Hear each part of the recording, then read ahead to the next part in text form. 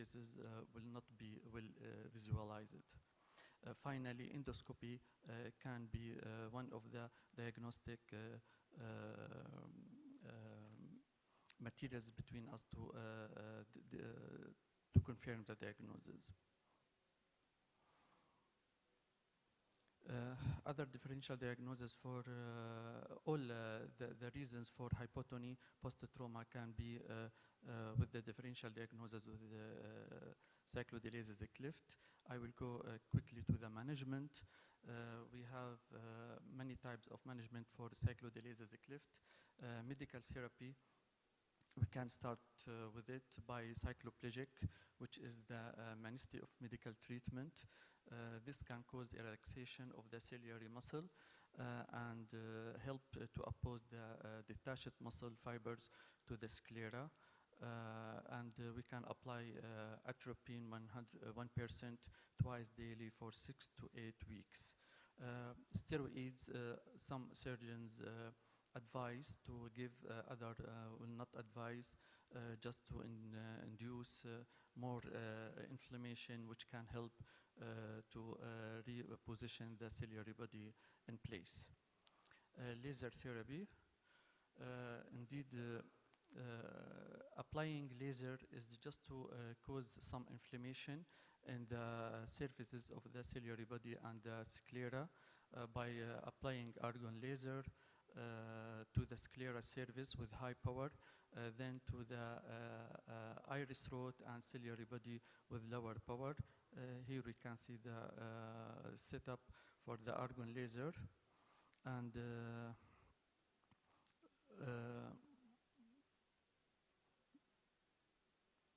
other procedures which can do to treat these cases is diode photocoagulation. We can use a G-prop, which we are using for cyclophotocoagulation, and apply it by 2 parallel rows over the cleft, 1.5 millimeter behind the limbus. Some advise it to use YAG laser over the side of the cleft, but it carry a risk for damage for the sclera. Endolaser photocoagulation advised also. Surgery, indeed, we can use cryotherapy transconjunctiva by applying it 3 millimeter behind the limbus, away from the limbus, not to cause damage for the cornea and the limbus itself, and applying it for 2 or 3 rows with a temperature of -85 and duration of 30 seconds, and we can combine this procedure with other surgical procedures. Direct surgical procedure, either to do if the cornea oblique and edematous and we can't see the structure of the anterior chamber and the angle, we can go to dissect the conjunctiva and create a scleral flap after determining the site of the cleft, and do full scleral flap, full thickness scleral flap, or partial then deep scleral flap. And like this, we can go to take 3 millimeter behind the limbus and half a clock away from the sides of the cleft, and then to reach the ciliary body. And after flipping the flap, we can see the cleft itself, and then we can do a matrix sutures by nylon or proline 10-0 or 9-0 to take a suture, matrix suture from the ciliary body to attach it with the scleral flap. If the cornea clear and we have a good vision to the angle, then we can suture the iris root to the sclera directly by also double-armed 10-0 proline straight needle by also do matrix sutures, and we can do more than one suture to have a full closure for the cleft. The success rate indeed high with this surgical procedure, more than 70% from the first procedure, and we can reach 100% of success after two procedures. The good time to do surgery for those patients after 3 months of medical treatment or after the failure of laser management. Of course, sometimes we can face a spike in the pressure post these surgeries, which usually transient but need treatment by medications, and rarely we need to do surgery to overcome the high pressure after repairing the cleft diseases. Thank you very much. Thank you, Dr. Bass. Our next speaker, Dr. Muhammad Hisham Ali, will speak about malignant glaucoma.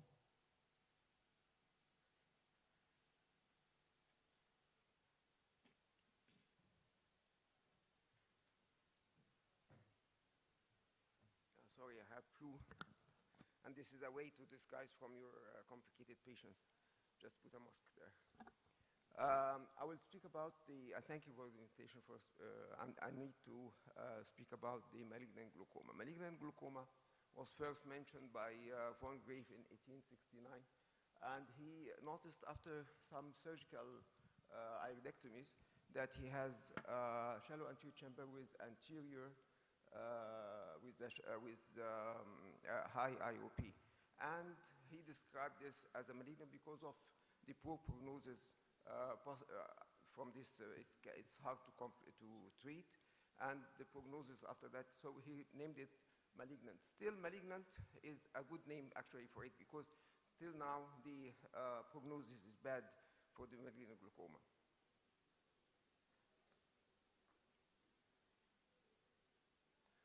Definition of malignant glaucoma is shallow anterior chamber with raised IOP and in the presence of patent peripheral iridotomy, either surgical or laser.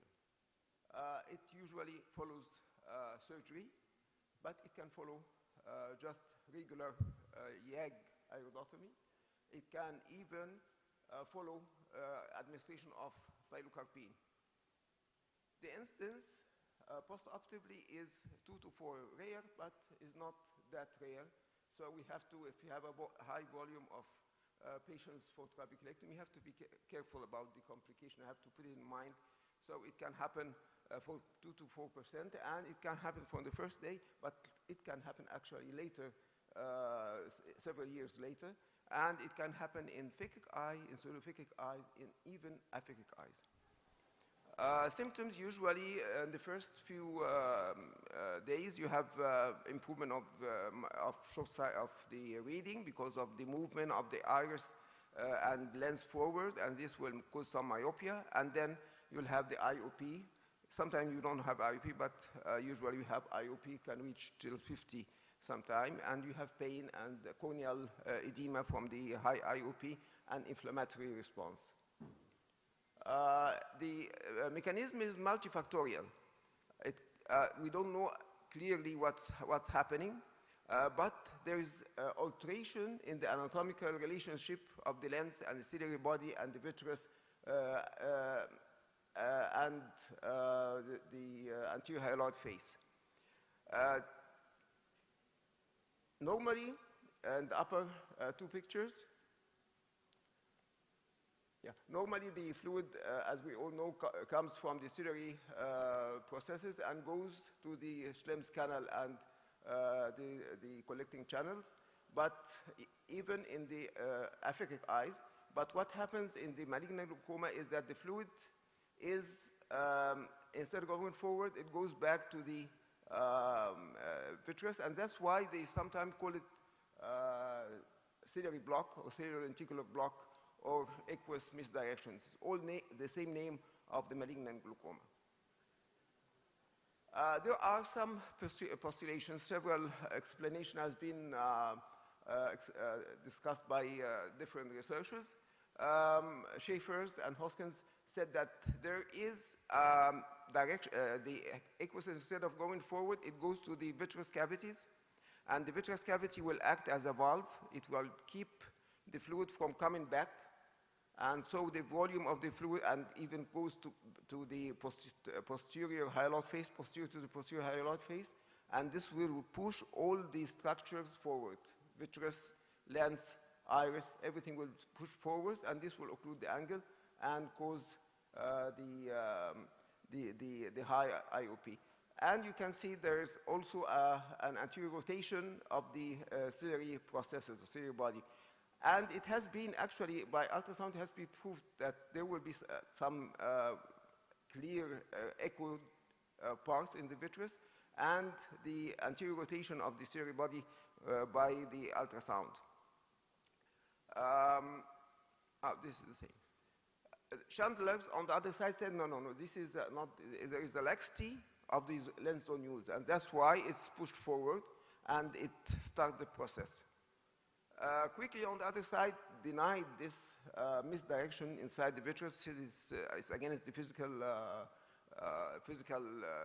laws, and he said that there is choroidal expansion, and this choroidal expansion should push the fluid from the vitreous forward, but the vitreous doesn't has a limit to push the fluid forward, and so it compresses, and all the vitreous and the lens and everything will cause. We don't know the actual mechanism, but the final results are that there is an increase in the vitreous cavity pressure, and the movement and the rotation of the ciliary body, and the forward rotation of the vitreous and the lens and everything. Factors, as we said, sorry, I had to move my nose. Factors, as we said, postoperatively, 2 to 4%, it can happen shortly post-op, it can happen later. Hyperopia and non-ophthalmos is a factor. Iris plateau is a factor. History of malignant glaucoma on the other side. Usually, our eyes are identical. All our parts are identical or semi-identical, but so if there is a malignant glaucoma happen in one eye, it can happen in the other eye. Men should be happy that it happens to more to women than men, 3 to 1 in ratio 3 to 1. Of course, it can happen post-trabeculectomy, post-cataract extraction, post-glaucoma glaucoma procedures. It can happen even post-iridotomy, laser iridotomy. It can happen post-capsulotomy. It can happen post-laser suture cut. When we do a trabeculectomy and cut the suture, it can happen. It can happen post-cyclophotocoagulation. It can happen because of very simple things like pilocarpine put, needling of a bleb. It can happen. Intravitreal injections, especially with retina. Intraocular infection like endogenous fungal infection. And it can happen in acute hydrops in Down syndrome in patients with keratoconus. The differential diagnosis, we know that low IOP, we have is it sidal positive or negative. This is another thing. But if we have high IOP with a patent PI, it might be choroidal hemorrhage or malignant glaucoma. If it's not patent, it might be pupillary block. So we have to repeat the PI. And if after repeating the PI, still we have the high IOP, it means that this is malignant glaucoma. To diagnose it, usually through the slit lamp, we can see the high IOP, of course, and we can see the diffuse shallowing of the anterior chamber, unlike the pupillary block, which has shallower at the peripheries and deeper in the middle. No, this is a diffuse shallowing of the anterior chamber. And if we have a patent iridotomy, this is an important, and of course the increased myopia because of the shift of the structures of the lens and forward. Investigations, UBM is very important because it can show the ciliary body rotation forward, and of course it can show all the structure forward. And BScan can show the choroidal thickening, which is a good sign for that. Anterior segment osity is a good tool because of the high resolution, but it cannot reach to the ciliary body. So it has a role, but if only you don't have the UBM. How to treat? Sorry, Dr. Hisham, can we in 1 minute conclude? Yeah, sure. We have the medical therapy by cycloplasia. To stop the pilocarpine, reduce the intraocular pressure by any means, including the oral and the mannitol, reduction of the vitreous volume, and to put anti-inflammatory. If this didn't work, we can do the laser by doing laser iridotomy, and through the laser iridotomy, you can disturb the zonules and the anterior vitreous face, or if it's not possible, we can disturb the through the anterior capsulotomy, posterior capsulotomy, do posterior capsulotomy, and disturb the anterior vitreous face. Transscleral CPC can happen, or we can do, if we can reach the, you can see the ciliary processes, we can do the argon laser directly to the processes. If this doesn't work, we can go to the surgery. Chandler did just aspirated some vitreous, but we can do core vitrectomy. Doing core vitrectomy alone will give us success rate of 25 to 50%, but combining this vitrectomy with the cataract surgery will increase the success rate to even to 90%. So the definitive treatment is phacoemulsification with removal of the posterior capsular and vitreous. The sequence is just do some dry vitrectomy and then push viscoelastic in the anterior chamber and do cataract, and then go back by the trocar that you put to do some core vitrectomy again. We have to be careful of the patients of the other eye. Of course, it can happen to the other eye. So for the other eye, don't put pilocarpine.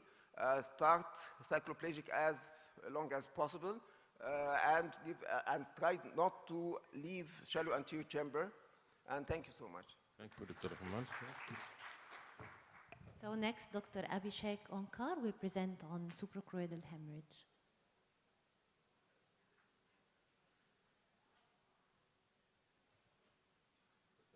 Dr. Abhishek, he was with us this morning, no? Okay, may I call on Dr. Pablo Greguera to present on the hypertensive phase?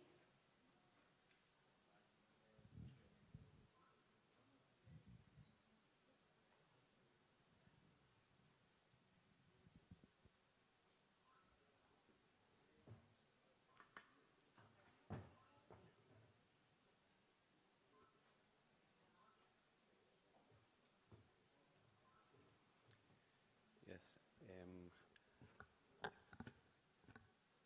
I don't study for this class the class of the other doctor, so I'm going to do the lecture about hypertensive phase.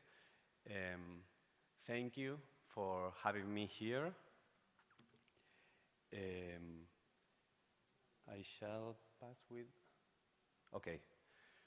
So there's no drainage device free from causing a surgical glaucoma nightmare. One of the worst nightmares is corneal decompensation. In some cases, due to malposition of the tube in the anterior chamber, sometimes due to the rubbing of the patient, but certainly in these cases there's involved the tendency of the tube to straighten up and to generate a touch to the endothelium. Another nightmare is a tube exposure, and like Dr. Winnie Nolan just told us, if you don't resolve it, it may become one of the fiercest nightmares of glaucoma surgeons and endophthalmitis. In this photo, it can be seen the tube in the anterior chamber in despite of the cloudiness. But here I am talking about a less feared nightmare, that is to deal with a hypertensive phase.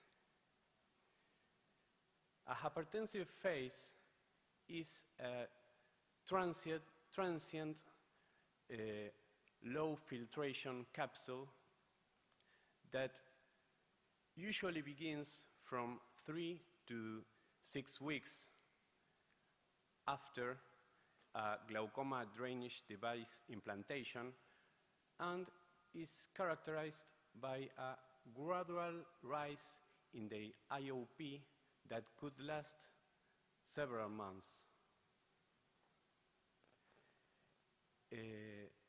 Traps and drainage devices have something in common.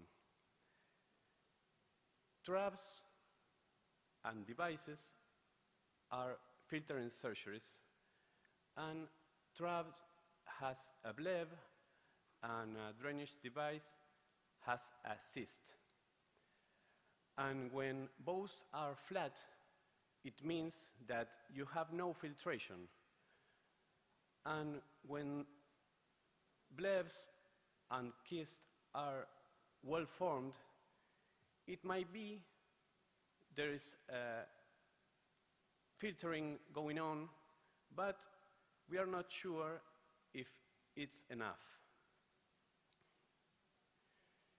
It is more frequent to have this hypertensive phase on barbed devices like AMED, and it is described that the reason might be an early encounter with the glaucomatous aqueous humor with the subconjunctival space, and these pro-inflammatory cytokines that are in the aqueous humor, they stimulate an inflammatory reaction that can make a capsule wall thick because of a fibrovascular reaction, and also thinner capsules, in this case, due to collagen cross-linking. Risk factors for developing a hypertensive phase are preoperative high IOP, high myopia, and barbed drainage devices. We can manage hypertensive phase with an early use of aqueous suppressant, a fixed combination of timolol with dorsamide. It usually have a better IOP reduction, a less hypertensive phase frequency, better success rate, and we must, in this early phase, avoid the use of prostaglandin analogs. The use of intraoperative steroids could reduce the hypertensive phase and also could reduce the IOP during the first year. It was described the digital compression to be useful. For example, if at the office you do this ocular massage in your in your patient, and then the IOP lowers, it may indicate that this device is functioning.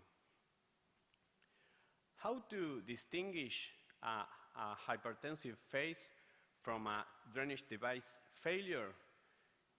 It's not easy, because more than 50% of the hypertensive phases end in failure. And this failure is characterized by a rise in the IOP of more than 21 millimeters of mercury that is unresponsive to digital compression, and if this patient is on 2 or 3 drugs 3-4 months after surgery, maybe he needs further surgery. So, what can we do when a drainage device fails? There are a lot of options. You can do a second device, and for example, you can try a capsule excision. The thing with this capsule excision is that there's low evidence, but in the articles it's described that the results are better if this excision is big, if you use antimetabolites, but the results are fewer. There are only 3 papers with a follow-up of more than 1 year, and it became low success from 2 years or 3 years. So here's a case. This is one of my father patients. My father in Argentina is a famous glaucomatologist specialist, and he sent me this photo he took with his cell phone 2 days ago while I was here building the presentation. And this is a patient. We did surgery in 2018, an open glaucoma patient, Japanese descendant, but with open angle. And sometimes when my father have these challenging cases, he prefers me to perform surgery. This patient was with 3 medications, 26 IOP, pseudophakic. So I put a med bulb with a long tunnel into the posterior chamber through sulcus, and then put a patch graft. And my father, 2 weeks after surgery, he added a fixed combination of timolol and dorsomide while he was still in these low teens. And 5 years, you can see this photo here, but 5 years later, he's still with a good IOP. So this case is to illustrate how you can avoid a hypertensive phase if you add a fixed combination of aqueous suppressants in the early postoperative. So the take-home messages are non-valved devices has lower incidence of hypertensive phase. It's recommended to addition earlier these aqueous suppressors. It might help to diagnose digital compression, but you have to differentiate between a hypertensive phase and a failure. A capsule excision has low evidence, and there's always the choice to decide a second device or other surgical options. Thank you very much. Thank you very much.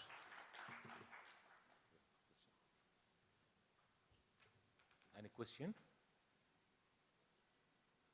Dr. Bal, one question for you. Usually with the study now, we add timolol dorzolamide after the surgery to decrease the hypertensive phase. But when we find the IOP high, we make the massage and we push the aqueous hammer through the valve. And this is with the agent make this is our push the fibrotic. How we can compensate between add timolol dorzolamide to decrease the hypertensive phase, and we make the massage to decrease the IOP. This thing of the ocular massage is a little controversial. In this paper, they told the patient to do it himself, and then 1 hour later, they measure the IOP, but I don't encourage patients to do this massage because it's like rubbing the eye. You can make this tube endothelial touch that predisposes to corneal decompensation, but certainly it's better to give this fixed combination.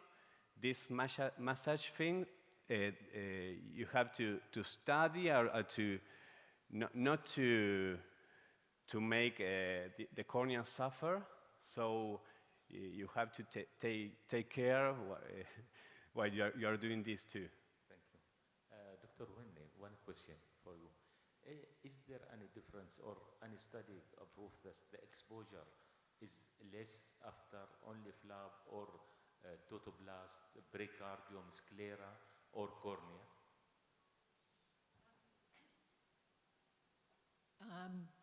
So there was some studies done like over 10 years ago suggesting the least effective is a single layer of tutoplast pericardium, and then after that double layer. There's not much on tutoplast fascia lata, which is what I'm tending to use now, and then sclera and cornea are probably more effective than tutoplast. So when we looked at our re-exposure revisions, so the re-exposure after revision, again, tutoplast pericardium was most likely to be associated with re-exposure.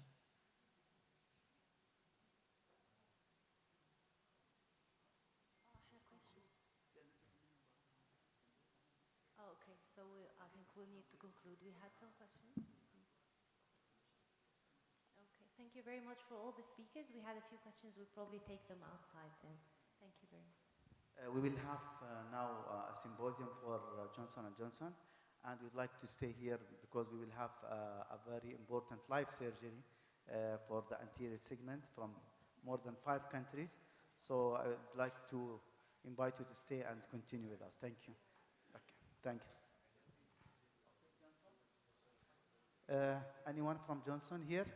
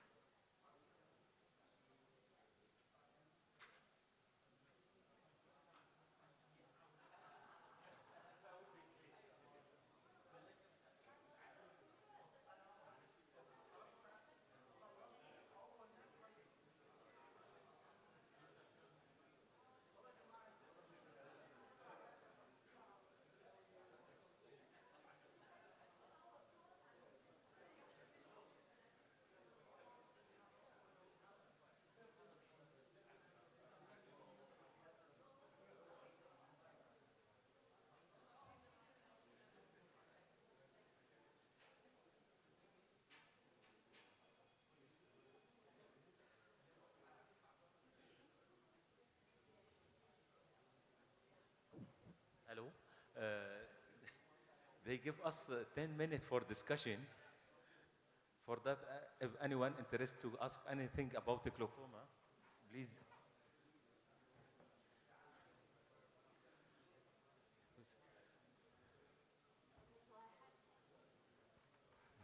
I had a question to Dr. Baser and a question to Dr. Winnie. Dr. Winnie, when you, with the video where you were implanting the tube in the AC, was that an aphakic or pseudophakic patient? Because I know pseudophakic. And so if you're implanting the tube in the sulcus, do you keep the bevel up or down? Usually up. Usually up. I mean, you have to see what the iris is doing. In many cases, some of the iris will be ischemic and quite dilated, so you can easily get it under the iris, but coming into the pupil with bevel up. Colleagues of mine, put quite a lot of their tubes in the sulcus. They can't see them. I think it's bevel up that they do. I prefer to be able to see the tip of the tube, one way or the other, so either in the pupil or with a PI, the surgical PI, and maybe it's sitting in the PI or just coming onto the anterior surface there, yeah. If you want to see this, it's better to make the bevel down, to make longer on the bevel down. Yeah, it's just you don't know what else it's kind of rubbing against, like the capsule of the IOL, for example. How about aphakics? Because I get some cases, especially in pediatric aphakic eyes, where you get the vitreous aspirated into the tip. How do you avoid that happening? I mean, I think you can do a further vitrectomy at the time of surgery. You may still end up with that wick coming back to you. So it's a difficult one. I mean, I think ideally you'd have a good vitrectomy. It's not that often that I've seen it, but I know what you mean. So I have gone in, you'll often just like have a wick, go in with some triamcinolone and try and cut that. But I have had a patient that we ended up having to do cyclodiode on as well in that scenario. Okay, Dr. Baser, I wanted to ask, what's your experience with using aqueous suppressants in overfiltering blebs and the injection of blood in the conjunctiva? Because theoretically they're very good options, but I personally don't know how it would. Indeed, aqueous suppressions will help to reduce the rate of the aqueous flow from the anterior chamber to the bleb and outside the bleb if there is a site of leak from the bleb or out of the conjunctiva. This will help the cells to come and do some fibrosis in the site of the leakage and close the leakage site. Blood injection, autologous blood injection in the Tenoms capsule also will induce an fibrosis process which can enhance the fibrotic layer and close it. But it's not always working. Yeah, this is not the most always. We can try it, but not always working. I tried many times and this before and it doesn't work. Especially because Sometimes I've accidentally, injured one of the blood vessels if it's encapsulated, and it doesn't really increase the pressure. I mean, you have a lot of blood there, supposedly. something is wrong in the eye or something. When you find this is very thin bleb, you make a bleb revision on excision the conjunctiva, on advance the bleb. After a few months, you find that the new conjunctiva is thin as before. If any explanation for that? Indeed, one of the photos for a vascular bleb and a very thin bleb for one of my patients, she is a juvenile glaucoma. I did a deep sclerotomy for her, and I applied mitomycin as we did usually, 0.4 for 3 minutes, not more. It doing well for about 1 year. Later on, I noticed that the bleb became avesicular and ischemic. I injected, and a hypotony happened, and the vision dropped. I injected autologous blood, but no result at all. It's continued hypotony. This is younger patient. When I did a revision, when I did excision to the blip, I noticed that it's a single layer, conjunctiva with the sclera. When I dissected it, I find the choroid against me, no scleral flap. So I put a scleral graft patch to cover this area, and I advanced the conjunctiva, dissected it, and advanced the conjunctiva, resutured it. Indeed, a dramatical improvement happened. She stayed hypotony for more than 6 months. She is from a far area from Damascus. She is from in Syria. But when she came to me, after 6 months of hypotony, I didn't expect that her vision will improve because it stay hypotonic for a long time. But thank God, alhamdulillah, yani it's improved. And the blip now will formed. Now I following her for about 4 months post the revision. Up till now, it's still vascular. I hope it continue like this. Vascular. But the only problem indeed with these cases is the doses. Most of those patients coming with doses. She is happy with the improvement of the vision, but she asking me, doctor, now I have a notable doses in the revision eye. I think one of the things to help avoid that is when you're pulling the new conjunctiva, if you dissect it free from tenons, maybe you reduce the chance of ptosis. But you're right, it's still a high chance of getting it, I think. That's what I did, but indeed you have to dissect or cut more than 5 millimeters. Yeah, question for Dr. Noha. Yeah, please, for Dr. Winnie about putting the tube in sulcus. The first question, should I have to dilation the pupil? Dilate the pupil? No, because you want to see what the normal iris configuration is going to be. And also, should be always put it in pseudo-phakic, or can I put in phakic? If you do in a phakic, I wouldn't put it into I think it could hit the lens. In the sulcus. So I would do a surgical iridectomy, and then I put it behind the iris root, but coming anterior, either sitting in the iridectomy so that you can see the tube, or coming anterior and sitting on the surface of the iris. Yeah. Okay. Phakic patient with peripheral anterior synechiae, severe peripheral anterior synechiae as patient with IC. I have 1 cases, I try everything. After that, because trabecular not work, make micropulse 3 session. After that, I go with AGV and implanted in front the lens. This is now 4 years, no cataract, but you plan to choose where is the more synechia, both the iris and the synechia. This is the same as the very deep posterior chamber, because no anterior chamber in this area. Can you implant in this area? This is the case I implant. Otherwise, we'll avoid any rubbing on this, make this go with the problem. You have another question? Anyone have any question, please? Dr. Basil, this is the technique you made. This is go through the sclera for the hypotony. This is different from Balmberg suture.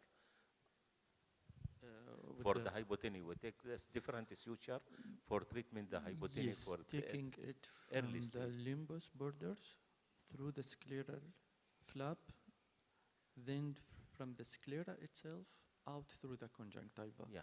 So by this you are taking conjunctiva, flap, sclera, all with 1 suture.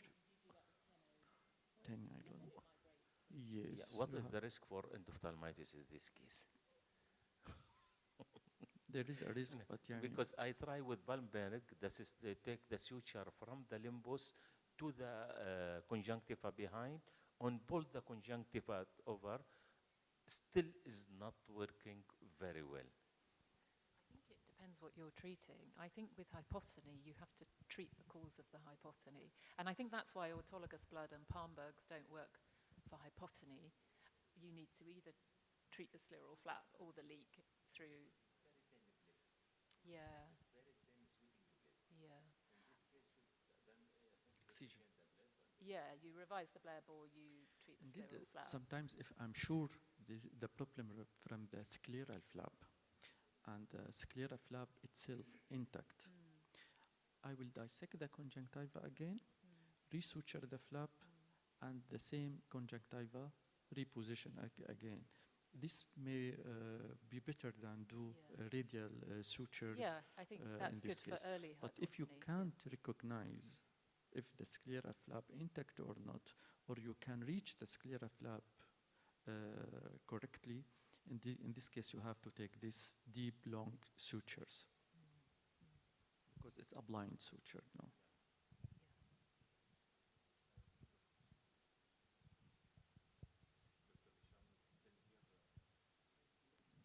Yes, hello.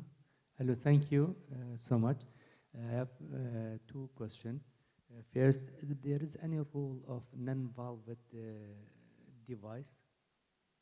Non-valved device.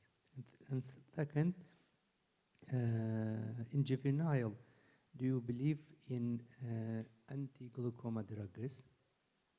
Thank you. Sorry, could you repeat the question? In non-valve implants, is there a role for non-valve implants? Non-valved, other than Ahmed valve. In what type of glaucoma? Juvenile or congenital? Juvenile, do you believe in anti-glaucoma drugs? Drops, I mean drops.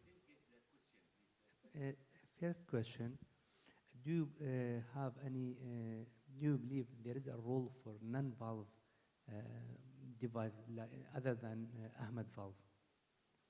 Working. In juvenile or congenital? No, in elderly, in adult. In adult? Yeah. I don't use valved. I always use Barvelt or now the Paul tube, and we stent them with the Barvelt. We stent with 3O proline, and the Paul we stent with 6O or 7O proline, so that you have limitation. And sometimes with the Barvelt you need to do a ligature, but I know a lot of people don't stent and just tie off with Vicryl and do Sherwood slits with the Barvelt. My experience with the Ahmed, when I worked in Singapore, is a lot of patients would go into this hypertensive phase, and I wasn't quite sure whether it was that or it just wasn't working as well. So, and they don't really respond to needlings, I think, tubes generally. Yeah, that's true. Yeah, we have access to the Ahmed's valve more in Egypt. There's the Adi implant as well. It basically comes down to whether you want to deal with hypotony or the hypertensive phase, whichever you prefer, whichever complication you prefer dealing with. But they can be used interchangeably in most cases. For the new vasculars and uvetics, maybe I'd go for an Ahmed for the risk of hypotony, but for the rest, they can both be used interchangeably. And if I'm doing a second tube, I usually use the one that wasn't used the first time. So a failed Ahmedite implant, a Barvid, and so on. Usually here we try to avoid any tube inside the eye if there any other option. For that here in the Gulf area, or for me and Oman, the SPY colleague, we go to Ahmed valve only because we go to the tube in the very, very late stage, and we need to decrease the IOP directly after the surgery. This is different from Europe. Europe, there is the decision to take, depend on the case, and that is pseudophakic or not, on the IOP is not so much high as our patients. Sometimes our patients come with 0.99 optic nerve and IOP 40, 45. You cannot go to the ligation on the high IOP after the surgery. For that, we prefer Ahmed glaucoma valve. But if we look all the randomized control trial, Barvelt on the long term is better than Ahmed glaucoma valve. But we go for Ahmed glaucoma valve because we go in very late stage and we need decreased IOP very quickly after the surgery. Yeah, this is the most important, to avoid hypotony also. Any other question, please? They use us here like a glaucoma only to keep you sitting here until they start the next session. Indeed, related valves or tubes. Now, the new era is the iWatch. I don't know if you used it or not. I did a few cases. The good thing of iWatch that you have the control of the pressure since second day of the surgery. You can close the valve, you can open it, and that depends on the patient case himself. But try to take the final position of the eye watch before 3 months. That means usually we are closing the watch at the end of the surgery, no flow. We see the patient second day. We see the pressure, how is it? If it's high, we starting opening the watch gradually to reach the target pressure for us. And usually, during the first month, we reach the final position of the watch and try to have this final position before 3 months, because we noticed that after 3 months, you will lose or can't have a control of the you eye have watch. hypertensive phase also after that. Okay. Yeah, it's pretty much like releasable sutures. It's the window, the same window of scarring that you have where you have control. Any experience by the eye watch? I'm looking forward to using it.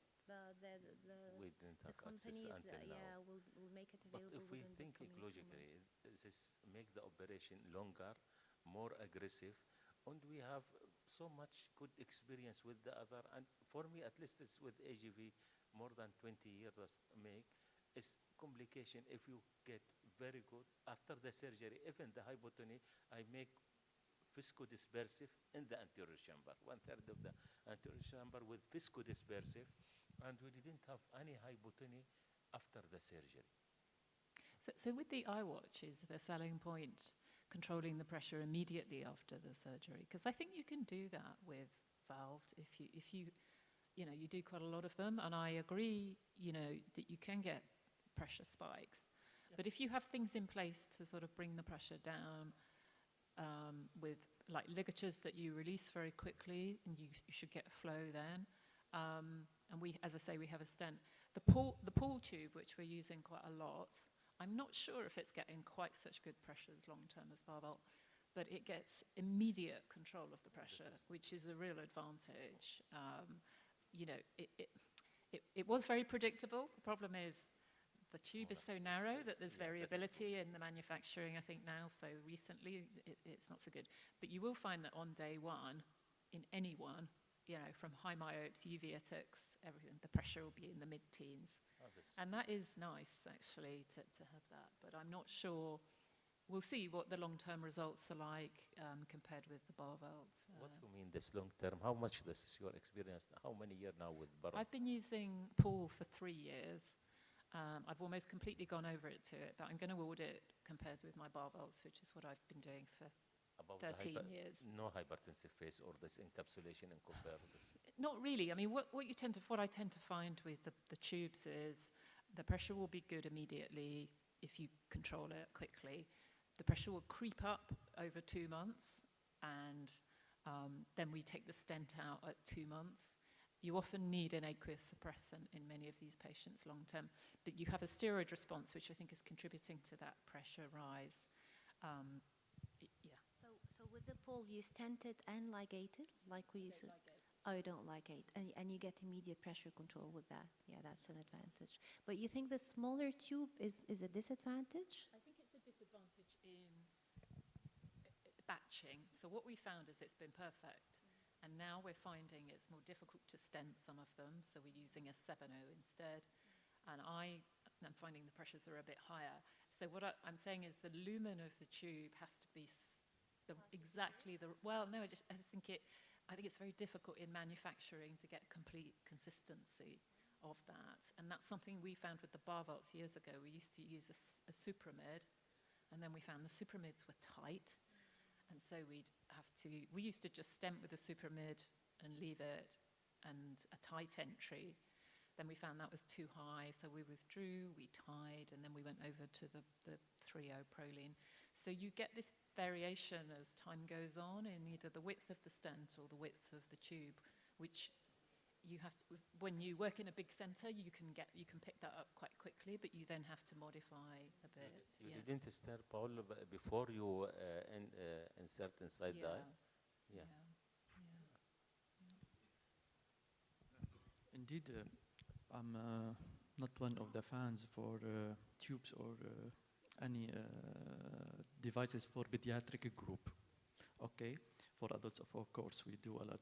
But for pediatric groups, I'm trying to avoid any implant for them.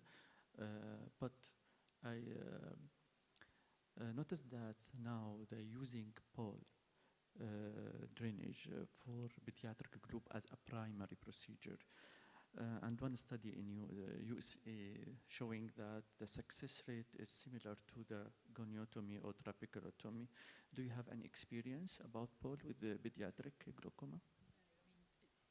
The only thing I'd have slight concerns about is putting an implant in a child that young, is whether the cornea will decompensate at some point. And also then, what is your next step when that fails? Do you put another tube in?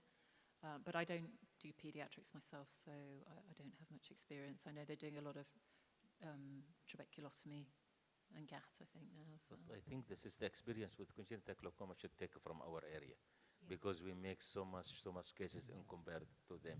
Or now our experience with trabeculotomy, or now I improve to this to make, because this is documented, this depend on the elder studies, is 10, 11 to 15% of the patient, you didn't found the Schlemm canal. And another study from 4 to 20, you didn't find the Schlemm canal. That mean there is a place for trabeculotomy or AGV, not all for the angle surgery. For that now, as we discussed before, I always, for the patient congenital glaucoma, I start now as deep sclerectomy with thicker flap, superior flap, to reach with the second flap to the Schlemm canal. When I see Schlemm canal 100% and I remove the wall and find very good operculation, this is very good indication for this case will work with trabeculotomy. After that, I go to the trabeculotomy on both sides without opening in the middle. Make this as deep sclerectomy combined with a trabeculotomy on both sides, and they didn't open from the center. On this, you have more advantage than trabeculotomy, than because no any BI one side. And if the patient, because you didn't open the window this May, if the patient crying or there is a problem after the surgery on the child rubbing the eye, no any incarceration for the iris in the operation area or make pupil distortion. On find until now is very good result with this. Even when I go, this Dr. Yasmin make this even inferior trabeculotomy. Now I go on the same technique, but I make deep sclerectomy without sclerectomy with the trabeculotomy. I open in the same way, open the the flap, and see on 100% is working the Schlemm canal. It's working the Schlemm canal. I make trabeculotomy at both sides and close without cutting the second flap. This is what I know. No, I agree. I would think several times before implanting a tube in a child's eye, even like you said, Dr. Besse, even after failed primary surgery. And we're very happy with the results of circumferential trabeculotomy, whether ab external or internal. They're in the range of 80 to 90% success for years. We've been following these children until they've grown up to the adult clinic, and without having to keep a device in their eyes with all the complications. I think we need to... yeah, should we close the session? I think this is, nobody can tolerate us more than that. Thank you.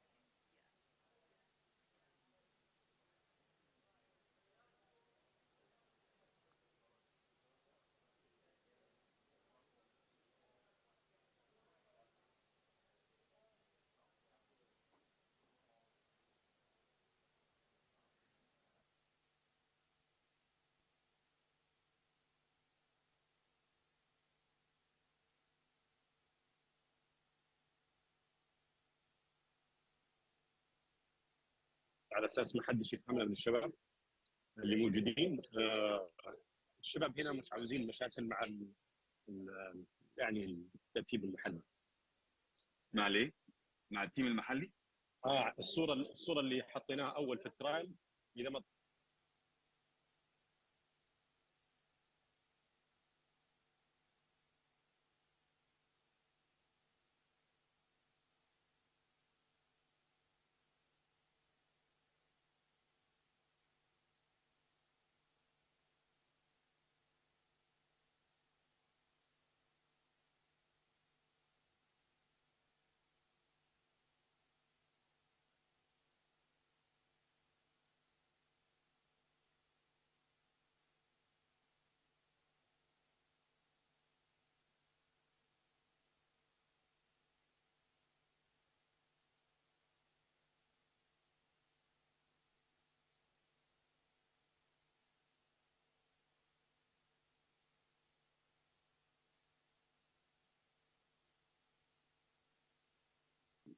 dear all, it's a great pleasure to have a live surgery from Dr. Mohammed Tawfiq. Please, can you present yourself and centers and the case you have? Good morning, everyone. My name is Dr. Mohammed Tawfiq. I'm a veterinary consultant from Egypt, Al Firdaus Eye Hospital. We have today a case of diabetic fibrovascular membrane with a total nasal retinal detachment, so it's a combined traction and rheumatoid retinal detachment. It's a phakic eye. The visual acuity of this case is 0.4 because we have an attached fovea. So we'll start now to do a vitrectomy, keeping the lens in place. We didn't plan to go for phaco-vitrectomy because my plan in such occasions, if we have a clear lens, we do our best to keep the lens in place.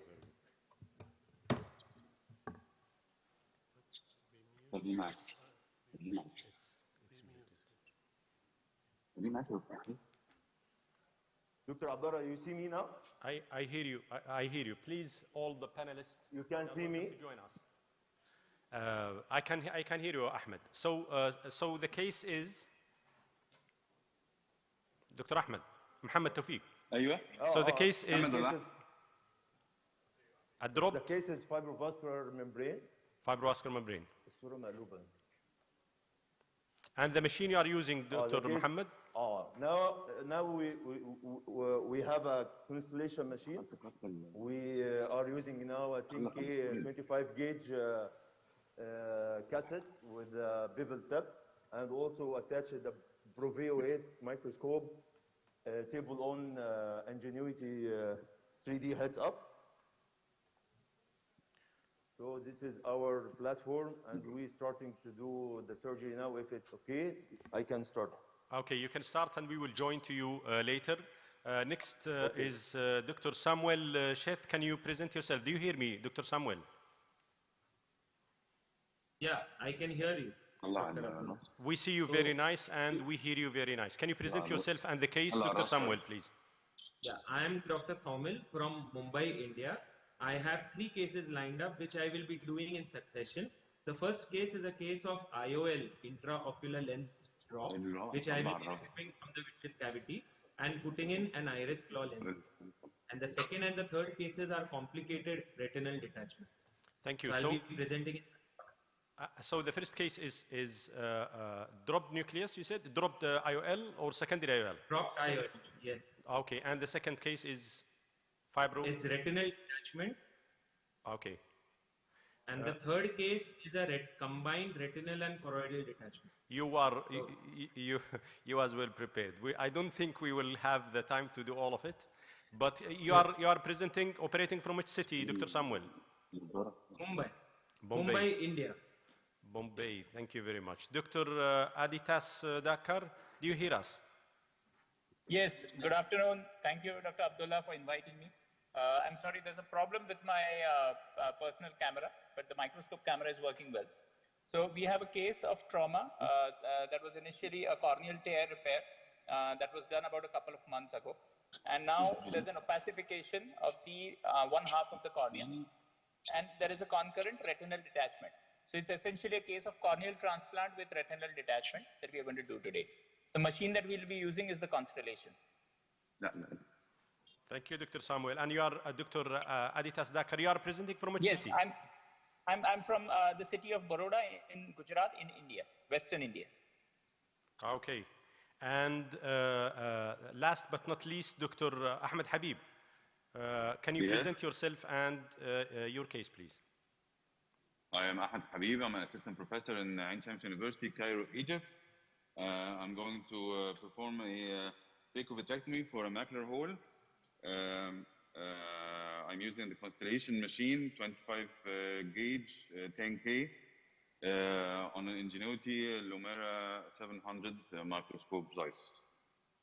Very nice, Dr. Ahmed. And you are operating from which city? Cairo. Cairo. Thank you very much. It's a great pleasure to have a great surgeon today with us, and also we have a great panelist participating in the discussion. So we are seeing you all. Every critical step we will go back to you, our colleagues, and you can start the surgery, and we will go back to each of you whenever you have the interesting step. So, Dr. George, what's your preference? Dr. Abdullah, can I also start? Yes, yes. Dr. Samuel, please. Thank you. Everybody should start at the same time. All of you, I think you can start now, and we will come back to you. I have started. Dr. Abdullah, I have started, and I hope I'm audible. Can you show us the screen, Dr. Aditas Dakar? Yes. Just give me a minute. I think somebody else is sharing the screen, so I won't be able to do it right now. I think Professor Habib is sharing. Okay.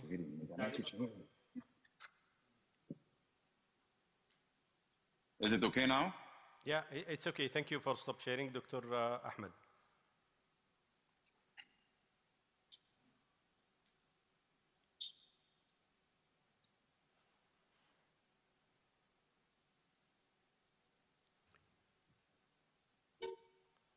Can you see my screen now, Dr. Abdullah? We can see a screen. It looks like on a mobile screen, something. Yes. Yeah. Yes. That's the only way I can actually do it.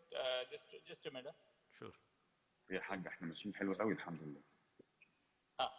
Can you see it now? Yes, we can see you. So you are already inside the eye. You are injecting the IOL, isn't it? Sorry, no. We initially we're just going to do the corneal removal. Then maybe we did the initial part of this thing, and now the corneal part is what is going to be done first, because there's absolutely no view of the retina. Okay. And this case is it's a case of corneal injury with a knife, and then subsequently 2 months later we saw that the patient has developed a retinal detachment. So it's a trauma, corneal decompensation, and retinal detachment at the same time. Yes. Okay. Yes, exactly. Okay, so why you gonna change the cornea or temporary keratoplasty? Yes. Why there is a mark there? We anyway had a transplant planned. Sorry. Okay. So you already planned for corneal transplant. Out the area that we are going to transplant. All the best, Dr. Aditas. This is a difficult case, huh? Let's take the opinion of Dr. George. Dr. George. Whatever we can show until the transmission goes on, we'll try and show it. Very good. We will go back to you, Dr. Aditas. Can you stop sharing? Yeah, please stop sharing. Yes. Just give me a minute. Yeah. Okay, done. So, Dr. George, do you prefer temporary keratoplasty in those cases or endoscopy? Because those are the two options to be used. Temporary keratoplasty. It's give you, and because there is two types of the keratoplasty, by the way. There is 7.2 and 8.2. And I always prefer the 7.2 because 7.2 give you a good rim at the edge that you can play it with the suture and suture comfortably. Dr.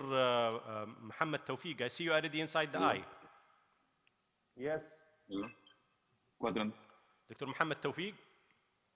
Yes. This is also a very difficult case. I hope you are good luck for it. Huh? I will start with poor vitrectomy, trying to separate the vitreous anteriorly from this such a big membrane. We have a total detachment of the nasal retina with this tough broad adherent fibrovascular membrane over a detached retina. I already separated this membrane from the anterior posterior attachment over the disc, creating a bridge now here to separate the membrane as much as I can and start to continue by manual surgery to separate this membrane from this attached retina. But before I decided to go by manual, I tried to separate the edges so I have an access for this membrane to I have access to this membrane by manually. So try to separate the vitreous attachment over the membrane as much as you can to have an access for the bimanual surgery. As you can see now, I have as much as I can a possible access for the membrane 360 from the posterior edge now and a little bit from the anterior edge. So I can switch now for bimanual surgery to separate or to release this membrane. Do you inject him with anti-VEGF before Dr. Mohammed Tawfiq or no? Yes, we are injecting the case 3 days before, and now the patient is under general anesthesia with a blood pressure 120/80. So you said how many days you inject before? 3 days. 3 days. Dr. Ahmed Salam. Yes. Do you agree with 3 days, 5 days, 1 week? Which is your choice? Can you have the mic? I think less than a week is good, really, because the angiofibrotic switch usually happens around the 10th day.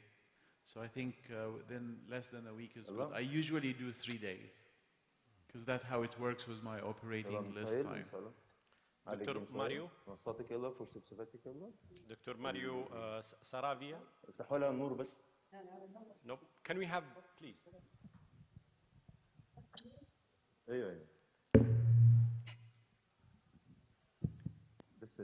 3 days, 5 days, 7 days.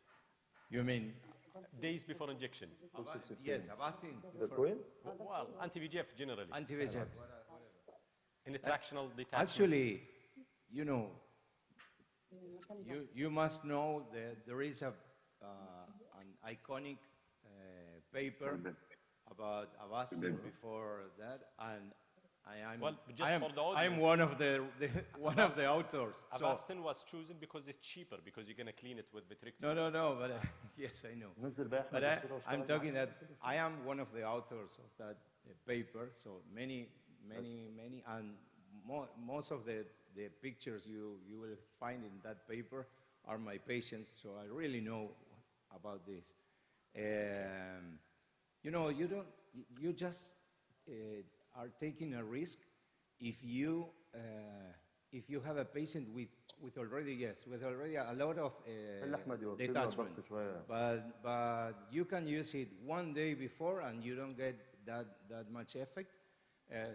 Since from 3 days to 1 week it's okay, but you can 1 week it's okay also. It's not a risk. So it's a good point that it depends on the case. Sometimes you need a small effect, not a big effect, so to catch it with the window that you want. But as Ahmed Salam said, less than 7 days is acceptable. Yes, but sometimes you don't, because you can plan whatever, but life is like this, you know. So sometimes you have to inject 1 day before, and sometimes the patient lives far, and you are 10 days before the surgery, and I inject it anyway. It's not that risk. Can we go to Ahmed Habib, please? Dr. Ahmed Habib, I see you put the lens already inside the eye. Yeah. And what type of lens? And I see you using a forceps. Is it MST forceps, the curved one, or what is it? The what forceps? I see you using a curved thing. Is it a forceps or something before you inject? Before I inject? No, it's just the irrigation. So it's a single piece IOL, isn't it? Yes. So you do combined surgery, or what is it? For macular surgeries, I do combined surgeries, yes, because I need to get the most visual gain I can. So I usually do it unless it's a young patient. Okay, and you do. Otherwise it's. Do you do the corneal incision first, or you do the trocar infusion first in the combined surgery? It doesn't matter a lot, but I usually put the infusion first, and I don't open it. I complete the vitrectomy. I complete the phaco, sorry, and I start the vitrectomy. And what's your phaco machine in this case? Infinity. Infinity. Yeah. So you use the Infinity for the phaco and the retina. For the phaco and use the constellation machine. And the combined cassettes are not available. Actually, I like that. Yeah. It's not only not available, and I think the constellation phaco part of Dr. it Abdullah, is Venturi. I'll just quickly share my screen for a minute. So it's very dangerous to do it in those cases. I think this is my preferable to have either a good peristaltic phaco plus the vitrectomy or a phaco machine other than constellation for the combined surgery. Dr. Aditas, you are the one asking me, or Dr. Samuel? Samuel. Yes. What I was saying is, I'll just quickly share the screen. We have taken off the corneal button. Can you give us? Can you show us the camera, Dr. Aditas? Can go back to the. Yes, just a minute.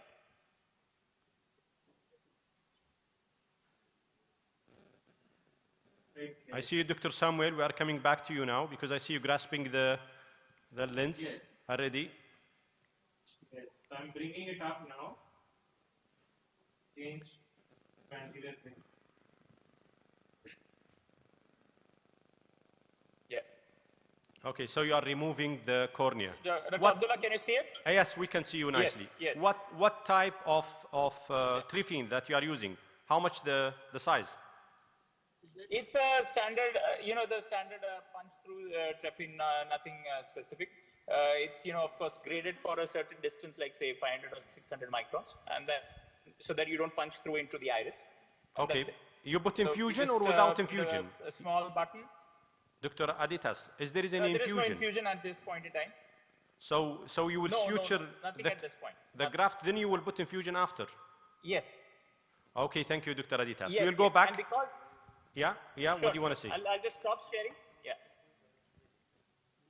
I've stopped sharing, so you can go ahead with the other. Okay. Moving the lens out of the eye. No? Okay, we will go back. Dr. Samuel. Yes, you can see the lens that I have removed just out. I see you, the lens, you take it out already?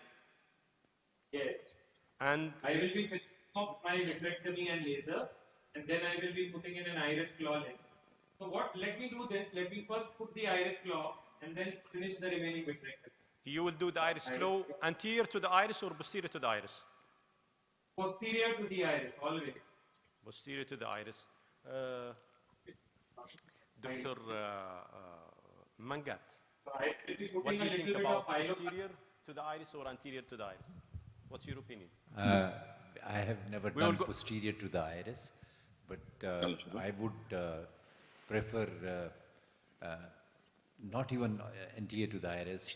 I think most of the time, I think if we can do some kind of either a what we call scleral fixated or a fixation with other things, that is what I would prefer. Because in both situations, there is too much movement of the iris and may lead to later on problems with endothelium. So that is my preference. Okay. Can we go to Abhishek? Can you present yourself, please? Yeah, hi, I'm Dr. Abhishek Kothari. I'm talking from India, from Jaipur. Unfortunately, because of an emergency, I had to travel, so I'm not in my OT, but I requested Dr. Patani that I can join as a panelist. What was the planned case? I had to travel. Dr. Abhishek, what was the planned case actually? The planned case, yes. So the planned case was a recurrent RD for which a scleral buckling had been done, and we were planning to do a vitrectomy for this particular patient because of an inferior recurrent RD. And do you remove the scleral buckle when you do the vitrectomy, or you keep it there? No, I would prefer to keep it there because the inferior buckle actually, provides support for an inferior break because the inferior part is less tamponaded as compared to the superior part with oil or with gas. So I would actually prefer, it's a blessing in disguise that the inferior buckle is already in place. Okay, thank you, Abhishek. We will go back to Dr. Samuel. Before that, Dr. Madanat. I am What's first your law now. Do you will remove the scleral buckle when you decide to go for vitrectomy, or you will keep it? Depends, in fact. If the buckle it's in place and it's not causing any problem, I would leave it. If it's not causing any harm. But if the buckle is extruding, or if it's not in its place or causing any problem, I would remove it.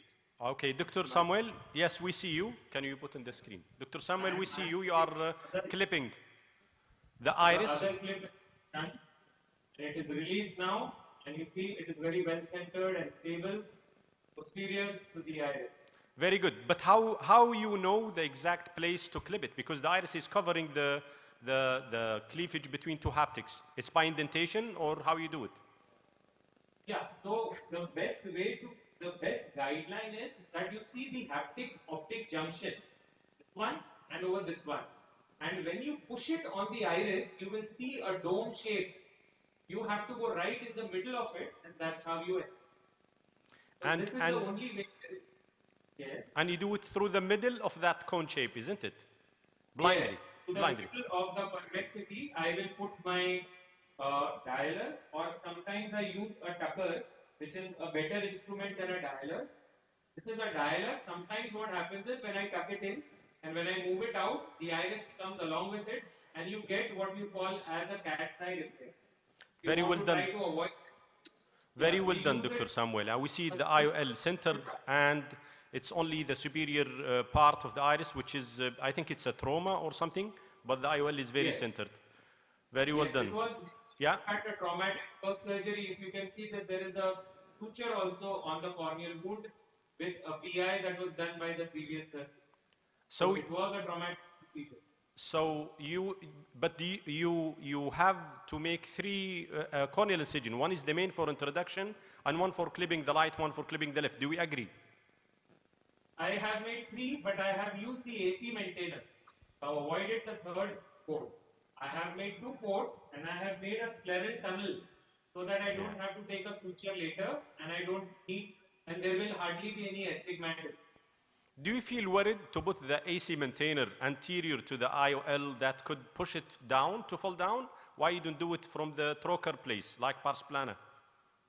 Yes, you can do it. The problem with this is that when you do an air fluid exchange, usually because there is a lot of communication between the anterior and the posterior compartment, there is a lot of gas displacement or air displacement of the iris claw. It keeps moving around. So the lesser number of ports you make, the more self-sealing the situation becomes, which is the reason why I usually use a maintainer. But as you said, you are right, Dr. Abdullah, we can also use a third sclerotomy port to do the same thing. Thank you, Dr. Samuel. Well done. We'll come back to you whenever you have a critical step. Yeah. Can we, yes? Dr. Abdullah, so we are now doing the second cardinal suture. We have already put in 1 cardinal suture, and then now we are going to put the second one. So we'll do 4 cardinal sutures, then 4 more, and then eventually make it 16. So that is the standard rate. 16 interrupted sutures for the corneal part. Okay, opposing technique, everyone partial thickness cornea, this is what you do? Yes, partial thickness cornea and cornea to cornea, because we removed about, let's say the trephine was about 8 millimeters or so, because most of it we was don't in see the your lower screen. part. Dr. Aditas, can you show us? Yeah. Yes, just give me a minute. Is it permitted in India that you anterior segment do some posterior segment and the opposite, or? Yes, so as long as your hospital has a license, generally it's not a problem. Okay. We call it the HOTA license, that is the Human Organ Transplant Act license. And what type of suture are you using? 10-0? 10-0 nylon, standard 10-0 nylon. Okay. And we have, of course, quoted, just give me a minute.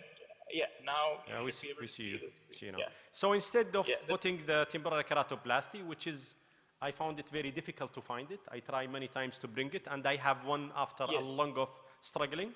The only one have it is Dork, but the manufacturer line is slow. So you put a graft instead of that, just to finish the case from the beginning and not to do it. We're seeing you. Yes, we will come back to you, Dr. So, Yes? Yeah, I'll stop sharing. Yeah. Okay, we will come back, Dr. Aditas. Dr. Ahmed Tawfiq. Ahmed Habib, do you like to say something? Dr. Ahmed. Yes, I'm now putting on the stain. Actually, I've been using lately the dropper. So you are using the stain. Dropper. What type of stain you are using, Dr. Ahmed? BBG. Okay. Brilliant blue. Brilliant blue. It's not a dual membrane blue. It's a brilliant blue. Yeah, it's a brilliant blue one. Okay. This dropper is very nice because it doesn't rush and gush into the membrane, into the retina. So I like to use it with closed infusion line. We will come back to you, Dr. Ahmed, after a while. Dr. George, sometimes when you stain the membrane, it doesn't stain. Any clue to make it easier? What I'm doing is turn off the infusion, and sometimes I use partial air fluid exchange to concentrate more the dye and just flash the dye and wait a little, just that. Sometimes I have to double stain, but I never have a case that's nothing is staining. Okay, and what do you prefer if you have different type of stain? Which one you will choose? Which one you like more? You think it stain more? I believe that I use the most is brilliant blue. Brilliant blue. Brilliant blue. But regarding the last question, when you stain it and you see there's no staining, you got to check out if there's no retinal membrane or if the hyaloid is still attached. Yeah, that's what I'm going to do now. But, I'm going to restain on this area of negative staining to make sure it is really the retinal membrane. Then, if it is there, I will not remove it. I will just make a flap that is larger than this part. I see you injecting something inside that. Is it a perfluorocarbon or what is it? PFC. Dr. Ahmed Habib. Yes, it is PFC, and I will stain under it another time on the area of. Why PFC? It is actually better to put the flap and make it stay in. I'm going to do a temporal flap for it. Because the retina is not detached, isn't it? With the PFC, sorry? The retina is not detached. Do we agree? It is not detached, no. Yeah. With the PFC, it is stain better. Until I reach the end of the operation, the flap actually sticks to the retina either with the weight of the PFC, or there's another theory that there are some charges that stick them together. Okay, thank you, Dr. Ahmed. Dr. Mohammed Tawfiq, can you go back to Dr. Mohammed? I see you dissecting very nicely. We see you on the screen now. I'm almost by manual technique. I almost starting to finish the case, but I need to demonstrate some point when you have this large membrane with detached subretinal, the retina is detached behind. Try to keep the viscous fluid behind, underneath the retina as much as you can, and don't drain this viscous fluid, because this viscous fluid make the handling of the retina very tough, like what we are seeing when I dissecting the membrane. If you go rush and aspirate the viscous fluid, the retina will be more mobile, so the handling of the bimanuality will be more difficult. So if you have a combined detachment like this and very taut adherent membrane, try to deal with the membrane as much as you can before attacking or aspirating the subretinal fluid. So as you can see, even when I remove a sufficient amount of the membrane, I use a cutter to trim it to start another pulling from the forceps. Okay. Dr. Mangat, what type of forceps you are using? Mostly in situations like this, these days bimanual surgery may be required at times, but you can even get away just or by... serrated, or what type you prefer? Ecart forceps or Mostly serrated? I would use vertical scissors, and that is what was my preferable scissor to be used.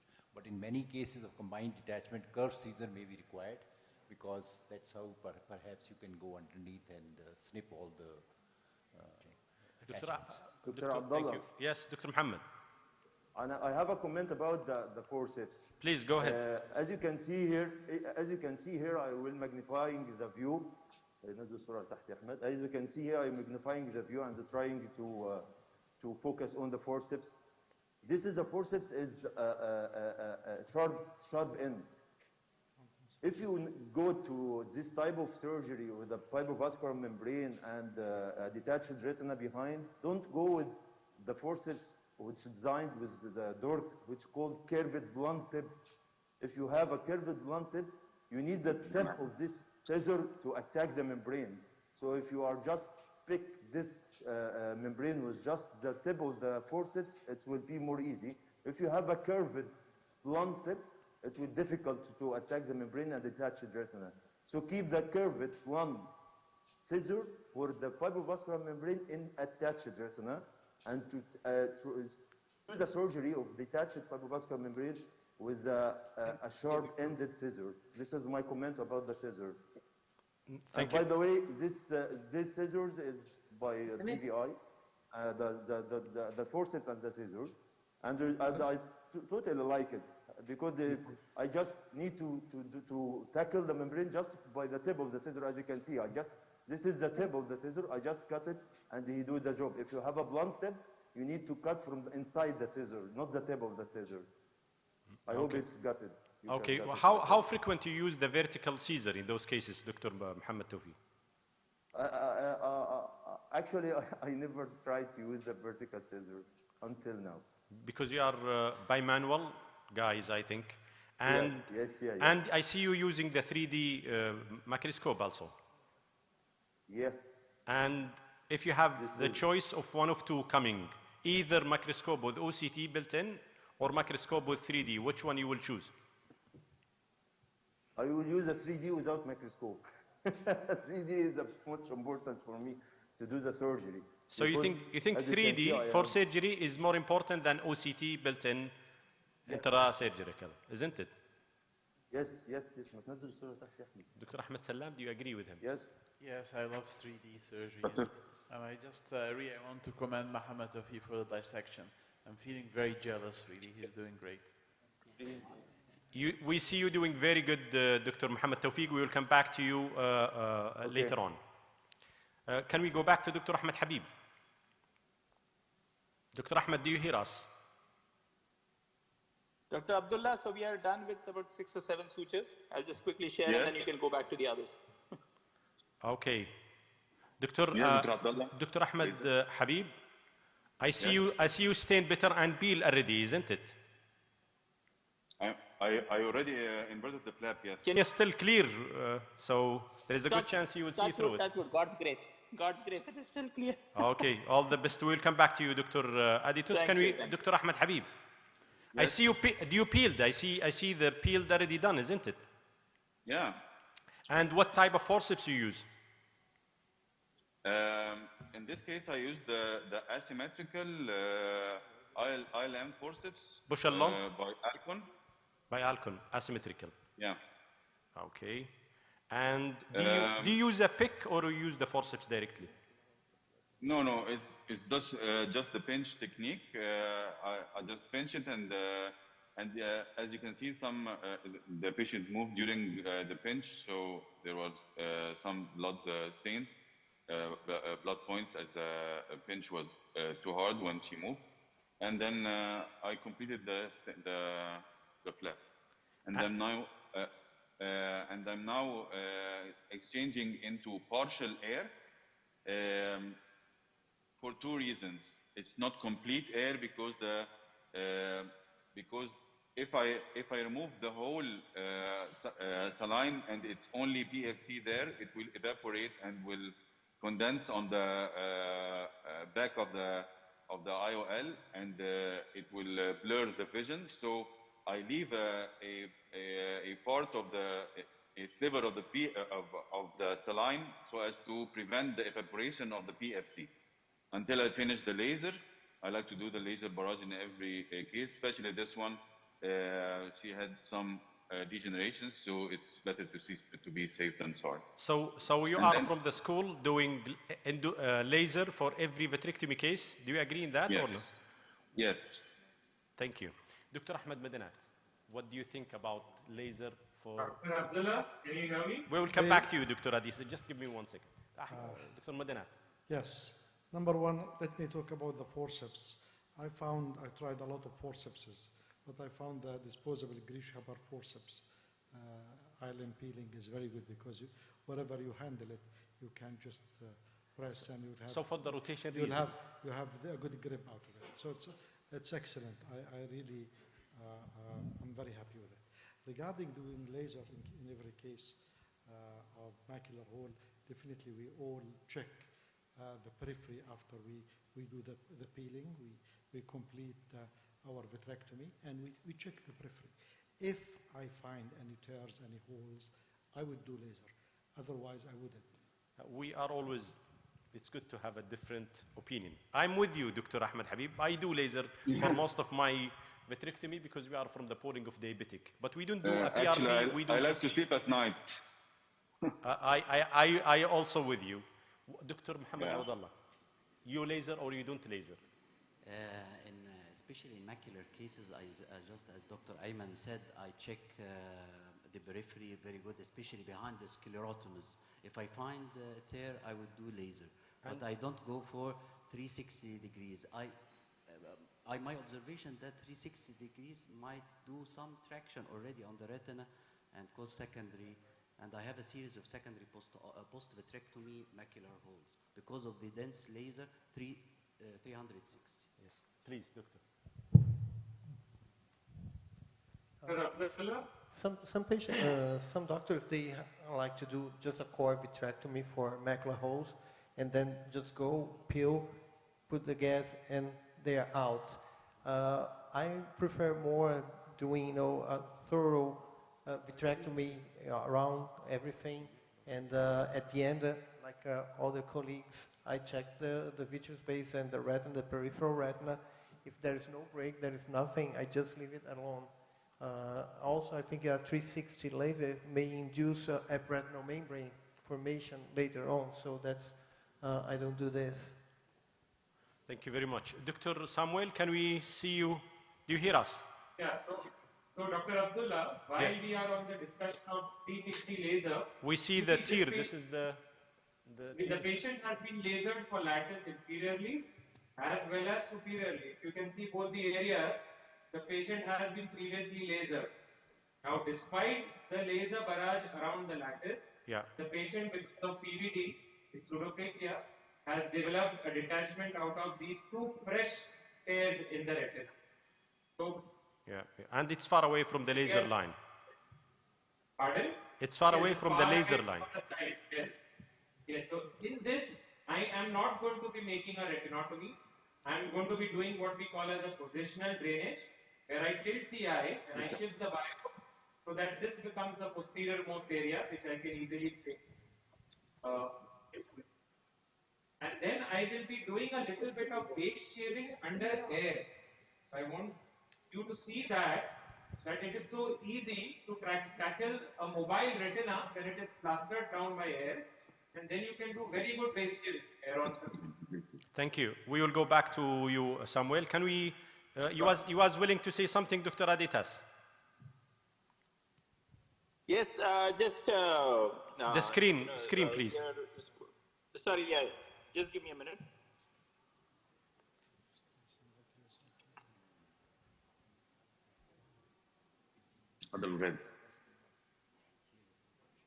Otherwise.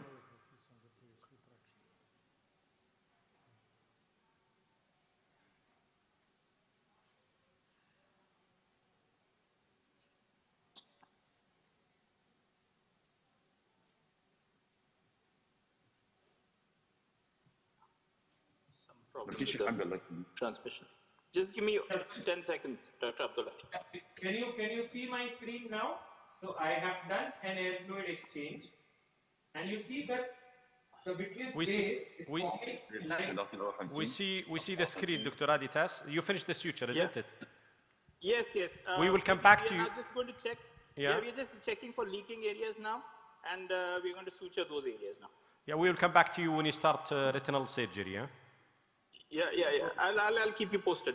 Thank you. Dr. Samuel, you was willing to say something?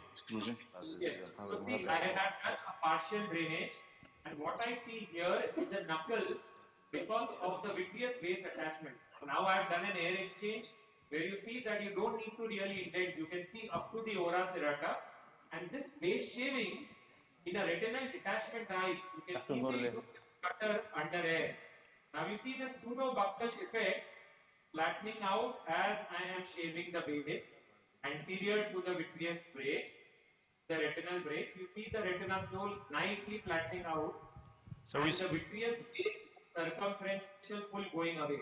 You haven't used the PFCL, isn't it? No. I have not used PFCL. This is an air-filled eye, and I'm doing vitrectomy under air.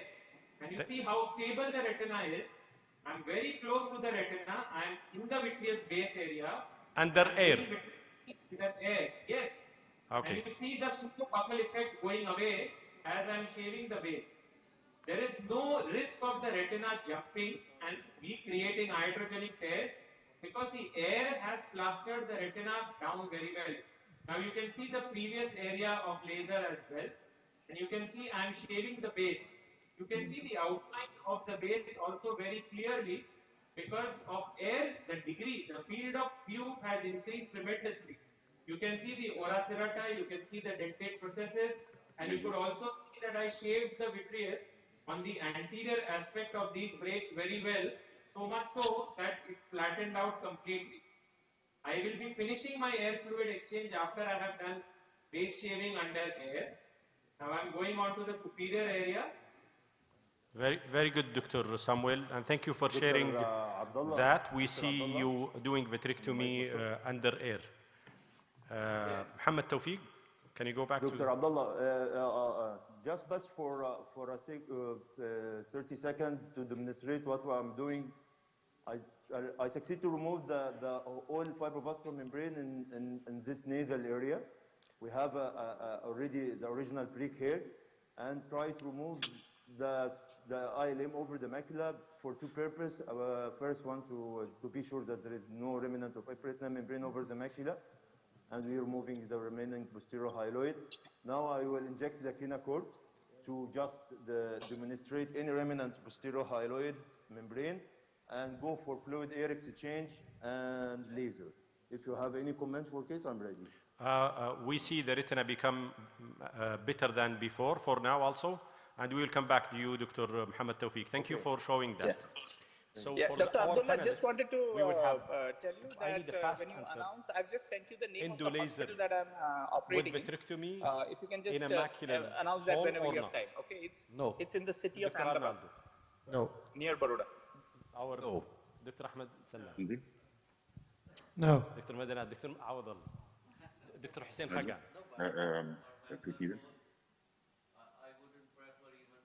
So Dr. Abdullah, I'm finishing now, the first case. So core vitrectomy, you mean? This is the second. We have to understand, this is not the core vitrectomy Arnaldo mentioned. Yeah. This we say we leave the skirt of vitreous. Skirt, you understand skirt? So skirt of vitreous we leave. Dr. Abdullah? Base shape actually. Yes, so, I mean, rather than going for so much extensive surgeries, I don't find the logic. There is a controversial in that. There is a school of, I think Jivanovic said vitrectomy is done when all the vitreous is gone. So there is always a controversial of that. Dr. Mario, what's your vote? Endo laser with vitrectomy in macular hole or no? No. Okay. No. So I think Dr. Ahmed Habib, we are a minority here. Huh? So they win. That was a short one. They win the vote. So as you can see, the flap is there was some fluid around, and the flap didn't move because of the PFC being on it for a time. So I have finished the case, and I will go for the next one, inshallah. Very good, Dr. Ahmed Habib. We see the flap there in its place. How you keep it there when you pull out the PFCL? When I put out the PFCL? Yes. How you are sure the flap will stay there and it will not follow the wave of PFCL to the optic nerve that you? I take it from the disc side because if it moves, it will move over the macular hole, and that's what I need. But it doesn't actually move. That's why because it's a flap. It's not an inverted one. It's a free flap. Do you agree? No, it's not a free flap. It's an inverted flap. It's an inverted flap. Okay, so this is why it stays there in its place. Thank you very much, Dr. Ahmed. Thank you. We will get a vote from the panelists also regarding core vitrectomy or complete vitrectomy in epiretinal membrane. Dr. George.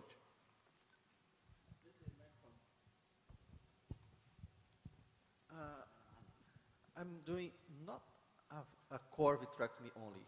I do some vitrectomy, but not complete. Only if I find a hole or a laxity or something like this that's it's a pathology. No, normal epiretinal membrane. Just core, but not only the middle. A little bit more, but not shave the base. Not shave the base. Just to make the question clear, you want core vitrectomy or a complete vitrectomy? You should put in your mind, is the remnant of the vitreous that you're going to leave it on the base is going to cause a traction later on or no? This is the dilemma between our discussion. Complete vitrectomy. Complete vitrectomy. It's a simple epiretinal membrane, core vitrectomy or complete vitrectomy. We'll go to the Wow. Yeah, we hear you. Okay. I'll go for extend the vitrectomy up to periphery because I like to get rid of the traction. Dr. Yeah, I think my basic is that I have to remove the posterior hyaloid.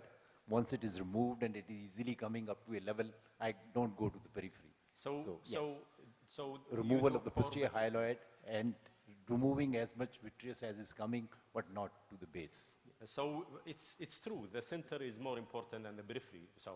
But you are part of the core vitrectomy school. Dr. Ahmed. Yeah, similar, and I think just a good a note that usually in epiretinal membrane there is PVD, so usually you don't need to induce PVD. There's PVD already. Dr. Ayman Madanat. It depends of if the patient is phakic or pseudophakic. If the patient is pseudophakic, I tend to do complete vitrectomy. If the patient is phakic, I would do a core vitrectomy and remove as much as vitreous without jeopardizing the lens. I think removing a skirt, leaving a skirt of vitreous in some patients is dangerous. I have one case where I left a skirt of vitreous superiorly and the patient came later with retinal detachment traction from the vitreous over the retina. So this is my experience. Thank you, Dr. Ayman. Dr. Muhammad Awdullah? See, the classic teaching is to remove the vitreous in all cases. But there has been a trend nowadays, a trend in macular surgery to do PVD, core vitrectomy, and leave the skirt so as not to get into trouble, further trouble. So I'm of the school now of the changing trend in macular surgery. You just leave the skirt of the vitreous and make sure that there is no tear. Please, Victor. Sorry, I think the question is, what do you mean by the core vitrectomy and peripheral shaving? Normally, in this situation, as Dr. Ayman said, if it's pseudophakic, you do the vitrectomy, but the wide-angle viewing system will give you very good view to go to the periphery as much as you can. It depends you're indenting or not. If you're not indenting, you can still remove a lot of vitreous, including the peripheral vitreous. So I think in these cases, I don't indent, but I do a lot of vitrectomy, core as well as up to the periphery as much as I can see through the wide-angle system. Dr. Mario? I think the point is, what do you do with the vitreous base? Because if the patient has no risk. I mean, if the base is not a risk for the patient, like in diabetic patient or a macular hole, I don't touch it because it takes time and you have some risk doing, doing the periphery and taking out. But if it's a myope. Do you think the vitreous space is not dangerous for diabetic? No, not in all diabetics. No, you know, once you release the hyaloid traction, you don't have this contractile vitreous base that you have in retinal detachment or in myopes or in, I don't know, or you don't have the problems like in a Marfan or in a dialysis, So there are patients where the vitreous base is a risk, and there are others that doesn't matter, So the vitreous base is the focus. Short comment from Dr. Hazazi and Dr. Abdullah. Again, it's just about the terminology. If we are talking about curvitrectomy, stay in the middle, activate cutting and removing the cutter. This is the curvitrectomy, and this is exactly, it's a debulking. It's not, going into more than this. And this is exactly what happened in the vitrectomy endophthalmitis study. It's debulking. If you are inducing BVD, so this is already a vitrectomy. It's not complete vitrectomy. But my only comment about Dr. Ahmed Habib, he did a combined surgery, excellent. The only thing that I wanted, and he did it very nice, if you are doing combined surgery, phaco-vitrectomy, and you are placing IOL and you are putting gas, he did very nice small capsulexis to keep the IOL in place.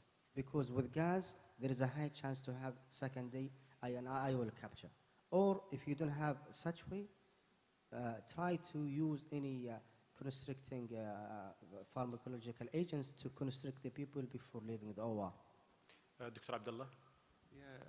Yes, just one quick comment regarding core, and I agree with Dr. Azazi. Core means just removing the central vitreous even without BVD.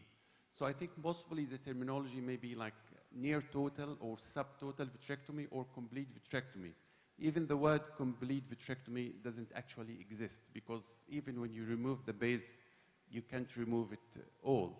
So my feeling in macular surgery in general, like macular hole, epiretinal membrane, vitreomacular traction, we tend to keep it simple. We tend to just remove and a little bit of gentle trimming, but I don't insist on removing it. Indentation, no laser. Try to avoid tears as much as possible. And in our practice, we do, myself, I do at least two macular hole surgery a week, sometimes maybe more. And we never had a problem from whether with subtotal trimming or near total trimming, if you get what I mean. Dr. Ramzi, two questions, because we miss you. Endo laser with vitrectomy in epiretinal membrane, and if you choose what type of vitrectomy, core or complete vitrectomy in those cases? I think this should not be like a prolonged discussion, core vitrectomy or just complete vitrectomy. In macular surgery, is there any make sense about doing a complete vitrectomy? We don't need that. We never need that. We just, in macular surgery, especially in vitrectomy surgery, my aim is to optimize the surgery as much as possible, to do less manipulation as possible, to not increase the inflammation. So therefore, we don't need anything to do in the periphery. I just remove the vitreous, peel the hyaloid, that's all. I don't need to extra light, because I do my own indentation. If you would like to do complete vitrectomy, you need indentation, extra light, a lot of manipulation, iatrogenic tear, and laser. And therefore, I think core vitrectomy and together with posterior hyaloid peeling is enough. In all cases, laser, I never do 360 laser. Only check the periphery after surgery. If there is degeneration or tear, I do a local laser. That's all. If you have diabetic patient, even diabetic patient? So a diabetic patient is different concept. If diabetic patient is like severe diabetes, we should do panretinal laser, not on the periphery. But inside the OR, do you give him that chance? Sure, we can do that. But if it's non-proliferative diabetic retinopathy, I do very slight laser, not severe panretinal laser. Another fast So, question. if I may interfere, just give me one second, Dr. Ahmed. One question. Yes, When, I want whenever, to. whenever you have sorry? A case that you do complete vitrectomy, but there is no tear in the periphery, are you going to laser 360 or no? Never. So 360 is only for tears for you. Exactly. Not for tears also. If there's a tear, only local laser around the tear, not 300. Never 300. Never 300. We never need 300. This is a lot of inflammation. Sometimes in 300 lasers, I see a young generation, there's anterior segment ischemia. They do severe laser on the special 3 and 9 o'clock position, and this is really increased inflammation. How many percentage of your cases is diabetic? So I want to. In macular surgery. I want to jump in generally. If I can. Let's say like 30% of my cases diabetic. Yeah. Dr. Ahmed Habib. Yes. I think we are a very minority here. But how many percentage of your patient is diabetic, Dr. Ahmed Habib? Percentage of diabetic patients? Of general clinic. How much of your surgical cases is diabetic? 30-40%, I think. 30-40%. Dr. Hazazi, how much? I want to add something about the... 90% exactly. It's about the peripheral laser. 1 minute, Dr. Hassan Khagan, how many percent? Nowadays? Yeah, 80%. I just want to give one comment regarding anti-VEGF if you have 2 seconds. 2 seconds, yes. Yes. Dr. Habib will come back to you.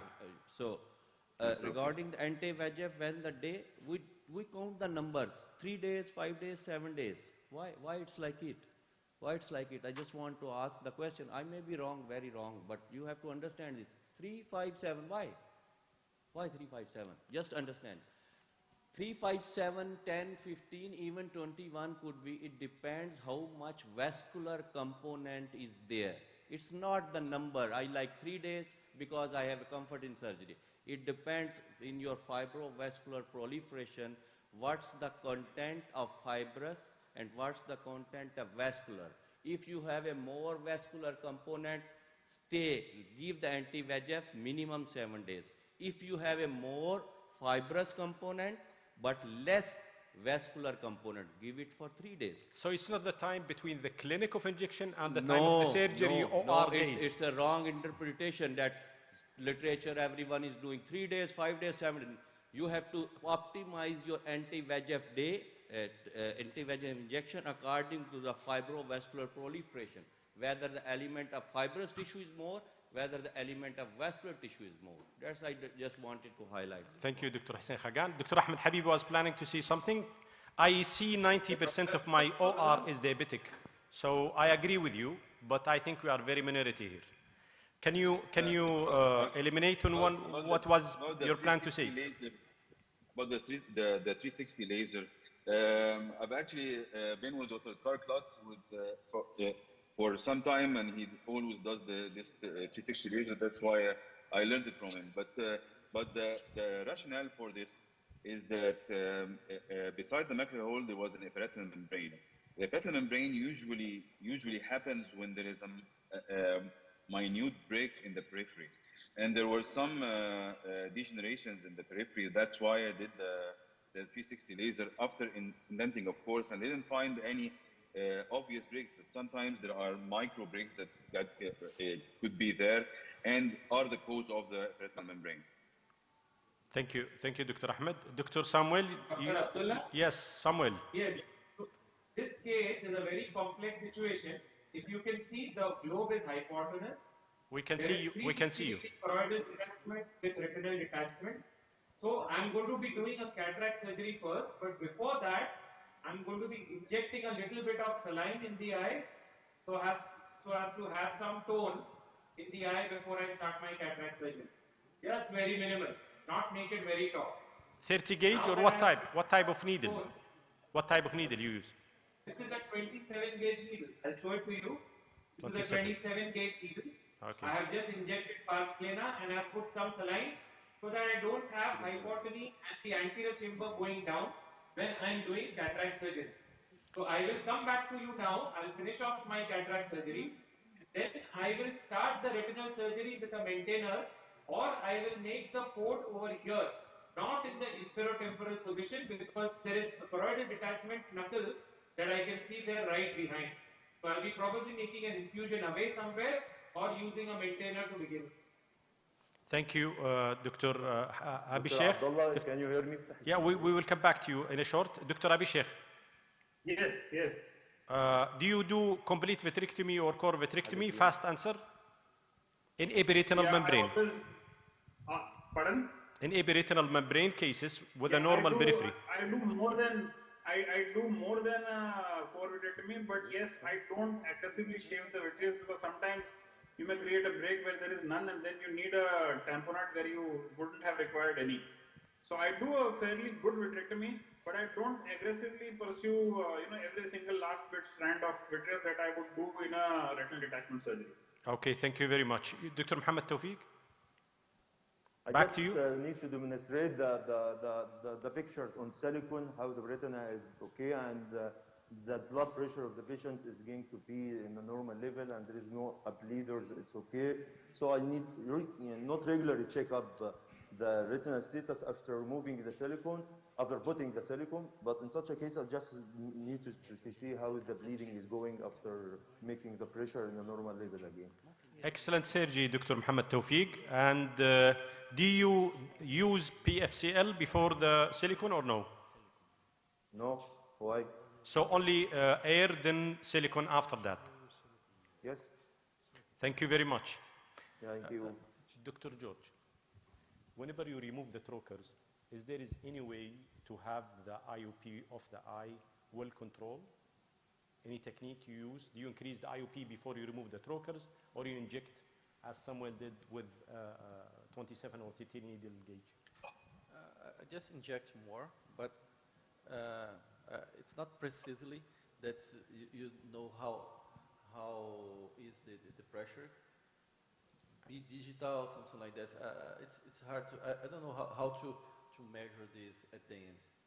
Do you measure it post-op or you don't measure? I don't measure. Dr. Arnaldo. First of all, depends of the gauge of the trocar you're using. If you're using 27, it stays, the pressure stays pretty much what you left. If you're using 23, then it depends how your incision of the trocar is. So since it's the last one that you remove out of the eye, you put a counter pressure and put a Q-tip to just avoid the gas going out. But if the eye is still a little bit soft that you want, then you can go and inject some more air or gas, whatever you are using, to keep the pressure in a certain way that you want to for the post-op. Okay, Dr. Ramzi, please. How you keep the IOP well controlled after removing the trocars? Yeah. So in my practice, I use hybrid system. I mean, two trocars 23 and the infusion trocars 27. And this is the end. Finally, we remove the infusion trocar. If you use 27, I have never leaking problem and never switcher, never add any extra tamponade material. Therefore, I like to use hybrid system to prevent. But you open two packs for that, or you have something special for? But in DORC there is combined this kind of combined hybrid package that you can use that.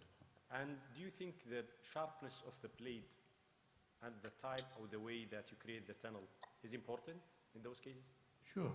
The size of the trocar is important, but also the size of blade is also important. Also the manipulation during surgery, what you did, is also important. If you did a lot of manipulation, you can disturb the tunnel of the scleral tunnel may leak. Do you increase the IOP before you remove the trocars, or you keep it the same? No, it's standard. No. Do you massage the sclerotomy or no? Sclerotomy, do you massage with a cotton tip or no? Yes, of course, I do massage. But in 23 gauge, usually in heavy case, we need suturing, especially in silicone oils. I always suture, but only 23, not 27. So with silicone oil, you always suture? Yes, always, because the silicone oil may leak to the subconjunctival area in 23 gauge and make a great inflammation and another problem, and therefore, in silicone oil case, always you suture 23 trocar, but not 27. Is there any way to fill the eye completely and suture at the same time? Because sometimes if you don't fill the eye much, you can suture, but if you fill it much, there is definitely something will come out when you are manipulating the lips. What do you think? So, Dr. Abdullah, can you hear me? Yes, we will come back to you, Dr. Muhammad. I just need to ask a question if you are planning to do another surgery or the time is not allowed. We still have only 20 minutes for the life surgery, so it's up to you. It's up to you. We still have. Okay. So, as I So understand, I'm beginning the second surgery now. Give 1 second, Dr. Ahmed Habib. We'll come back to you, Dr. Ramzi. So as I said, I suture trajectory always and completely fill the vitreous with tamponates, whether I silicone or gas. I didn't answer your question. Gas is you don't suture, we know. But with silicone, you suture the lip. Yes. The sclerotomy. Sometimes when you suture, you manipulate the lip. Some silicone came out, so it's definitely not 100% fill silicone. Okay, but after you remove the trocar, if you make a gentle message Mention before that. suturing, you can prevent backflash, and then you can suture and without any loss of silicone oil. Okay, so I think this will not matter unless you have an inferior detachment. Then you need to fill the eye with silicone properly. So you maybe need suture. Yeah. Fast question for you, Dr. Ahmed Salam. Do you suture sclerotomy or don't suture whenever you inject silicone? I know you say you like gas more. Yeah, no, my use of silicone is really very limited. I mean, my heart aches for using silicone oil in this case. I mean, fantastic dissection, the retina flat, I would definitely use gas. But when I use oil, I would definitely suture like what Ramzi is saying. Dr. Can we have a discussion, Abdullah, Yeah, if you please. have a minute, if you can lead a discussion about oil in diabetics. I know it's used, and I think oil in diabetics really is not a good idea.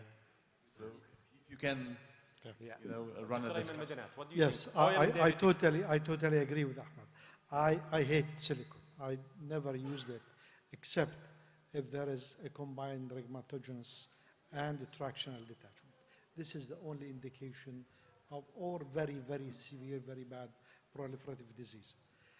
Otherwise, I definitely, when you are using a diabetic vitrectomy, the best thing is not to cause a hole from the beginning.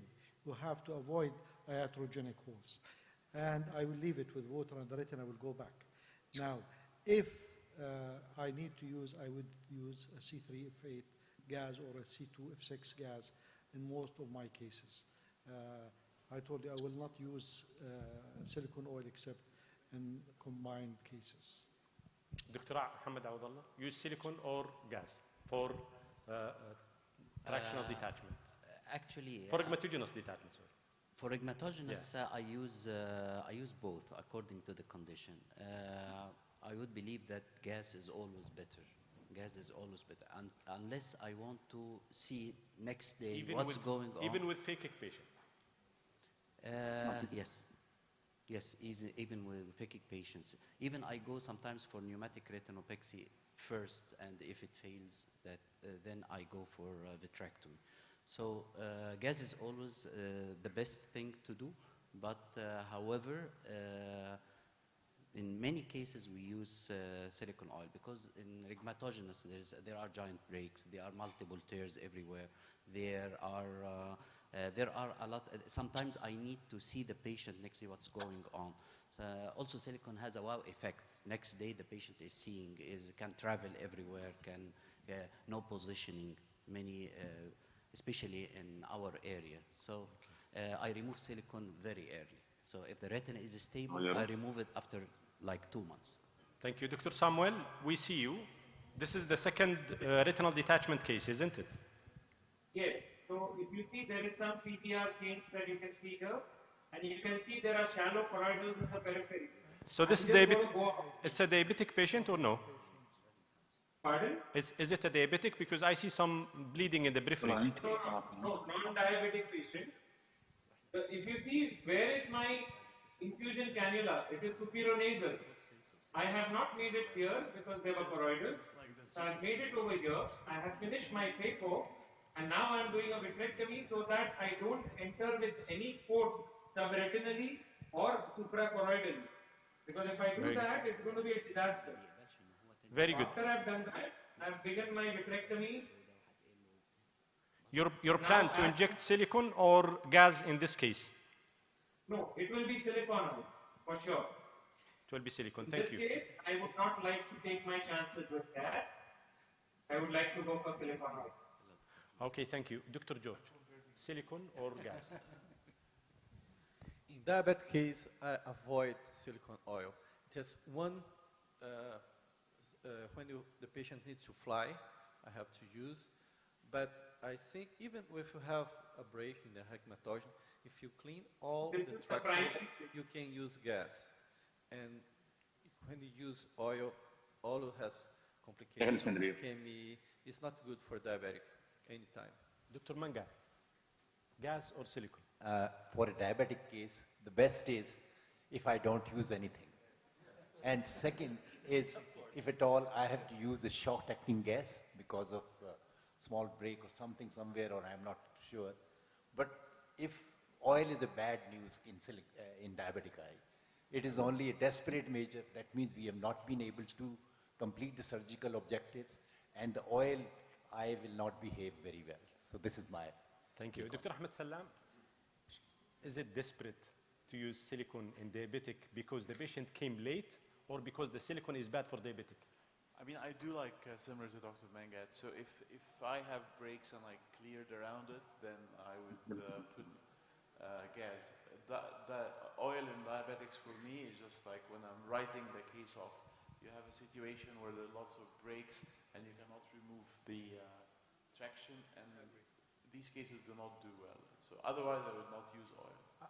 Is it frequent and available easily to get silicone there?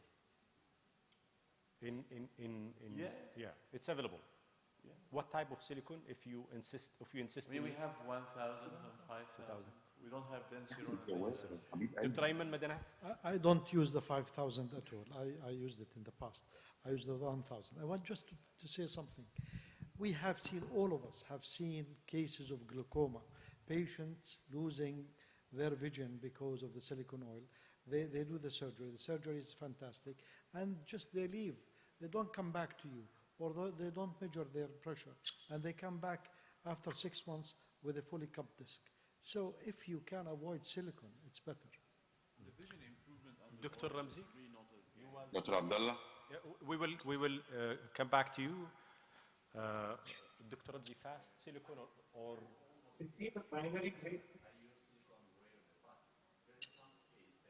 risk of post-op hemorrhage after surgery. If you use silicone oil in such case, silicone oil is localize the hemorrhage there, and you can wait like several weeks and to see when the retina is attached, you can remove that hemorrhage clot together with silicone removal. So I use in this group of patients also silicone oil. It's a very rare case, but usually I prefer gas, or as Magdad said, if possible is not. Why you think that the appreciation of gas in North America is more than the appreciation in Europe and in the rest of the world? What do you think there is? But like my style is like Americans. I like gas. I hate silicone oil, but silicone oil is a really good tamponade if you keep it in the eye like several weeks, like 3 to 4 weeks. Finish everything, then you can remove, but always need second surgery. Therefore, I don't like to use silicone oil, but sometimes it's really good to keep several weeks and to remove. The complications start after like 2 months after silicone oil tamponade in the eye. Okay, thank you. Dr. Ahmed Habib, we're back to you. We see your second case. It's a retinal detachment, total retinal detachment. Yeah, it's an old one with the closing funnel detachment. So I'm now attempting the PVD. Actually, I'm using this bevel tip 10K 25 gauge cutter by Alcon. It's actually the bevel tip is a difficulty or makes it difficult with the PVD a little bit because the opening is wider, but I can manage, inshallah. This is a difficult case with fibrosis, as we see total detachment. Yeah. And I think you will put silicone or gas in this case, Dr. Ahmed? What do you suggest? I am with you, Dr. Ahmed. Silicone, inshallah. Silicone. I will do the same, actually. I will do the same. Dr. Muhammad Awadallah, in this case, you will put silicone or gas? Dr. Ayman Madanat. I'll put silicone. Whenever there's PVR, I'll put silicone. Dr. Ahmed Salam. It depends what's the situation at the end and where the break is. For example, if the break is in a clean area and I've cleaned the PVR the other side, I would definitely use gas. If there's PVR next to the break. The break is in the peripheral temporal. Are you going to use gas or silicone? And you clean around it? We clean Yeah, gas. Gas. Even if it was 180 This case temporal. is mostly going to need a 360 retinectomy. Would you put also air and gas in this kind of case? Okay, thank you. In a uveitic case, Dr. Ahmed Salam, in a uveitic case that you need to operate, you will put gas or silicone? It depends. So if this case is uveitic, anterior uveitis, you will put gas or silicone? Again, it depends. If there's no PVR and there's a break next to a necrotic area, as happens in uveitic patients, then I would use gas. So what do you think of silicone as a calming effect on uveitic and inflammation? You don't believe in that? No, I don't think, I don't really believe in this. Dr. Ahmed Mohammed Awadallah. Actually, silicone invites PVR. When you put silicone, the meniscus, the inferior meniscus concentrates all growth factors, and it invites fibrosis and PVR. Yeah. We all see, even these cases are high risk. The already PVR cases, they are high risk. If you put silicone, you have to be careful that it might, especially, it might invite inferior PVR. True. So you Dr. cause Abdallah? the retinal membrane, but it's occupying the center of the eye, so less inflammation space to be there. So which one you will choose, Dr. Ayman Madanat? Well, I still, in cases of significant PVR, I would use oil. And I would not keep the oil long in the eye. As my dear friend Ramzi said, I used to remove the silicone maximum after 3 months of the surgery. So, Dr. Samuel, no risk of PVR. we will come back to you. Dr. Ayman, please. Yeah. I tend to remove silicone early. I don't wait. Like early, how much? Not more than 3 months. Not more than 3 months. No. Dr. Arnaldo, 3 months, more or less? Around 3 months, I think, is a good time, because when you see PVR or redetachment, it's the most time that you see. So if you have to go again in surgery, you Dr. Mario, gas or silicone in this case?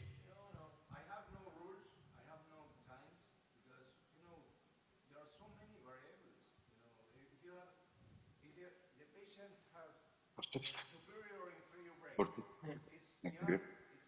Dr. Abdallah?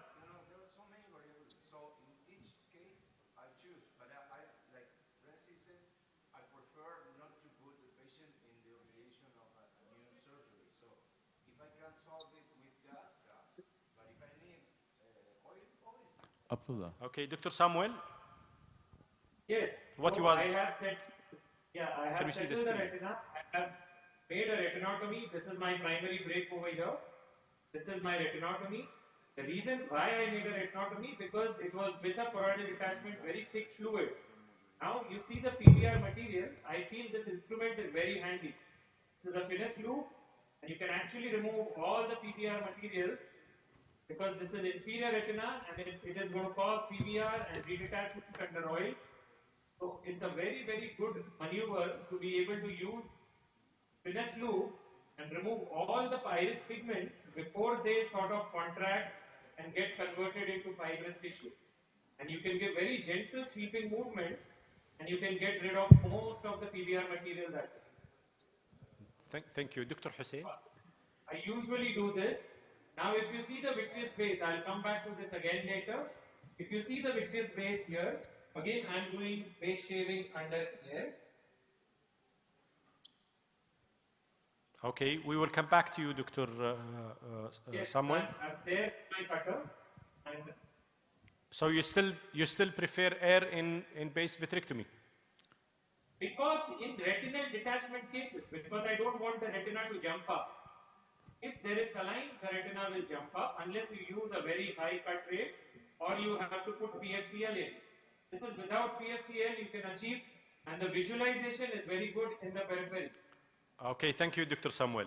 We will give you a talk for base under air. Dr. Hussein Khagan, fast.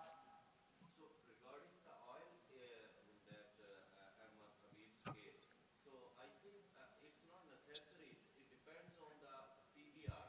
If it is only the posterior PVR, so everything will work. Because for the posterior PVR, you can peel it easily. You don't have attraction at the periphery. So you have to decide whether it's a posterior PVR or both. And second, the location of the brake.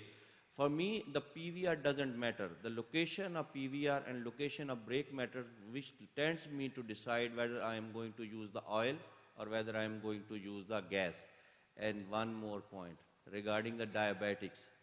Everybody is going for the gas. We talk very easily for the gas. Ramzi mentioned, your gas will churn, you will get massive cavity hemorrhage within 4 days. And cavity hemorrhage in diabetics, what ends up? Lot of inflammation. My humble question is that if you get a iatrogenic brake in delamination or segmentation in TRD, no RRD, how many of you will put air, lace that brake and put air in that case? It's iatrogenic brake without traction on that brake. How many of you will tend to put the air? Ramzi. You mean during the surgery, Hussein? Yes, as a tamponade. I do. It's So, a very good tamponade. You? It's a very good. And Arnaldo. it's a very good. In this case, yeah, to stop situation that you mentioned, yeah. No traction on the brake. No traction. No traction. No traction at all. Where, Ramzi? So it's not about the brake. It's about the traction. Yes, Absolutely. You're Thank you, right. Dr. Hussein. Dr. Ramzi? Let me we all return agree. this case. Yeah. So you ask what's your tamponade choice. Yes. As Hussein said, this is posterior PVR. Sometimes in this case, when we peeled all the membrane, we can release all the traction. There is no PVR on the periphery, and retina is attached perfectly. We don't need silicone oil. With just gas, long-acting gas, like 12%, 10% TRF8, and it's enough to reattach but if we created iatrogenic tear, if the retina is not released, you can see after PFA injection, you can see the releasing of retina. Is it released enough? We don't need silicone oil. So I would like a question to the panelists. What's your silicone oil indication in fresh retinal detachment without PVR in the primary procedure? I don't mention about giant retinal tear. Just fresh retinal detachment, you apply vitrectomy. Do you have any indication for silicone oil? Yeah. Before the question to the panel, do you think the gas disappeared first in cold countries than in hot countries more than cold countries, or you think it's not related? I don't have experience. In Turkey is, I think, in the middle. It's a cold. This is why you are belonging to the It's to the not gas really thing, cold, to the but gas it's thing. not so hot. Mario. Dr. Abdullah, Mario. if you can see, that's what I was searching for. It is the So Mario, dense it's a hot posterior country. Use gas or silicone? Jim, make the question again. The question is, do you think there is the time of gas is different between a cold countries and a hot country? What about template, middle countries, you know? What do you use? No. No, I don't think, no. There is an issue in, we have issues in high countries because, using gas in cities where they are high. With this one, you will use gas or silicone? Well, I was thinking about, because in this case is a PVR case, and gas, I'm with Hussein, a gas, sometimes you get worse in case after using gas. So I would use oil here for sure. But, air, I don't know air. No, air, the problem is, with air, you have 3 days, 4 days. So, Doctor? Well, let's say 3, well, So, Dr. Ramzi, it depends on the you patient. was planning to ask the panel for what vote?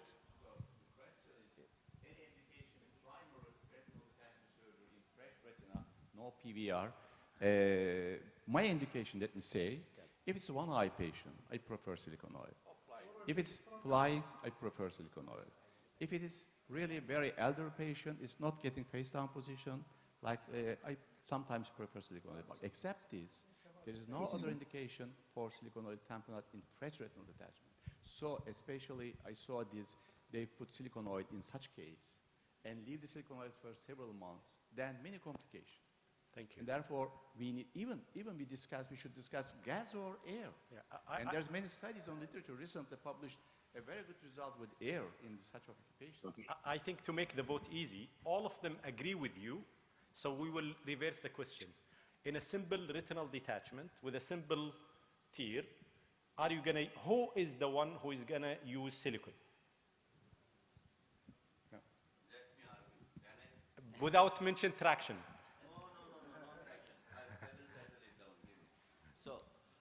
We have fresh retinal detachment, superior break. Everyone is happy with SF6, even air, everyone is there. I put the oil in those cases. The patient who were with the Down syndromes, with the mentally retarded, you cannot follow them, you cannot examine them. That's my preference. Ramzi mentioned the one that he is old, he is only eye. The second is, my patient comes from, if you have been in Himalayas, 6,000 feet high. It's not about the aeroplane, it's about the altitude.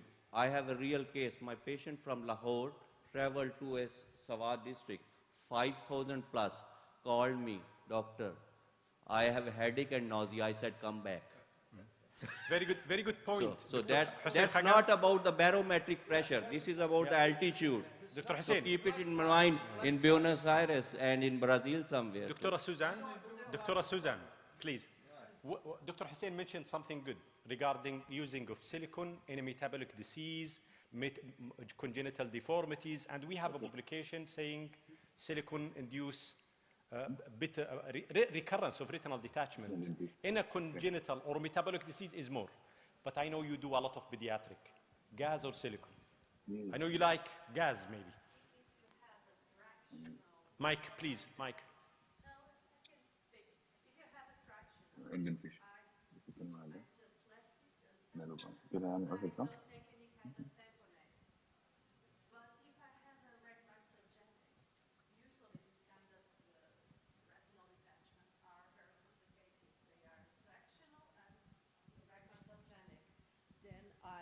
I use silicone oil. So, in those cases, yeah, so child, you cannot always put gas, them, most of the time.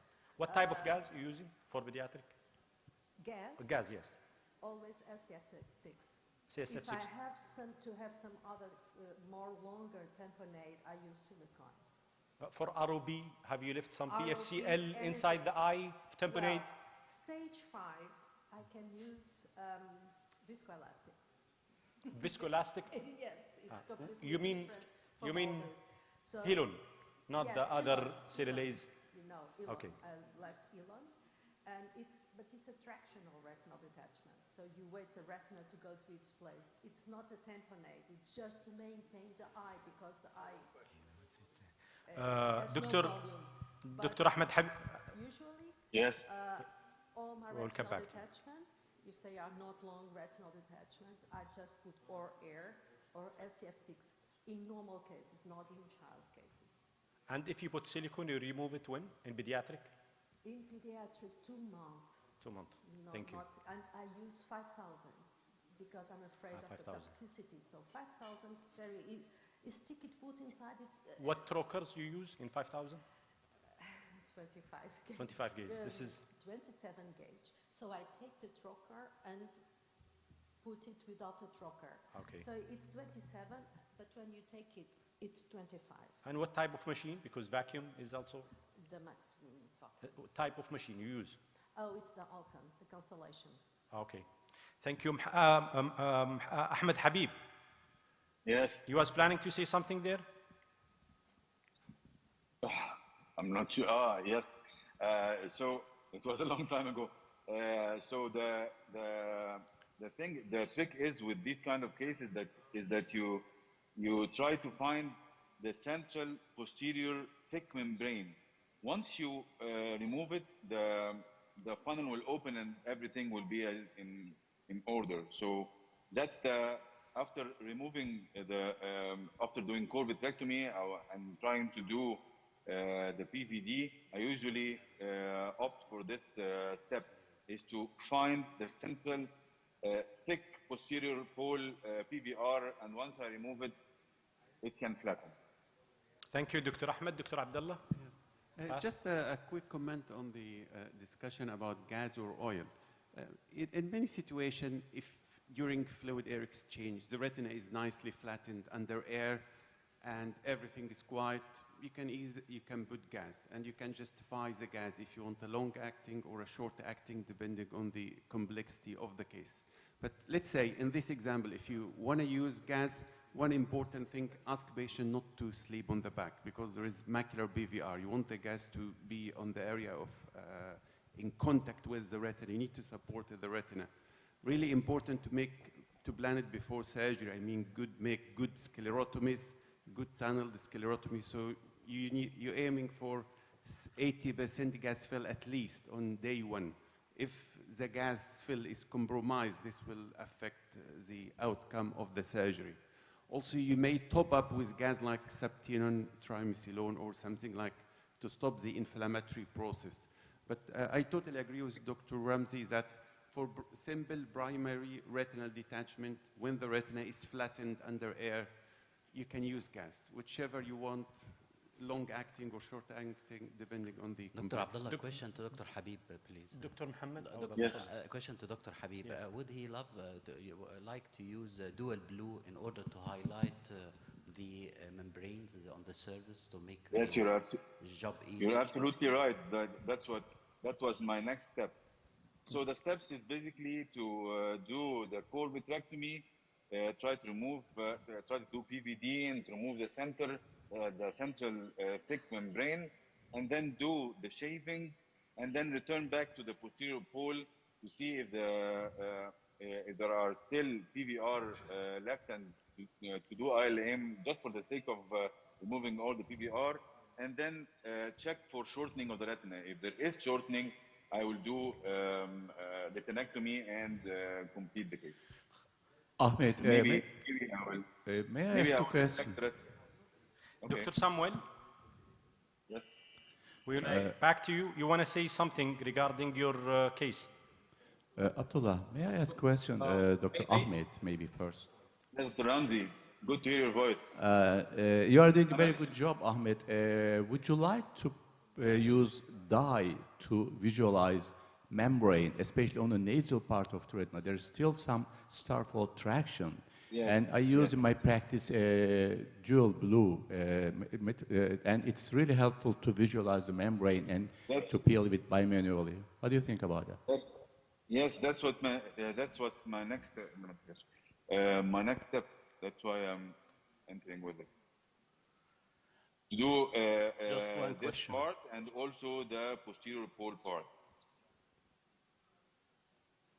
Just one question. Is there any role of scleral buckle in simple retinal detachment with simple tear, especially in pediatric age group? So this is why we are all now, we just know that posterior vitrectomy is a la mode nowadays in your expertise. But what about scleral buckle? So in children, if I can do buckle only, I would do it, of course. It would spare me the difficulties with the vitrectomy in the post-operative period. But if I do the vitrectomy, I don't think I will do buckle. I've done this before, but I don't think I will do it normally. Thank you, Dr. Ahmed Habib. Dr. Samuel. Yeah, hi, Abdullah. I've said most of the stuff that I wanted to say in my cases. I wish I had a fourth case, and I could have gone on with the fourth one as well. Thank you very much, Dr. Samuel. It was a nice case, and you tackled very nicely the artisan lens. If you need to operate a retinal detachment later on in this case, do you feel comfortable with putting gas or silicone in those cases? So if you have seen my last session, I had done a similar case where there was a posterior chamber artisan lens, and it had a retinal detachment. So I did put oil, but I have to see to it that I depressurize the globe so that the oil does not come forwards. You have to constrict the pupil, you have to form that barrier, which a lot of people do sometimes with even proline sutures, so that the oil does not come in the anterior chamber. I removed the speculum even before I have put my last drop of oil, so that I don't have any positive pressure on the. Okay, thank you, Dr. Samuel. And Muhammad Tawfiq is still there? Dr. Abdullah. Muhammad Tawfiq was a very nice case. We see it flat. Thank you. And Yes. you choose a difficult case, but you succeed in it. Thank you. My question to you, how many percentage of your cases is diabetic, surgically? It's about 50 to 55%. 50 to 70, It's and around that time. And in detachment, most of the cases you use silicone or gas? For me, fresh retinal detachment primary surgery, 90% I use gas. I try to discuss with the patient that you need to have a chance for gas. And I discuss with the patient this point. Give the chance for your eyes to have a chance of gas. And we have a lot of discussion about the chance of recurrence with the patient is already accepted. So I usually give the patient the chance for gas to starting with. Thank you. But if I have an old detachment and I have a PVRs and I have something like that, I already starting with silicone eye. Thank you, Dr. Muhammad Tawfiq. Last question for Dr. Atias Sodlikar. Dr. Atias? So maybe there is a technical issue. Finally, we would like to thank our great surgeon for nice cases and our great panelists for the discussion and a different opinion and elimination. Thank you very much for the audience, and we will see you in the next session. Thank you very much. Thank you. You have always organized very great sessions. I'm very grateful.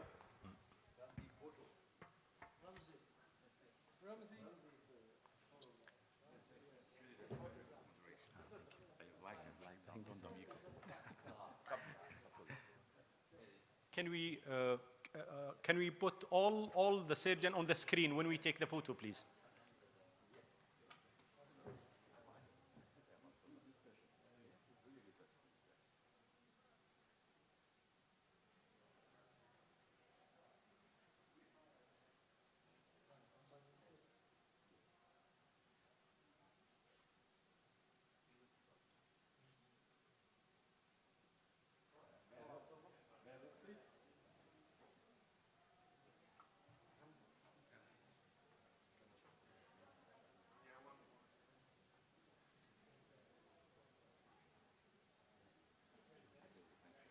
Catch my airplane.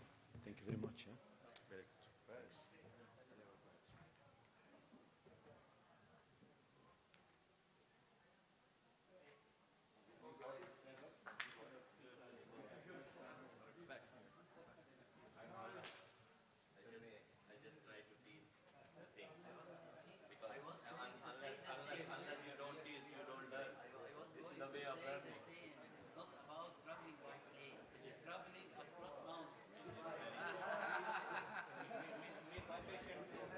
Thank you, everybody.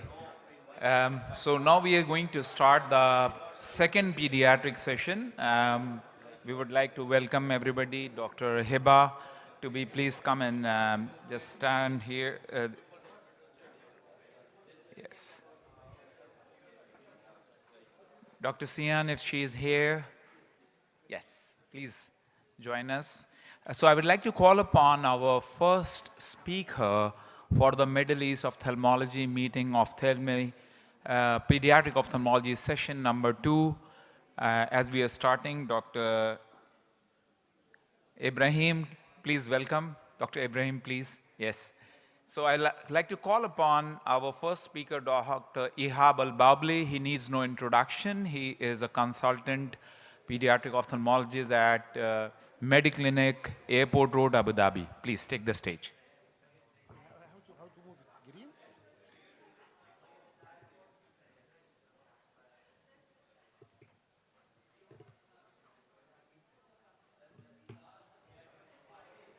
Hello. Good morning, everybody.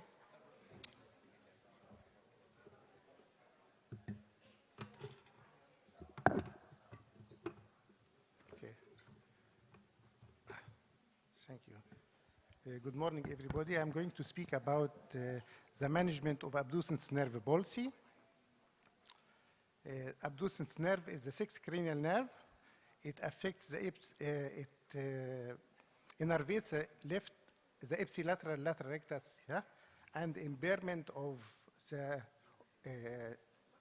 abducens nerve will cause a limitation of abduction. The abducens nucleus is located in the bones, and the nerve has a long tortuous course in subarachnoid space. Trauma, ischemia, and idiopathic condition are the most common causes of sixth nerve palsy. To the less extent is the demyelination syndrome and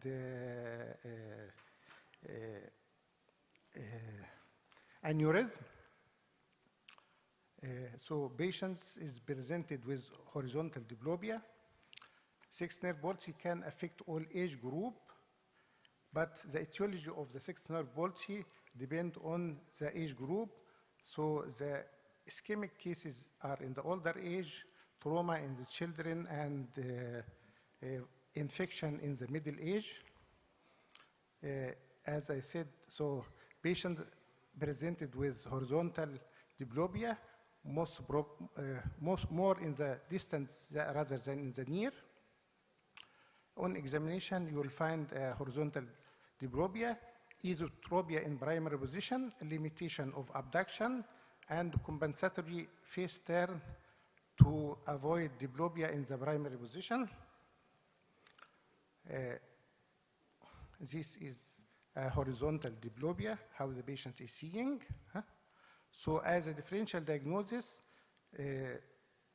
graves of psalmopathy, myasthenia gravis, orbital pseudotumor, and medial rectus entrapment after orbital trauma, other diseases like Duane retraction syndrome, and all form of esotropic diplopia in adult and strabismus and children. Medical, neurological, and pediatric consultation or work-up must be done in all cases of sixth nerve palsy to exclude hypertension, diabetes, any systemic infection, and giant cell arthritis. Imaging must be done in children in bilateral condition if there is affection of any other oculomotor nerve and in the presence of neurologic signs like papilledema or hemiparesis. Isolated sixth nerve palsy as well, you must do imaging if there is no recovery within the first 3 months. There is usually spontaneous recovery if the case is idiopathic. Majority of isolated vascular causes recovers within 6 months. Recurrence may occur usually on the same side.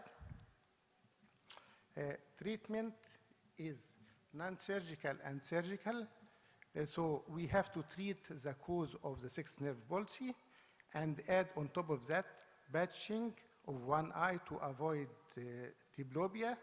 But in children, you must be careful about the occlusion and amblyopia, so you have to do alternating patching of both eyes. If the angle of deviation is mild or moderate, you can use prismatic glasses or Fresnel prisms to avoid diplopia in primary position. This is an infant with infantile bilateral sixth nerve palsy due to hydrocephalus, and after shunt operation, there is spontaneous recovery, and the abduction regains normal within 6 months after the surgery. As a non-surgical technique as well, we can use botulinum toxin injected in the ipsilateral medial rectus muscles, but it has some complications like unilateral ptosis. It must be done after 2 to 4 weeks after the insult if there is no improvement. The surgical correction of sixth nerve palsy must be done after a follow-up care of 9 to 12 months. If there is no resolution of the esotropia and the presence of persistent diplopia, which cannot be treated with prisms, the aim of treatment is to eliminate the diplopia, to correct the esodeviation in the primary position, and to correct the abnormal head posture, and as well as to improve the abduction. The surgical treatment depends on the function of the lateral rectus muscles, the degree of esodeviation, and the degree of concomitance. If you have partial sixth nerve palsy, and you have a small angle of deviation, then it will be enough to do 1 muscle surgery. If it is moderate, you can do 2 muscle surgery, and for large deviation, you can do 3 muscle surgery. This gentleman has a macrovascular sixth nerve palsy to the left eye. He is not completely corrected with prism on the right picture here, and we did for him tucking of the lateral rectus muscles, 1 muscle surgery, and the left picture shows the improvement after the surgery. There is improvement of abduction as well in the left picture. This gentleman has right post-traumatic sixth nerve palsy. There is limitation of abduction of the right eye. There is abnormal head posture in the primary position, and after doing medial rectus recession of the right eye and tucking of the lateral rectus muscles on the right eye as well, there is improvement of diplopia and absence of abnormal head posture. Surgical treatment for complete sixth nerve palsy is transposition muscle surgery with and without medial rectus recession or injection of botulinum toxins. There is different type of transposition surgery. This is a woman with, or a lady with post-traumatic 6 and 7 nerve palsy, Mobius syndrome acquired. There is an esotropia and there is paralytic ectropion. Bilateral Hummelsheim surgery or transposition surgery has been done, and there is the improvement of diplopia in primary position, but no abduction possible. The patient with stroke, left complete sixth nerve palsy with abnormal head posture and limitation of abduction of the left eye. After having left Hummelsheim surgery, there is improvement of the primary position gaze, and there is some improvement of abduction of the left eye. Last case is a patient with left sixth nerve palsy treated as strabismus, as esotropia, still have abduction of deficiency on the left eye. After Hummelsheim surgery, there is improvement of the head posture. There is no limitation of elevation or depression. Thank you.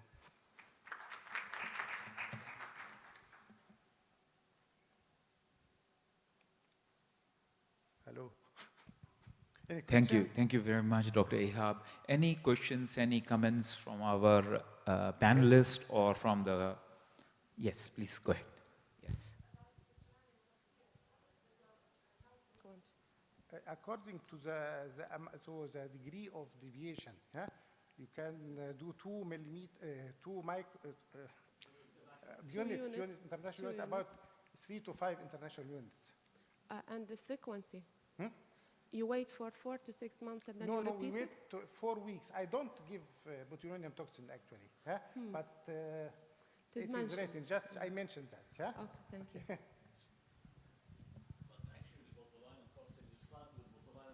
To decrease the restriction of the medial rectus.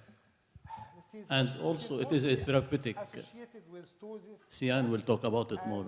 Even it is associated with mostly with ptosis, and even there is no can associated with ptosis, some ptosis here, and There is, you know, I have seen a lot of cases with ptosis after injection of. Actually, it is about 5% at most, if any, with my And, hands. I don't know if other even hands. You are not having, you have still have some abnormal head posture, because sometimes there is over effect. Huh?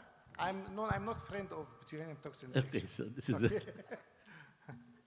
Well, I was going to talk a little bit about transpositions, but coming to the point of botulinum toxin, I'm using toxin quite frequently in 6-nerve palsies, and one of the main reasons for that is, well, we are all aware about the symptomatic relief, but other than that, for full total 6-nerve palsy, when you inject a toxin during the acute period, despite there is no improvement, you see that the starting point primary position deviation is much less than you first see the patient, even though there is no spontaneous improvements, which is a great benefit for further transposition surgery.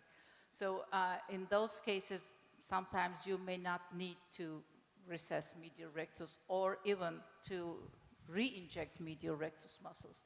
So in that way, if you start with a less angle, then you can do the transposition first and then add toxin to decide whether you need or not in order to avoid the long-term overcorrections. My comment was, I was going to say that I think we need to mention among transpositions the Nishida transposition procedure. So I must say that in my practice, I am fully converted my transpositions into Nishida transposition. Before that, I was using augmented full tendon transpositions, but it is effective as that. And it has the great advantage of not altering the anterior ciliary vessels. There is no detachment of the muscle, no splitting of the muscle, and it is quite effective surgery. So if I have time for a couple of minutes for additional effect of Nishida transposition, we have been involved in a multicentric study which was published last year in the journal Eye. And we have seen that in this multicentric study, when Nishida is done by itself, the amount of correction is 30-35 prism diopters. When it is combined with toxin or medial rectus recession, then the effect increased to 60 prism diopters. But if it is combined with botulinum toxin augmented recession, then the effect of Nishida transposition increases to 90 prism diopters, which was quite effective procedure. So thank you. Yes. Thank you. Excellent comments. So I would now like to request, in the meantime, as Dr. Ibrahim will talk, please, if you can take the stage. Yes, you are the next speaker. So I would like to, of course, give the stage to Dr. Nihan Ozan from Turkey. She is our guest speaker. Please take over. Thank you, Mr. Moderator, dear colleagues, and with this occasion, I'd like to thank for this excellent organization for the MEOM organizers. And I'm going to talk about third nerve palsy. And so we know that in other types of strabismus, we have 6 muscles to operate in each eye. However, in total third nerve palsy, we have sometimes just one functional muscle, and we need to correct the ocular alignment with this muscle. And sometimes the functioning muscles may be a little bit more than that, but this is the main obstacle for treatment of third nerve palsy. So the main rule is to wait at least 12 months before surgery. Amblyopia prevention is highly important in pediatric age group. Toxin may be considered to reduce antagonist contracture in acute stage, and in some patients, prisms may be helpful. So we need to ask some correct questions. What are these? First of all, is this congenital or acquired? Does the patient has any diplopia? Is there any acquired loss of fusion or the so-called central fusion disruption, which is most commonly seen among paralytic strabismus in third nerve palsy? What is the level of lateral rectus contracture? Is there any orbital fibrosis? Is it complete or incomplete? Is it partial or total? So toxin has a significant role for treatment of third nerve palsy, either as a test agent to assess the risk of postoperative diplopia, assess the fusion potential in central fusion disruption, assess the parietic muscles function, or as a treatment agent to increase the effect of recession, to replace traction sutures, reduce the anterior segment ischemia, and to rescue surgical over and under corrections. So there are a number of surgical methods. The basic one is lateral rectus weakening, either with recession, toxin-augmented recession, or periosteal fixation. Medial rectus resection may work, superoblique nasal or temporal transposition, lateral rectus nasal transposition with or without split, medial wall orbital fixation, and in incomplete third nerve palsy, there are a number of different methods depending on the deviation. So lateral rectus split transposition is a method that is popularized in recent years, which was actually described many years ago. However, it was seen that the site-threatening complications are quite high. This is a very effective surgery. However, in the most recent multicentric study, the authors demonstrated that in 11% of their cases, there are site-threatening complications as serous retinal detachment, malignant glaucoma, anterior segment ischemia, and 30% of the surgeons reported serious technical problems during the surgery. And in another large series, just with one surgeon, they specifically looked for the retinal problems, and they reported 33% of serous retinal detachment after surgery. So in Moorfield's group, John Lee and his associates demonstrate that the traction sutures work so well in total third nerve palsy. The aim is to overcome restrictions, and these sutures are kept in place for 6 weeks, obviously, which is an unpleasant time for the patient. And so this is one of our patients with a total congenital third nerve palsy, and he underwent superoblique tendon nasal transfer and lateral rectus recession in combination with traction sutures, and after removal of the sutures, you can see that there is a permanent abduction limitation. And in this patient, this is a more severe orbital fibrosis case, and the right eye is blind. The patient sees with the paralytic eye. So in that case, we have performed a left periosteal fixation of the lateral rectus muscle in combination with nasal transposition. But you can see that there's a very severe orbital fibrosis. This was the maximal point that I can pull the eye. So the sutures teared off earlier. So this is his final result. Despite there's some residual deviation, the patient was highly satisfied with this result. So when we know that when we combined botulinum toxin with surgery, the amount of overcorrection is much severe and lasts longer. So that gave me the idea to use botulinum toxin instead of traction sutures, and the effect is quite similar with the traction sutures that we use with the real sutures. So this is one of our cases with a post-traumatic right total third nerve palsy, and this patient underwent a supramaximal recess resect in combination with toxin. And on postoperative 10th day, there's an overcorrection with limitation of abduction. And below you see postoperative 14 months. And to our surprise, she can make some adduction. And the limitation of abduction is still there. So another case with total third nerve palsy, again, the same procedure. The effect is similar with traction sutures and postoperative first year permanent result. This case had 2 previous operations. So in that case, we have performed a toxin-augmented re-recession and medial rectus re-resection in the right eye in combination with right lateral rectus recession. And this is, again, the effect is quite similar.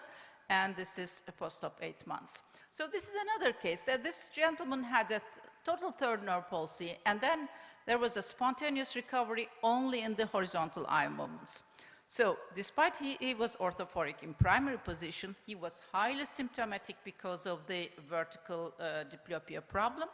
So for this case, we have performed a Faden operation on both vertical rectus muscles, and after surgery, there was a significant increase of the binocular field of single vision. So this is another case. This is an incomplete third nerve palsy with right medial rectus and inferior rectus palsy. So she underwent superior rectus recession in combination with supramaximal lateral rectus recession on both sides.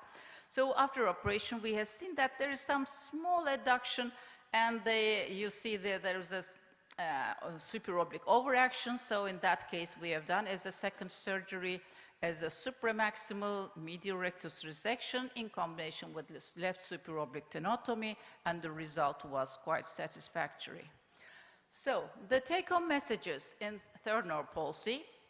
Well, orbital fibrosis in complete third nerve palsy is the major challenge. And toxin may work as traction sutures in those cases. And do not hesitate sound eye surgery where necessary in incomplete third nerve palsy especially. And the management needs to be tailored individually, considering all treatment options with their all risks and benefits. Thank you for your attention. Thank you very much for very excellent presentation. Just briefly to inform the audience, how do you manage the expectation for the patient or parent for third nerve palsy? Well, this is a very good question. So this is actually what we need to tell to our patients, that what can be achievable. So, and in any case, in an adult case, there will certainly be diplopia problem, and especially in those who had ptosis as well and so on. And the patient needs to be informed that they may be more symptomatic after having a good aesthetic result. So this is an important point. Another main issue is to assess the central fusion disruption problem, because intractable diplopia is most commonly seen in third nerve palsy. So it certainly needs to be looked before surgery, whether the patient has any chance to have a single vision or not. So these are the issues to discuss. So this is a very important point. Yeah. And are you with or against adjustable suture in third nerve palsy in adult patients? So do you do adjustable? In total third nerve palsy? Well, actually, in total ones, I'm using adjustable sutures in my all adult cases, including the regular concomitant strabismus or not. But for the complete total third nerve palsy, I don't think there is any place for adjustable sutures. We are trying to get rid of all the function and so on. Thank you. From the panel, any questions? Or? Nice presentation, Dr. Saihan, and congratulations for the very nice cases and results. I noticed I used to inject botulinum toxin in cases of sixth nerve palsy, and I find it is effective when I inject it 4 months after the onset of sixth nerve palsy. What about your experience in injecting the lateral rectus before doing transposition surgery, or before going ahead after 4 months or 6 months in some surgeons, according to some surgeons, to correct and make transposition procedures? Do you find a difference in the response of lateral rectus and medial rectus after injection of botulinum toxins? So I think the benefit of toxin is not comparable with sixth nerve palsy and third nerve palsy. In sixth nerve palsy, it works excellently, but in third nerve palsy, the result is not as impressive as in sixth nerve palsy. However, we don't have randomized control trials and so on, but as we know, the main challenge is to overcome the restrictions in total third nerve palsy.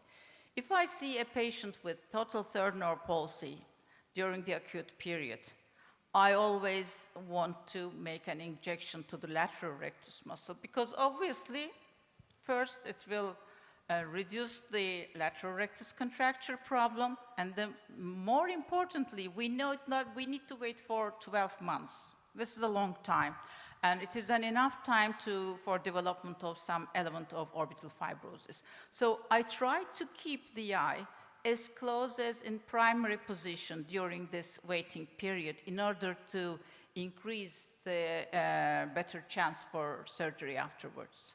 So. Thank you very much. Because of the time constraint, we will move to the next speaker. Our next speaker, Dr. Hayat Khan. He will present Duane syndrome. Is it fine? Can I just say something? If the time allows? We can take it after, maybe we will have some time. At the end. From where it is? Okay, yes, we yes. can do it. Sure. Okay. Right. Thank you so much, Dr. Sian, Dr. Ihab, excellent presentation. Thank you, MEOM. Thank you, audience, for being here. So today we'll be just taking up this tricky topic of Duane syndrome. So let us define what is Duane's. It's a congenital cranial disinnervation disorder, which is, the hallmark is limitation of abduction and abduction. And of course, there is an associated narrowing of the palpebral fissure, and there is also a retraction of the globe in addition to the upshoots or downshoots. So it's a mechanical, innovational, neurological, and of course has a genetic association. So before we embark how we can treat that, first we need to know what is going on. So I'll go to the different 4 types. Some of it was touched up yesterday, so I'll just going a little more in detail. So let's talk about type 1. What is type 1 Duane's? What happens if the 6th cranial nerve, it's not working, and on the same time what has happened is the 3rd cranial nerve not only supplying the medial rectus, it starts supplying the lateral rectus.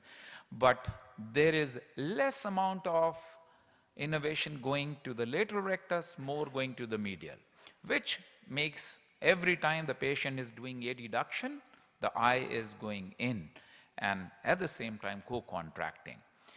Let's go to the type 2. Lateral rectus working very fine. The problem is the medial rectus supply. The 3rd nerve not only supplies the medial rectus, but also starts participating for the lateral recti. Every time the patient is having more supply for lateral rectus, of course, there is more of a abduction. The 3rd type, there is, again, there is no supply for the 6th cranial nerve, but again, the 3rd nerve is supplying equal. So what would happen?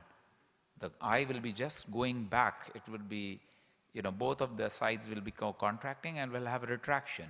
And lastly, I think this is what we had a presentation yesterday. An opposite thing happens. What happens is, after the 6th cranial nerve is not supplying, the 3rd nerve gives more supply to the lateral rectus and less to the medial rectus, making every time the patient is trying to adduct, the eye opposite goes and does the abduction. So this is pretty much the basis on which the cases are rare, but of course they are present. So I'll just quickly go a more usual scenario of a type 1 left esotropia that you see here. It's associated with Duane's. You see there is a retraction, and sometimes these cases you don't have to do anything. Not always you need a surgery. If there's a mild retraction, there's a small abnormal head movement, you just explain to the family, just explain them goods and bads, and then you realize that the kids, they do pretty well, and let them decide themselves what they want to do later. This is an interesting case of 2 kids. If you notice, their abnormal head position is just symmetrical opposite. It's so amazing, and I took the pictures together.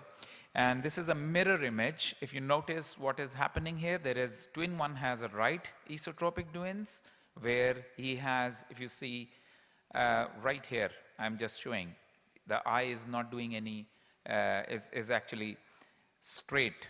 And then here, the other kid, it's the left eye. So it's very interesting. Of course, the mother is still thinking whether she wants to do a surgery for this one, but it's an interesting case, so I thought I'll just put it there. Another young lady, 39 years, with abnormal head position, we found to have a left head turn, and it turned out to be left eso. So in different gaze position, if you see, sorry, I'll just go back, hold on. So if you see, there is a retraction. If you notice there, there is a retraction of the left eye in the adduction position. And we went ahead and we did a left medial rectus recession, which went and corrected not only the deviation and abdominal head position, but also improved the retraction, if you notice here. But yes, we had done a little extra than usual. So if you see from pre-op to post-op, you see the retraction has improved in the left eye. The abnormal head position also improved. This is another 28-year-old Yemeni gentleman who came up with main problem that he explained was the retraction of the right, especially the upshoots and the retraction, if you notice. And he had quite a severe abnormal head position. So in different 9 gazes, as you see, you can see it very clearly. There is a good amount of esotropia in the forced primary position. And when this patient is trying to do the abduction, there is upshoot and retraction at the same time. And these cases have also, of course, an abduction deficit because initially I said the sixth nerve is not giving the supply.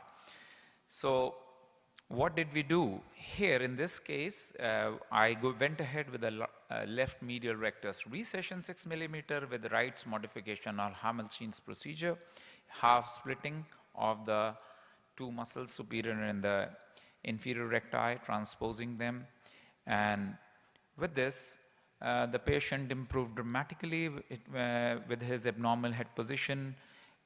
Also, the lid retraction, as you can see, that it improved. So, so pre-op and post-op, if you see, the patient was quite happy. This is a young girl, 9-year-old, who came with an abnormal head position with a large left head turn.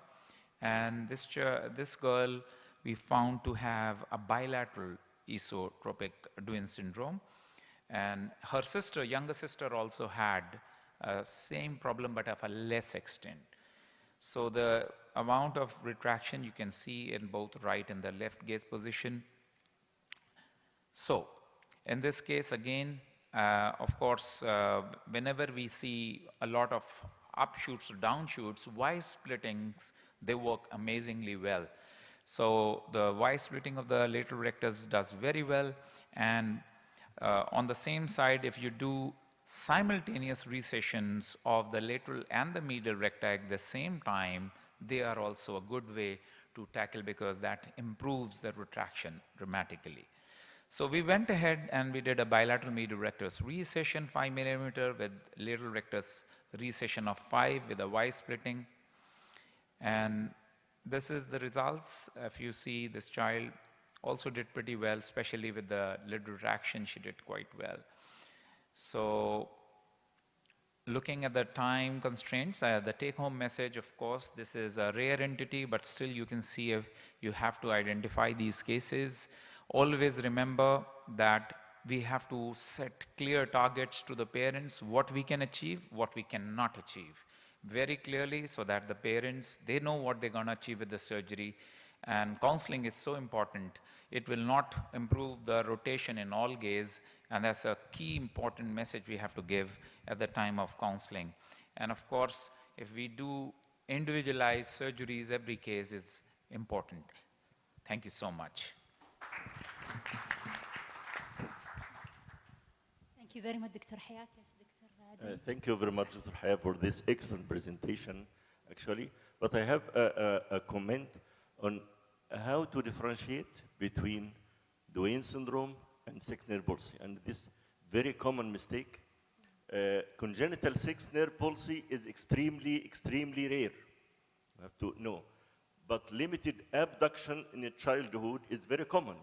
And most cases of limited abduction in childhood should be considered Duane syndrome until proved otherwise.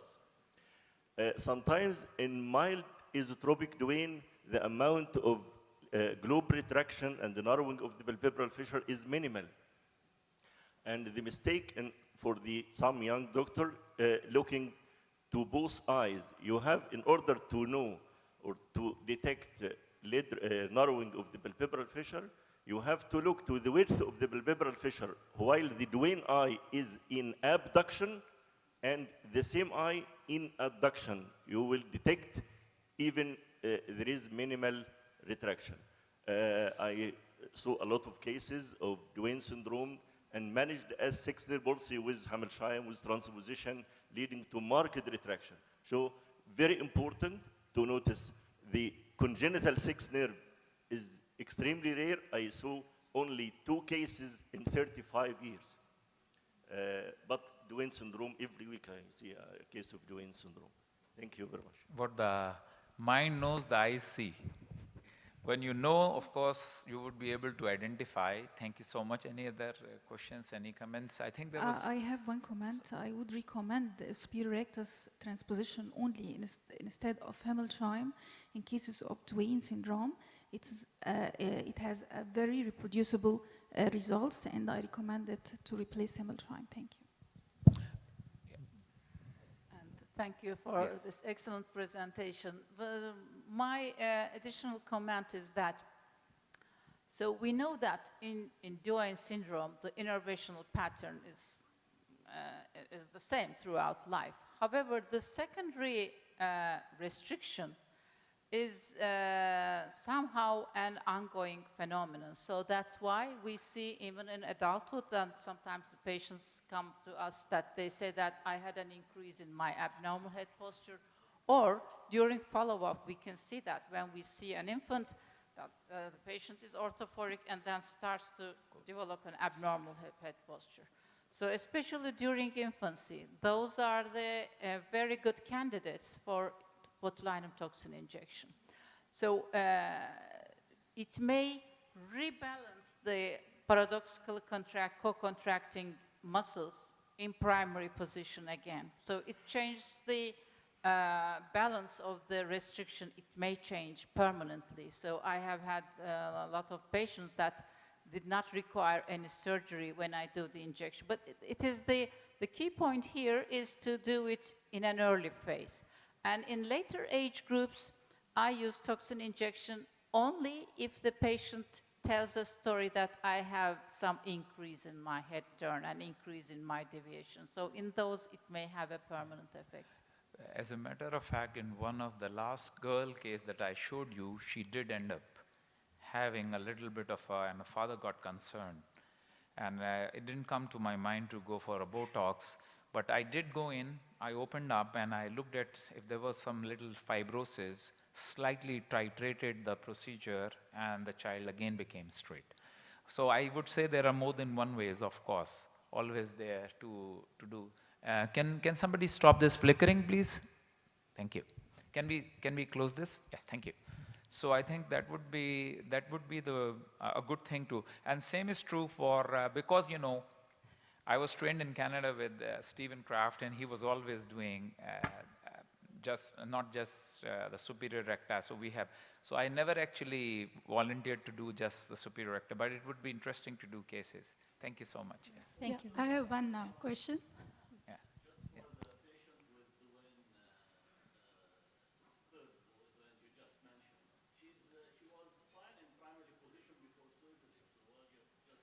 No, she had a little abnormal head position. She had. If you see the picture, there is. Yeah, but I always look at looking at the. That's an important point that you're mentioning. Always we look at how much of ears can you see. Yeah. I don't know if you may agree. If you don't see one ear properly, there is an abnormal head position. We have last question from Yes, I just wanted to say for complete third nerve palsy, the study which you quoted, I did my fellowship there with the Shah group.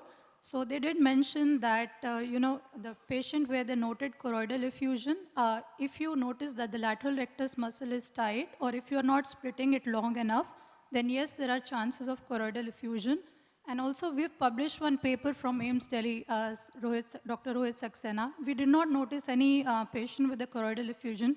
So yes, I think if you do follow these two criteria, then the chances of choroidal effusion going down are quite less.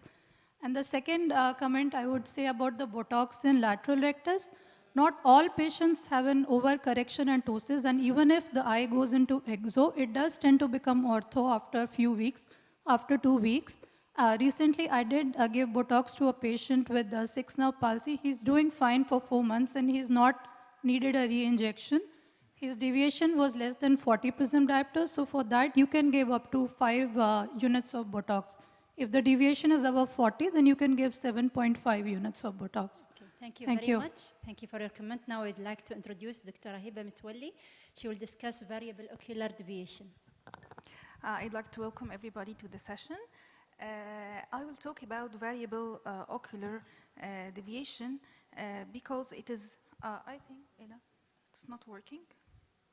Oh, okay. Because I think it is the most challenging to face a variable ocular deviation in our practice, and every strabismus surgeon has his own exhausting journey from variability, chasing stability in some cases.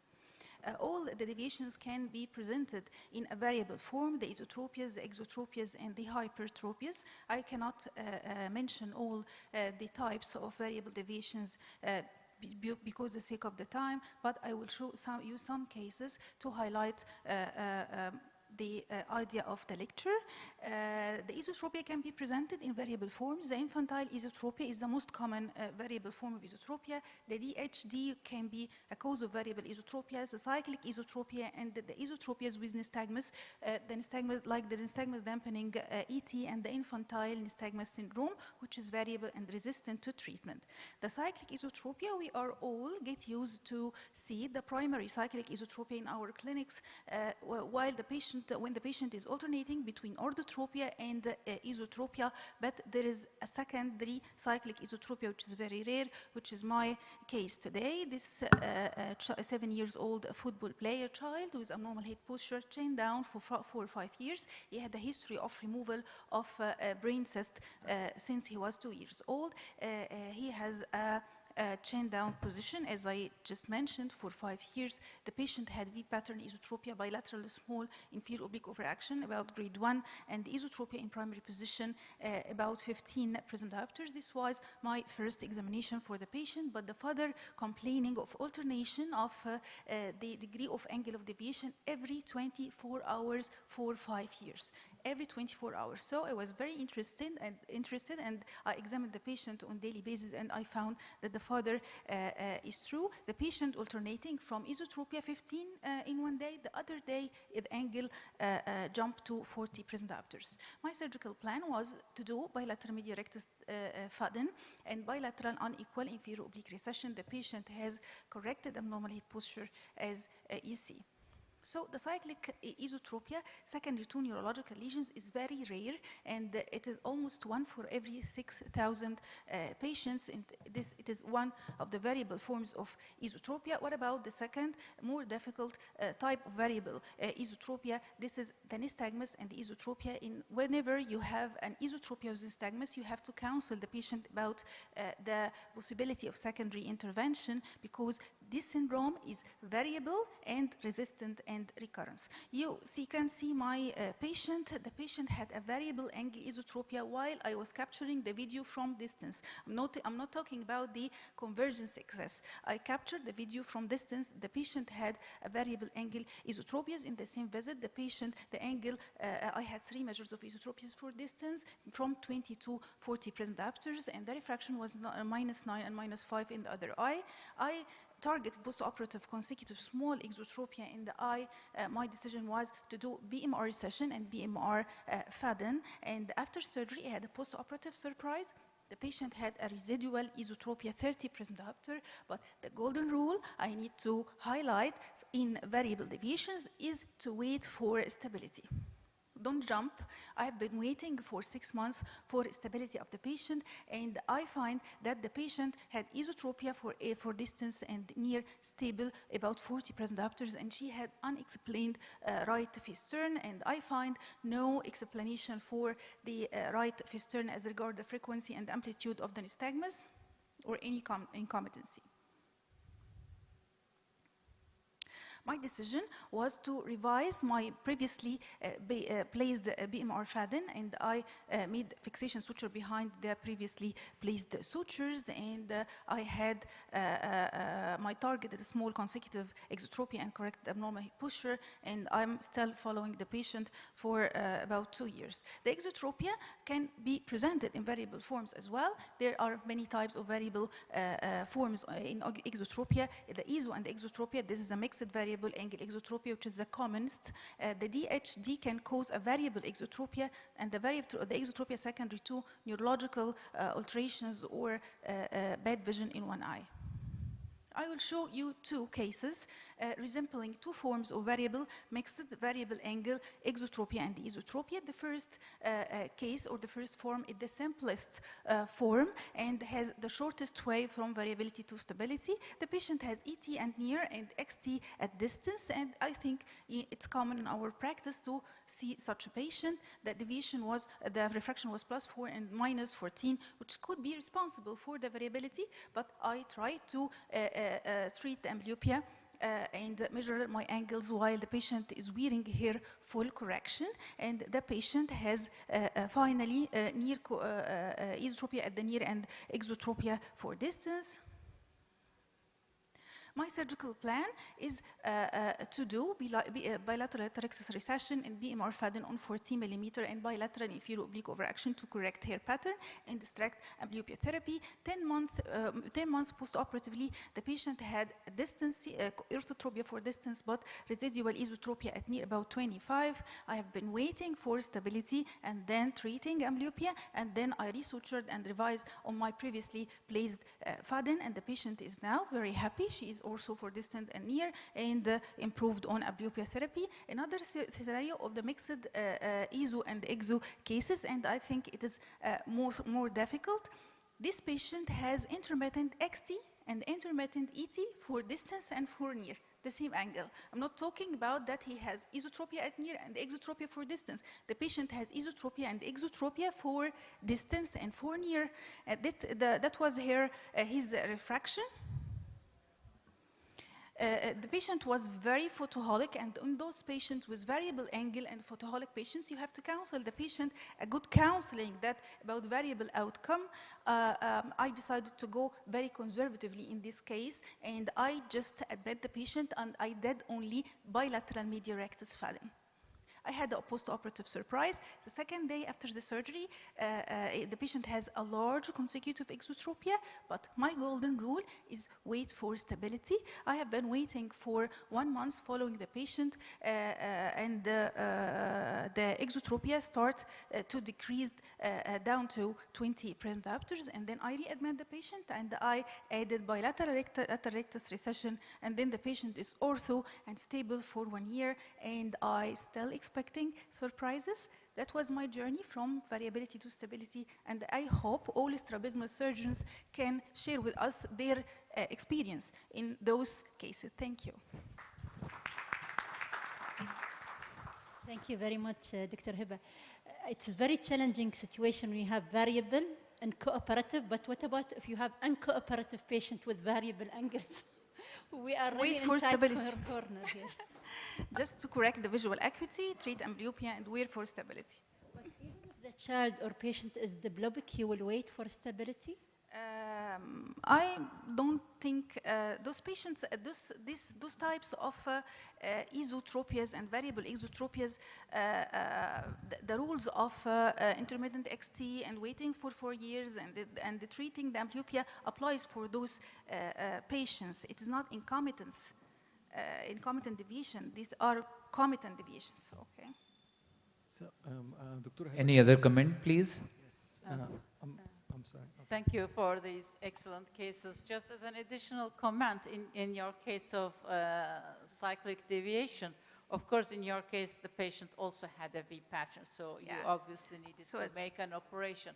But in those who do not have oblique components, we have published 2 cases before with botulinum toxin injection. In one case, we have had a long-term total cure, and in one of them, there was some time of cure, and then afterwards, the patient needed bifocals, but the deviation was totally stabilized, and then it went off, and she had perfect stereoacuity after 10 years after starting. So in those with pure horizontal cyclic deviations, toxin may break the cycle. So the mechanism of effect is possibly when there is a cycling effect.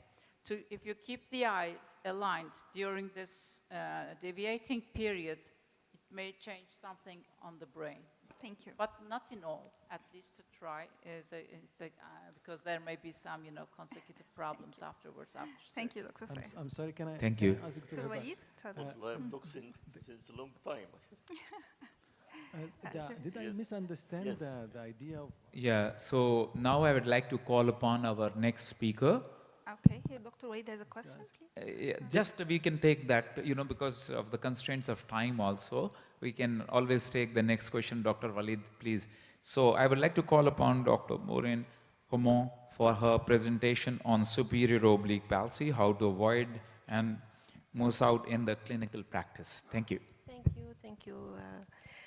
I present for you superior oblique palsy, how to avoid missing out in clinical practice.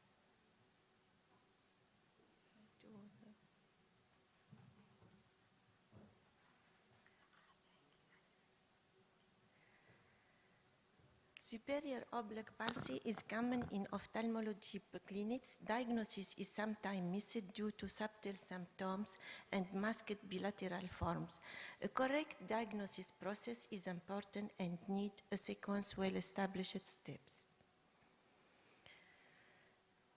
When we have a typical case like this, a vertical torticollis, an ipsilateral hypertropia, worsens in adduction, and Bielszowski test positive, the diagnosis is easy.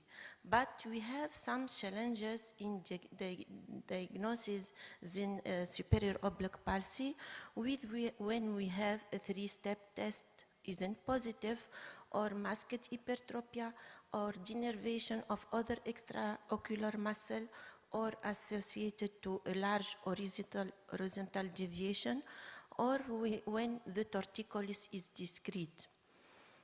Here's a case of diagnosis is easy. Abnormal head posture is evident and catches our attention. It's a head tilt and face turn to opposite side. But in some cases, the torticollis is discrete and we need a family photo to identify it. When torticollis is the chain down head posture, the hypertropia can be masked. In these cases, the chin should be raised and hypertropia appears. The diagnosis is sometimes missed when we have a three-step test isn't positive. First step is to identify which eye is hypertropic in primary position, and even this hypertropia increases on adduction, and the third step determine is Bielszowski test is positive.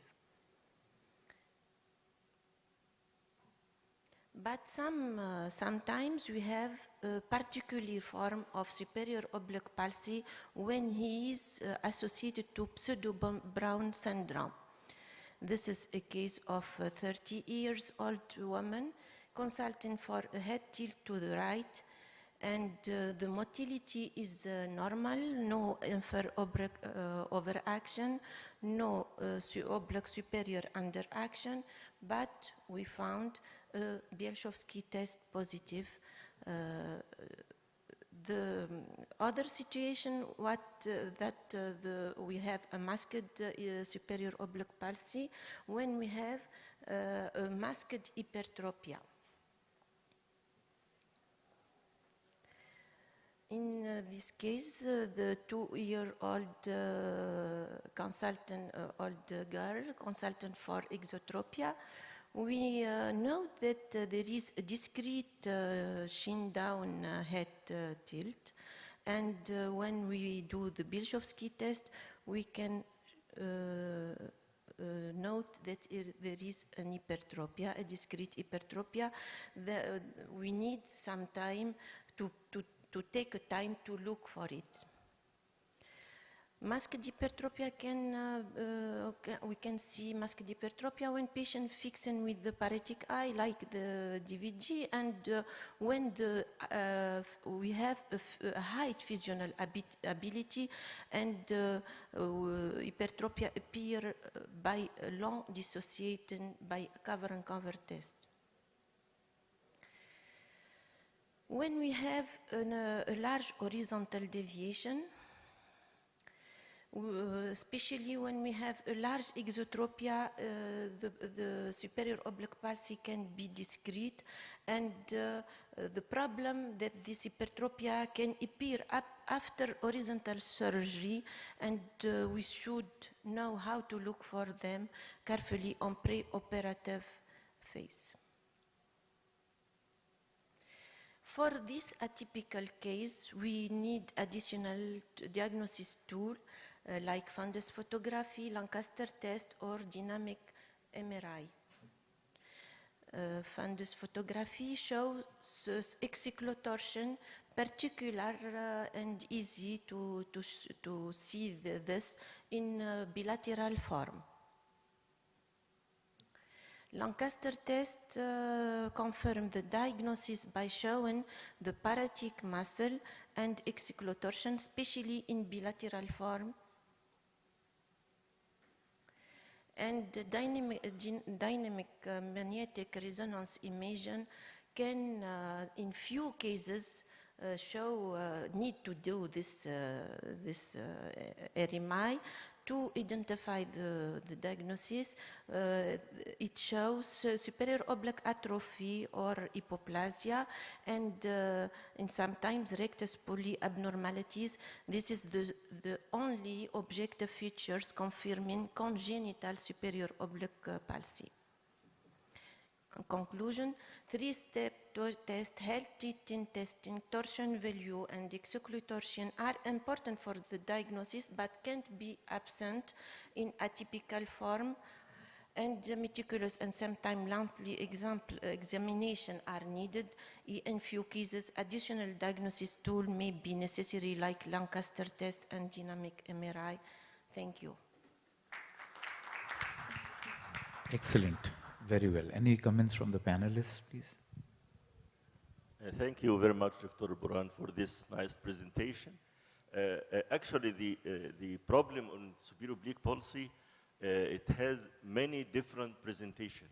Sometimes presented as unilateral superior oblique palsy, sometimes bilateral symmetric superior oblique palsy, bilateral asymmetric superior oblique palsy, sometimes unilateral fixing with the paretic eye presenting with hypotropia of the sound eye. And I have some cases operated for this. In very rare cases, I saw 2 or 3 cases. Usually in superior oblique palsy, the head tilt to the opposite side. I see about 3 cases with head tilt to the same side. Did you see a case like that? Very rare. So this is a dilemma. So proper diagnosis, and take the time with the patient to diagnose the time. Thank you. So Dr. Walid was to ask a question. Please go ahead.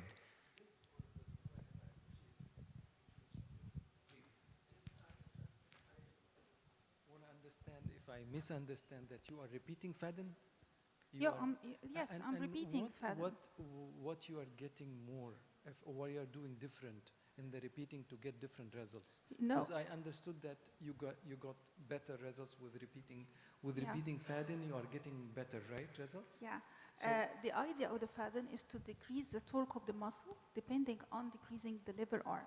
And so the more you go behind the equator, the more you had a better result. So you mean you are going more than 15? More behind the previously placed sutures? Yeah, I mean to go behind the equator more and more. And sometimes, in some cases, in some rare cases, and it is reported in researches that the Fadden suture unwent, the surgery itself unwent. And so if you get again and do a revision on your Fadden behind the equator, you would get better results. Okay, thank you. Dr. Heber, what type of sutures are you using for Fadden operation? Non-absorbable sutures, I got used to use the Ethibond 50. 550 50, or yeah. 505. And the measurement 14, is it from the limbus or from the insertion of the muscle? From the insertion of the muscle. Perfect. Right. Thank you. Thank you. But in this case, with the overcorrection, 14 millimeter was too much. I would do 12 millimeter instead of 14 millimeter. Oh, yeah. Yes. But the angle before surgery was about 50 at near. 50 present diopters, 14 usually be less effective in cases of 50 present diopters at near. This person was doing a lot of conversions. Yeah. So you need to make a strong faden, a strong decrease.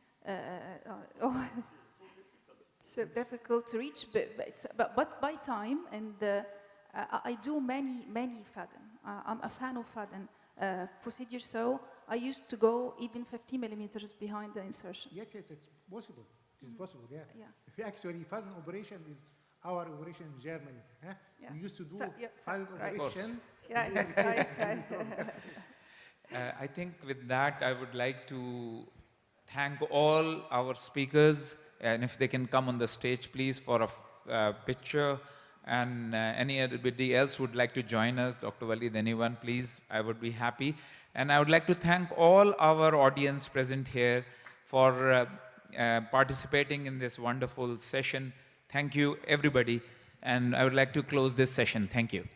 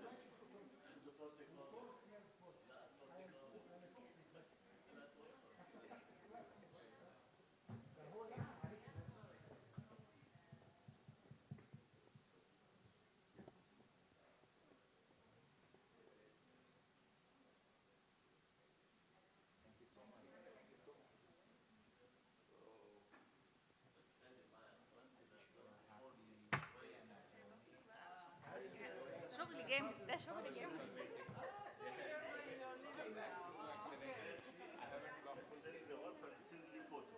Yes, I will do that. I'll send the pictures to everyone.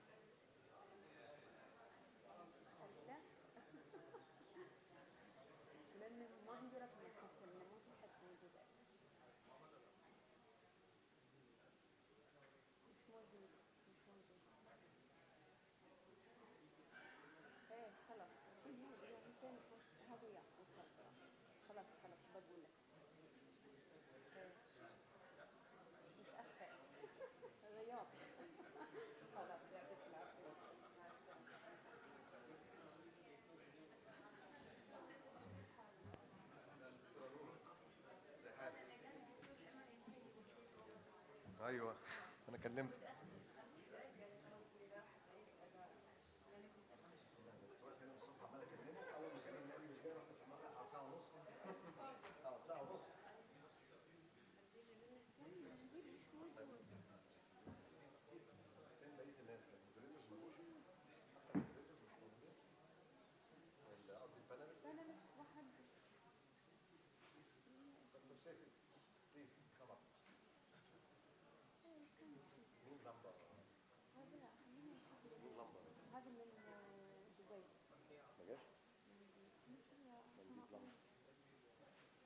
نجف بلاش لمبه، شوف نجف، شوف من نجف الحلقه وانا هاخد منها الامر. عندك رقمه؟ عندي رقمه. طيب ماشي، ده تبعتيه له على الكهرباء، ده ما تبعتوش على الموبايل عن طريق السلوك.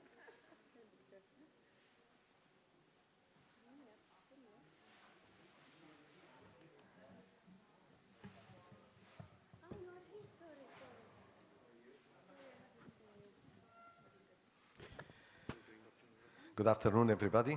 I think we have to start. Dr. Al-Amri is trapped in one of the courses up there, so I will moderate the session. It's my honor. And let me invite the first speaker, Dr. Abdullah Laban, to present his talk. All the talks today is case presentation, anonymous, so we will discuss the cases together. Please, Dr. Abdullah.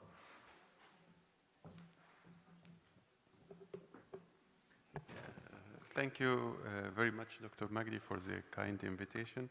It's my pleasure to be here with you. This is a case I came across before.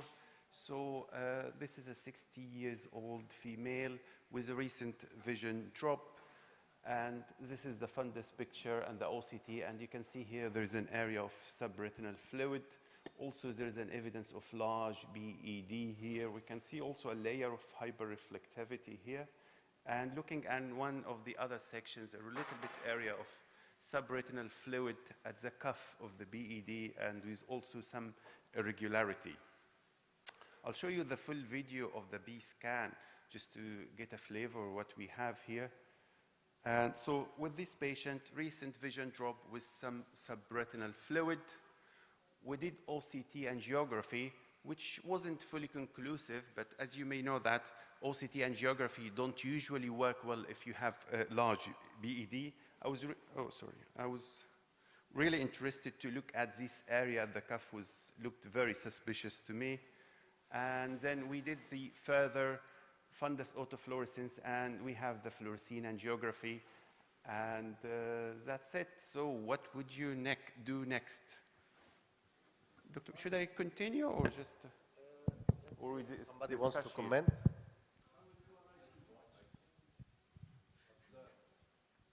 Yes, Dr. Abdullah, this is a very nice, interesting case. And I had similarly 2 cases in my experience as well. And when I saw this, there was subretinal fluid at the apex and the draping the adjacent drusen PEDs. There's no leakage on the FA also seen. So this was previously advised by a physician elsewhere to give an anti-VEGF injection. But when I searched the literature, I found out there was an entity called non-neovascular AMD with subretinal fluid. Oh, yes. Thank you, Dr. Abdullah, for this case. It's a nice large PVD, but you didn't comment on the sub-RPE, even the hyperreflectivity. Yes. Once you look at the case like this, 10 years ago, you would say, this is a CNV, no doubt about it, you start injection. And I actually had a case like this, and we injected the left eye, she had bilateral, injected the left eye twice, there was no change, and after that, we followed up the right eye. So again, you did whatever you do. I mean, OCT angiography, as you said, is not conclusive, it's good. It shows no CNV.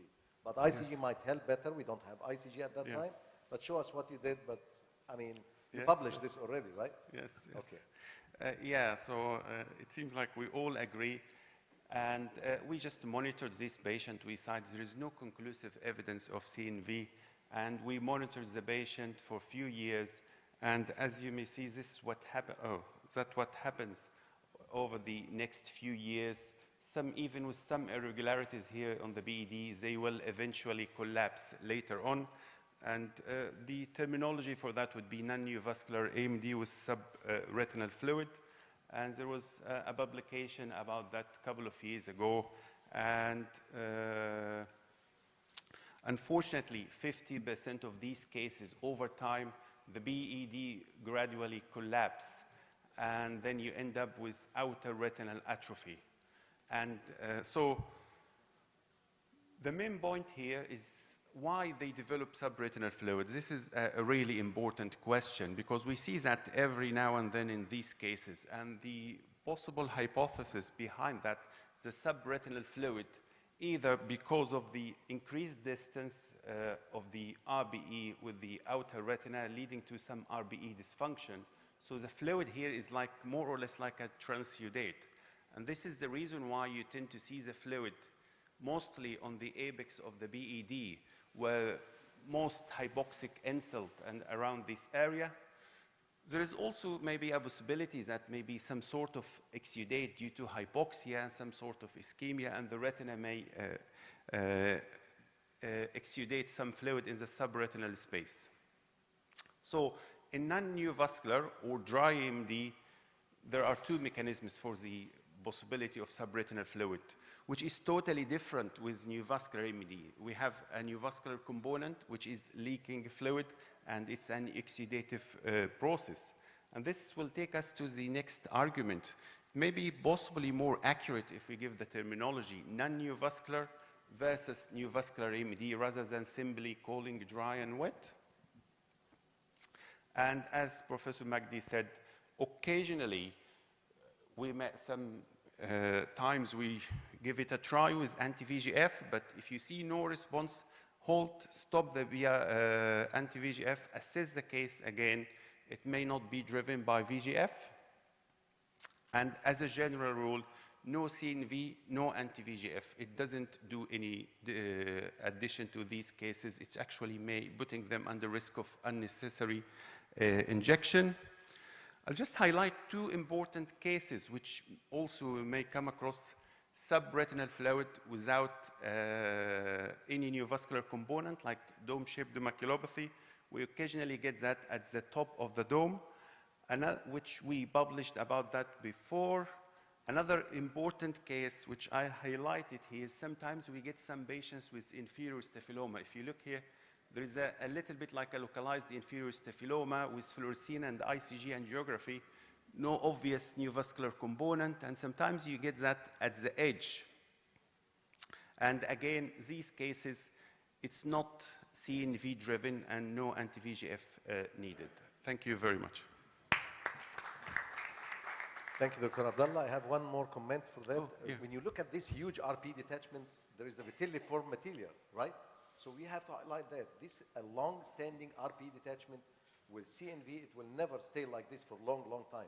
And the second thing, the vitelliform material. The vitelliform material means there's a long-standing elevation of the RPE, not only losing the pump, also accumulation of the lipofuscin over the RPE.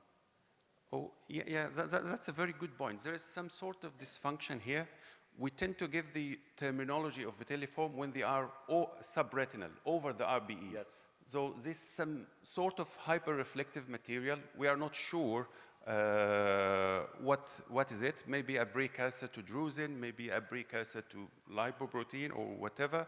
But my feeling is that even with AMD, there are different subtypes, and we are just simply combining them as wet AMD. But all of them, or the connection between all of them, that they have some sort of neovascular component leading to exudative process, and that's why we use anti-VEGF. Thank you so much, Dr. Abdallah. This is a nice case, nice insight not to inject any patient until you have a proof there is a CNV. Yeah. Thank you. Thank you so much.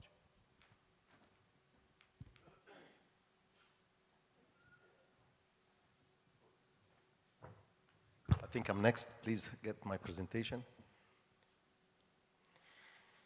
So this is my case. This is a peculiar case. She is a 15 years old child. She's a female. She had gradual diminution of vision since 6 weeks. And she had a flu-like illness 1 week before this happens. And her left eye had diminution of vision only 2 weeks. And that's what brought her in. Sometimes the patient, the child does not complain unless he cannot see well. And this is the right eye, the picture. No, there's no systemic illness. Anterior segment was unremarkable. And this is the fundus picture of the right eye. And this is the fundus picture also of the left eye. There's tiny lesion in the left eye, but in the right eye we can see pigmentary alteration in the central area.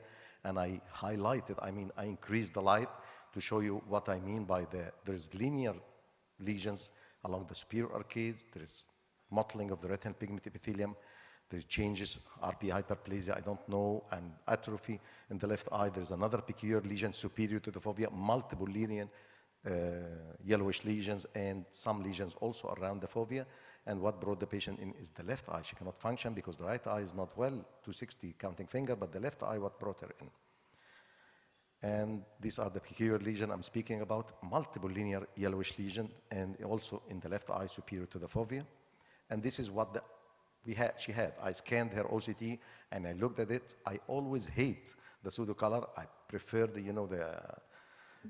gray scale, but this is what she had. There is thickening at the level of the outer retina in both eyes, and it looks like a pathology at the level of the outer retina.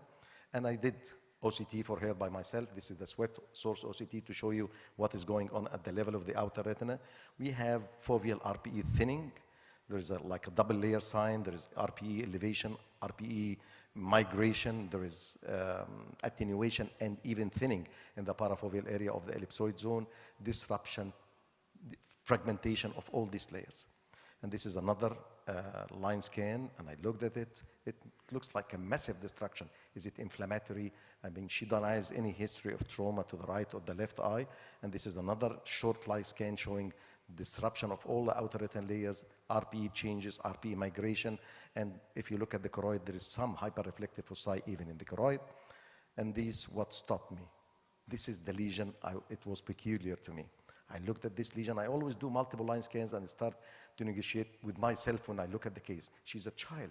You cannot get the complaint right, but she's saying that she's not seeing with this eye since 6 weeks, and the left eye, she had the problem in the left eye. So these red arrows at the OCT, what do you think of these red arrows? Sometimes I say, once you see it, you will never forget it. That's why I knew what is going on, and I started to investigate the patient. But once you see something like this, you will never forget what is going on. Can anybody give me a clue? What is this? No. Measles? No. Okay. Here's the... No, ICG we don't have in Egypt, but what else you need? The fluorescein she had, but she didn't bring it in. I will show you the fluorescein in a minute, but she didn't have it except the next day when I asked for fluorescein. But I looked again, look at the lesion. Look at these peculiar lesions. If you see it, you'll never forget it. This is my aim, to show you something you will never forget it in the future, and you start to ask about it. And this is the left eye, by the way. Tiny lesions, not extensive like the right eye, but look at this again, the oblique lesions. What are these? This was peculiar for me because I've seen these lesions before. Where? This is, look, a magnified picture. It's at the level of the outer retina and curving. Henle layer. What's happening at the Henle layer? Disruption. Why? Because is it inflammation can do this? If you have like MP, like PIC, can you do this? No, it doesn't do like this, right? So mutes, it can, but it doesn't go with this peculiar. It mutes at the level of the outer retina. You can find elevations at the level of the outer retina. Acute macular neuropathy, but in a child, 15 years old, asymmetrical. I've seen this lesion, and I will show you where I've seen this lesion. And this is what we call ASH. Angular disruption of the Henle fiber layer and hyperreflectivity. Where did I see this lesion? I haven't seen a case like this before. Where did I see this lesion? Here is the lesion I've seen, and I did it by myself. This is a patient of diabetes, and I did laser photocoagulation And I brought him in the same day to document this. If you do laser photocoagulation, you will find this inflammation at the level of the Henle fiber layer. And this is her fluorescein. I asked her to bring her fluorescein. My first question, did you have a laser pointer at home? They denied. At the beginning, completely denied. So I took the little girl in my examination room and I asked her, do you play with the laser pointer? She said, yes. We have 2 laser pointers, green ones, and I babysit my little brother, and to let him eat, I give him the laser pointer so he points at me. Multiple sessions of laser pointer, burning the right eye, and he started to burn the left eye. So look at her fluorescein, multiple peculiar lesion. But how can he be so good in like snapshots like this? The problem is the laser pointer is sold with filter with 15 openings, so he can highlight the 15 openings on the macula. Imagine this. He did a very good job with the parafoveal and foveal laser burns. So this is amazing. And this eye is gone since 6 weeks, and the left eye started to have a problem because he finished the right eye, he started to make sessions on the left eye. I didn't imagine how they give a toy like this to a child to play with his sister to do this. And this peculiar linear lesion, you see this linear lesion I was saying, he was doing the laser up and down. But because it was fast, it did not make a burn. It makes like inflammation at the level of the Henle fiber layer. Look at the red arrows over there. This is because of moving. So I asked her about the periphery. I was wondering how he could came to the periphery. She said because we turn off the lights, so her pupil dilates, so he can play more with the laser pointer. Central and peripheral laser burns, linear and spots. You never imagine you will see destruction like this, except if you give a child and you're playing with a child, dilated pupil, and he can do like this. It's disaster. It's a disaster. She lost her right eye, and she came because of the left eye. And this is the patient I told you. This is diabetic macular edema. I do very minimal laser burns, and look at this. Angular sign of Henle fiber layer when you do minimal inflammation. Does it persist? No, it goes away. So if I didn't catch this child and this situation, she would come back with complete flattening of this and loss of this. So this is my message. If you see a peculiar lesion like this, think of thermal or whatever the burn is. This is the thermal burn. Sometimes whiplash maculopathy can do this. Blunt trauma can do this. So again, this is diabetic and it disappears after time. And this is the effect of laser burn, the acute effect in animals. And this is 3 weeks after the laser burn goes away. OCT angiography will show you nothing because there is nothing at the level of, there is no new vascularization. This is her OCT, but look at the scar. You can use the OMFAS to see how macular scar will happen, and this is my message. This is the laser pointer burn. This is the filter, 15 or 16 or 20 apertures in the filter, so you can have a laser burns like this without even aiming to the fovea. My take-home message is laser pointer burn can be small like this, can have CNV. This is one of my cases, and I thought it's a disaster, but CNV is treatable, but this burn is not treatable. My question is, this is the scar, but could we do anything for these patients? I mean, I offered her to give her posterior subtenon steroids in the acute phase, not intravitreal because she will develop cataract. Posterior subtenon steroids and systemic steroids. She disappeared. I wonder if we can help one of the eyes in the acute laser burn to do this, but I didn't have the experience with that. This is my message. Look at the fundus, always ask, always insist about the history, and if you see the lesion, you will never forget it. Thank you so much for your listening.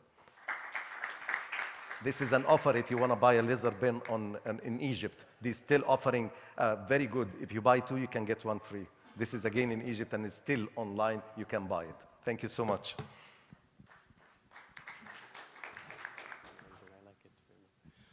Dr. Mish? Okay.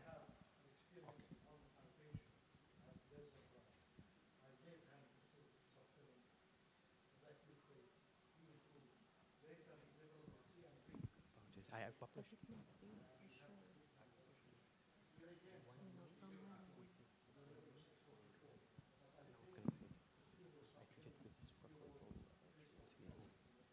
I hope we can do that. Dr. Ayman gave us his experience. He had a case in acute phase, and he gave a posterior subtenon.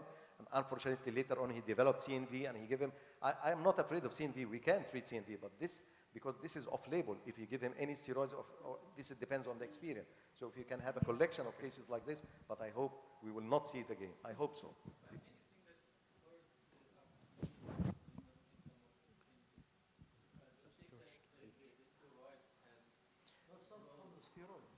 The CNV is from the laser burn itself. The root membrane and RP. I mean, I have an experience with two patients with solar retinopathy, which I have treated with a suprachoroidal triamcinolone. I've waited 1 month for spontaneous recovery. They didn't recover their central vision. After administrating the suprachoroidal triamcinolone, they regained vision 20/20. However, I have a third case with an Alexandrite laser burn. I felt, I administered the injection. The burn size has stopped. It's scarred, but it didn't improve vision. This is my experience. So it means that as soon as we can diagnose and give, I mean, it might alleviate the inflammation, so it will decrease the scar. It will not prevent the scar. It might decrease the size of the scar, especially if it's a parafoveal going to the fovea. But if it's foveal, it's gone, like Dr. Rocca said. If it's foveal and scarring, nothing you can do. Maybe you can preserve the vision, but not improve the vision. Thank you so much for your experience. May I invite the next speaker, Dr. Susanna Texiera, for presentation, please. Also anonymous case. All the cases are anonymous, but we are getting messages from our cases. Well, good afternoon. So I'm a bit ashamed because it's a very simple case because I'm more surgical than medical retina. But I decided to bring this case. It was a woman that I followed for 1.5 years with a neovascular, subretinal neovascular membrane in the left eye. Came late to me, it was a late referral, and in the left eye. And in the right eye, she has a new epiretinal membrane. She's high myope, so I began to treat the left eye.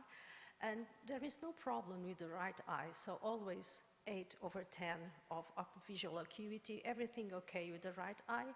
And the left eye was, after 4 injections and almost 1 year, it was going okay. So I just want to, I had time. I sat at the OCT and I just wanted to measure the area of the neovascular membrane. So I was measuring the area of the neovascular membrane and I suddenly said, okay, let me see the other eye. And I saw all the cuts of the other eye and suddenly I saw this at the other eye. So I think, okay, what's this? So 8/10, never had any kind of problem. My only problem was the epiretinal membrane, but outside the fovea, I found this.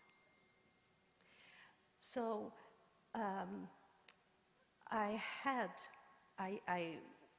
with the layers, the automatic layers, you cannot see anything. That's my problem. So I always look all the time during this period, this 1 year, to the right eye, and the automatic segmentation show me no membrane. But when I did my segmentation, a manual segmentation, there is a neovascular membrane. So it was in my face a neovascular membrane in the other eye of this patient. So I treated the left eye, and I had also a membrane in the right eye because I could not see the segmentation, normal segmentation of the patient. Well, so I went to all the frames I could have, all the examinations, and tried to see what I missed. So my problem was the epiretinal membrane.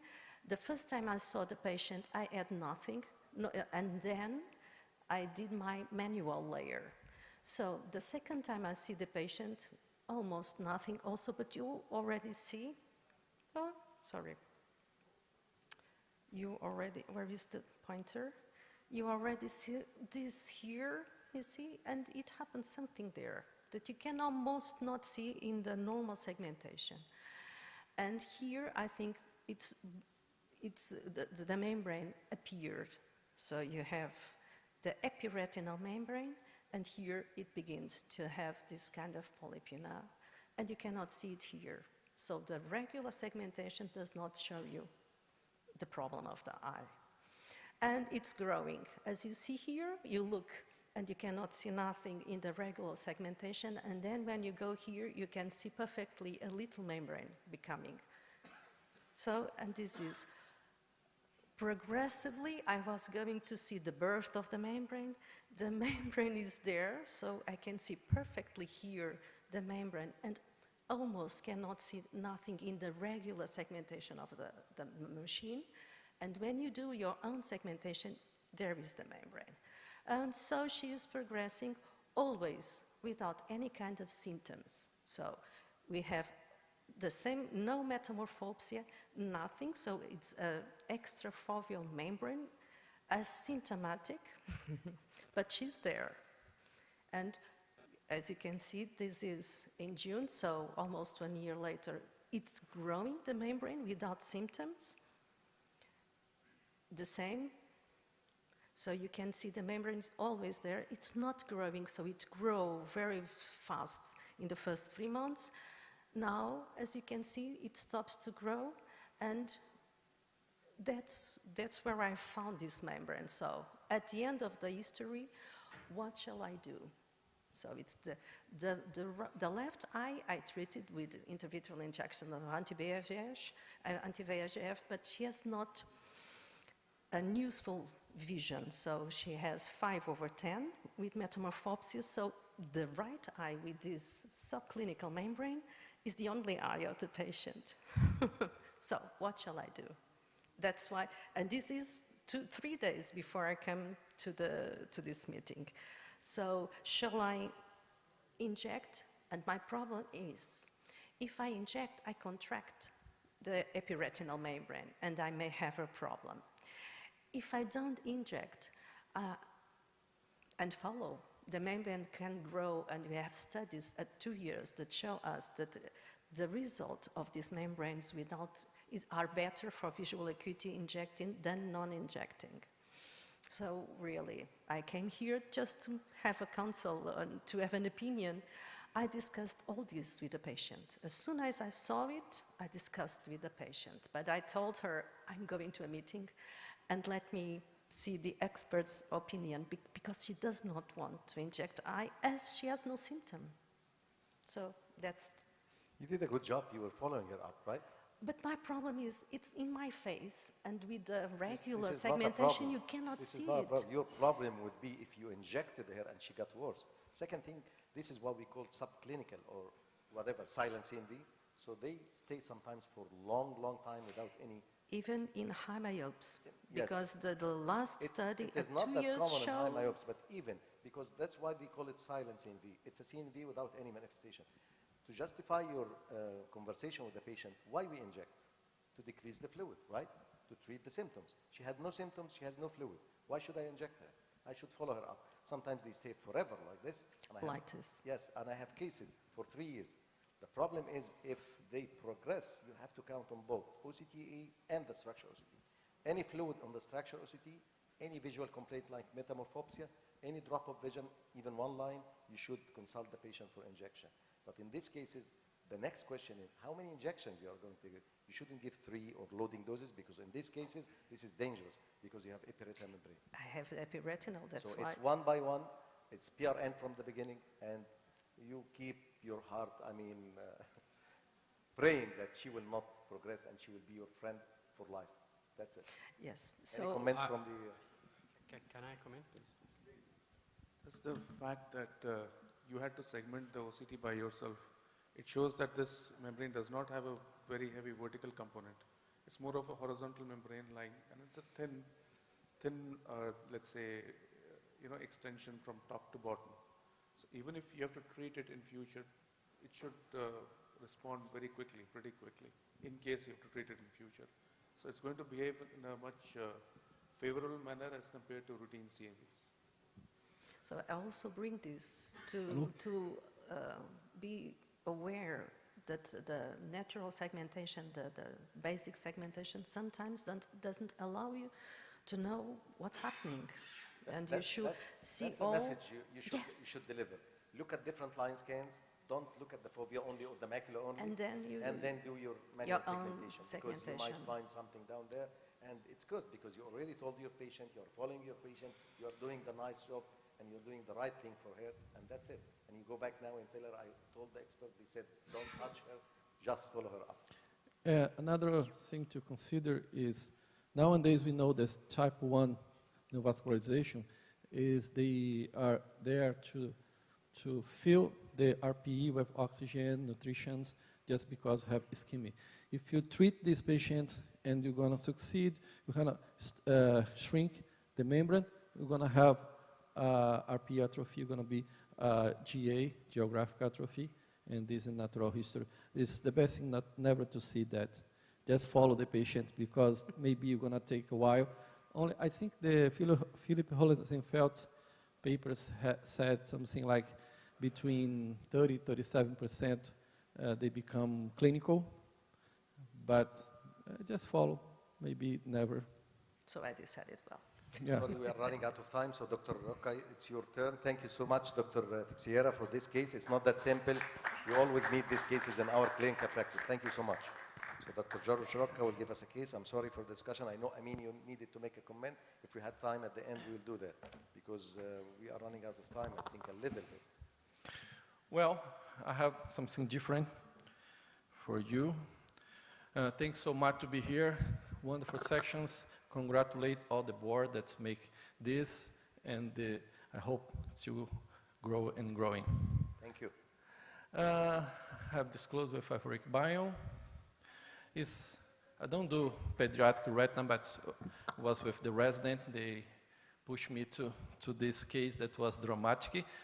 A 12 years old female with 7 days with losing vision. No past medical history was significant. Deny any contact with any kind of animal. Count fingers, both sides. And no afferent pupillar defect. That's very strange because look at that. This massive exudation. And this red spot is the optic nerve. It's a huge optic nerve edema. And if you go further for geography, you can see the vasculitis everywhere, inflammation everywhere. And we try to work it out with everything. Be scan for any tumor, blood checkup, HIV, hepatitis, toxoplasmosis, that's very frequent in Brazil, all DSTs. But we got positive for cytomegalovirus and herpes.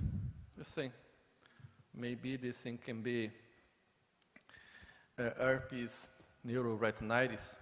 I don't know, never seen something like this. Nobody that I've shown has seen something like this. And we start to treat, no improvement. It's still going bad and bad, was almost hand motion for both eyes, dramatically. And then we just realized maybe can have Bartonella. This beautiful cat is my daughter's cat, but was positive for Bartonella. And we start to treat for Bartonella for this little young lady. And 7 months later, she got 20/25. The left eye has optic nerve atrophy, could not improve. But we learned a lot. Never seen such a huge, massive case. I has presented this case for Jose Polido. He said never seen such a neuroretinitis by Bartonella, but it can be. And we have positive, they respond to doxycycline. And maybe, yes, that's it. This is 7 months after treatment. Get much, much better with doxycycline. And now, I'm very happy to be here. Look the face of this great guy. Thank you so much to be here. Open for discussion. I like the picture at the end very much. Yeah, I mean, me too. Cheerful one after the sad story. Any comments from the panel? I've seen a case like this in our country, but unilateral. I've never seen a bilateral extensive case like this. And once the edema is subsiding, it gives you the typical picture of stellate appearance of neuroretinitis. Yes. But at the beginning, it was not, it was like At the massive, beginning was yes. anything. Yes. What the hell is that? It's massive, Massive exudation and massive vasculitis, everything. Anything can do that. Syphilis can do that. Yes, anything. And But then in children, I mean, in 12 children. years old, syphilis is away from that. But as you said, herpes, sometimes, this is the key here. Sometimes the lab test of herpes can false positive. Yeah. In this age, I mean, herpetic has to be immune compromised to make a picture like this. And she's young age. So sometimes you have, I mean, in our country, because I don't know in Brazil, but in our country, we cannot order all the lab tests because it's very expensive. The patient is paying from his own pocket. That's why we start brainstorming. What should I do? What should I order first? What should I do that? Sometimes herpes simplex come positive, but I don't believe it because it's a young, there is no immune compromisation. It can be like this, but cat scratch disease should come first because, as you said, she's a child, she can play with a cat, she had some Bartonella. So again, it's good that you find out at the end that she is having a cat scratch disease. But my opinion sometimes, following up the patient would give you the clue. So if I'm presenting a case like this, I would have the clue from the regression of the edema after the exclusive attachment. So this is the typical picture of neuro, we call it stellate neuroretinitis, because it's the hard exudates. Again, the hard exudate here is in the Henle fiber layer. It takes the fan appearance or the stellate appearance together with the optic nerve edema. So this is a very good picture. one anecdotal thing that is published is a Brazilian, not retina guy, uveitis guy that published, has a case that has no history with cat, and they start to search for a friend of the lady, and she got the flea, and the flea has Bartonella. And then we can get cat scratch without contact directly with the cat. Through another source. But let's just be logic. The IgM is positive, and this is what makes a false impression. If only the IgG, I wouldn't care, but the IgM means that she has an active recent disease, and the clue was that she did not improve with antiviral. This what gives you a clue that this might be something else. But with a positive IgM and positive IgG, definitely I would go and start treating the case as herpes simplex retinitis.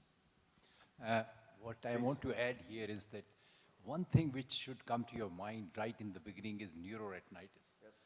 Once neuroretinitis is there, we're going to thoroughly investigate such a case for neuroretinitis causes rather than going the other way.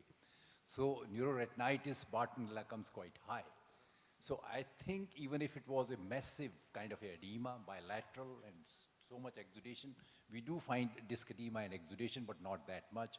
I think we have to thoroughly investigate and reach and maybe keep cat scratch or a Bartonella very high, because neuroretinitis, cat scratch is quite high. That is what my... The top of the list. The top of the list. Yes, yes. For Thank sure. you.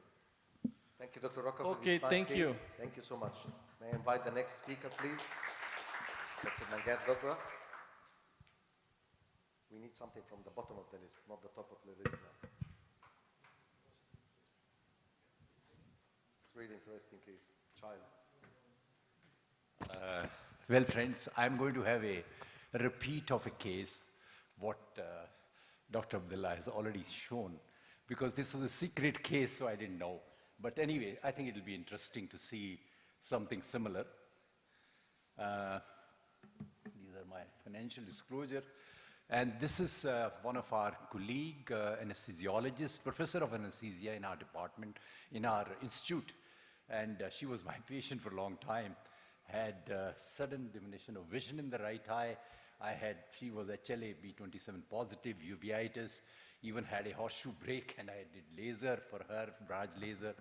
And mother and father both had AMD, and she had good vision, 6'9", 6'6".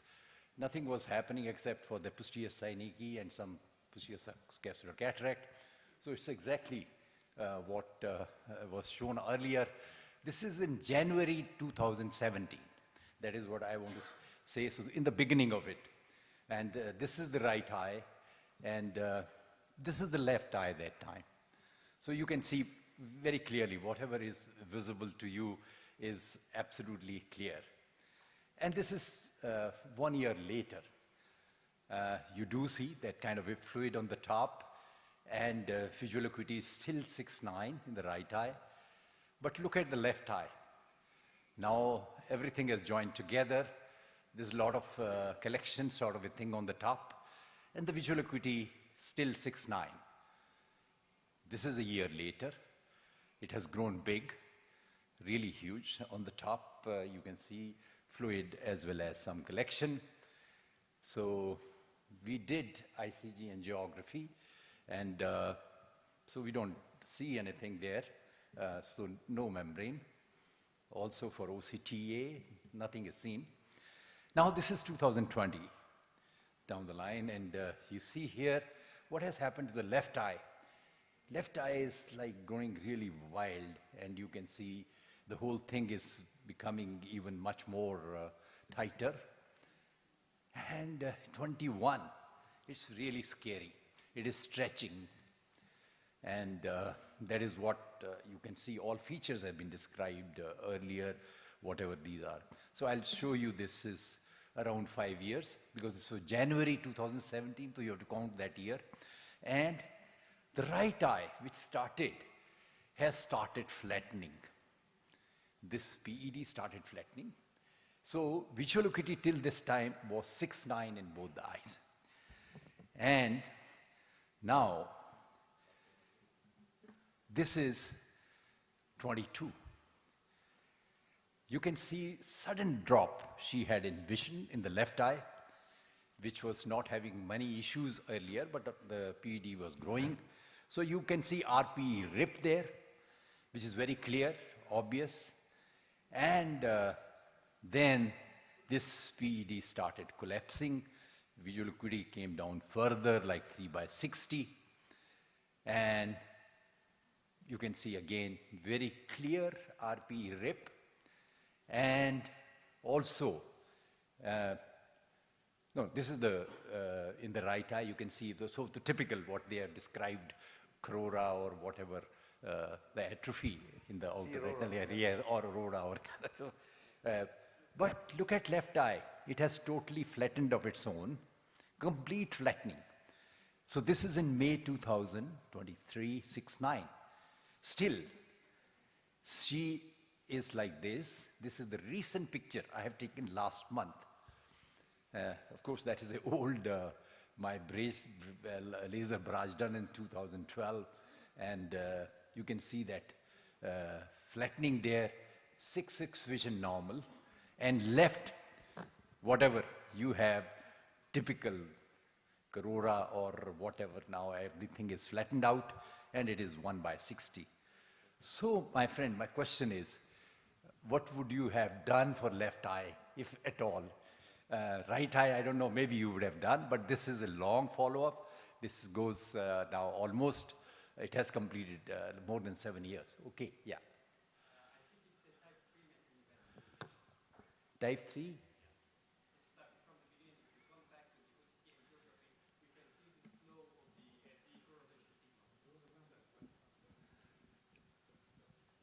And especially it developed the geographic atrophy at the end.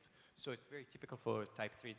If you go to the OCT and geography and look at the decorrelation signal, there is a pattern for type 3 micronevascularization. Well, I don't think we saw anywhere, we were looking very carefully, that we saw anywhere any evidence of any macular neovascularization. Nothing of that sort was seen.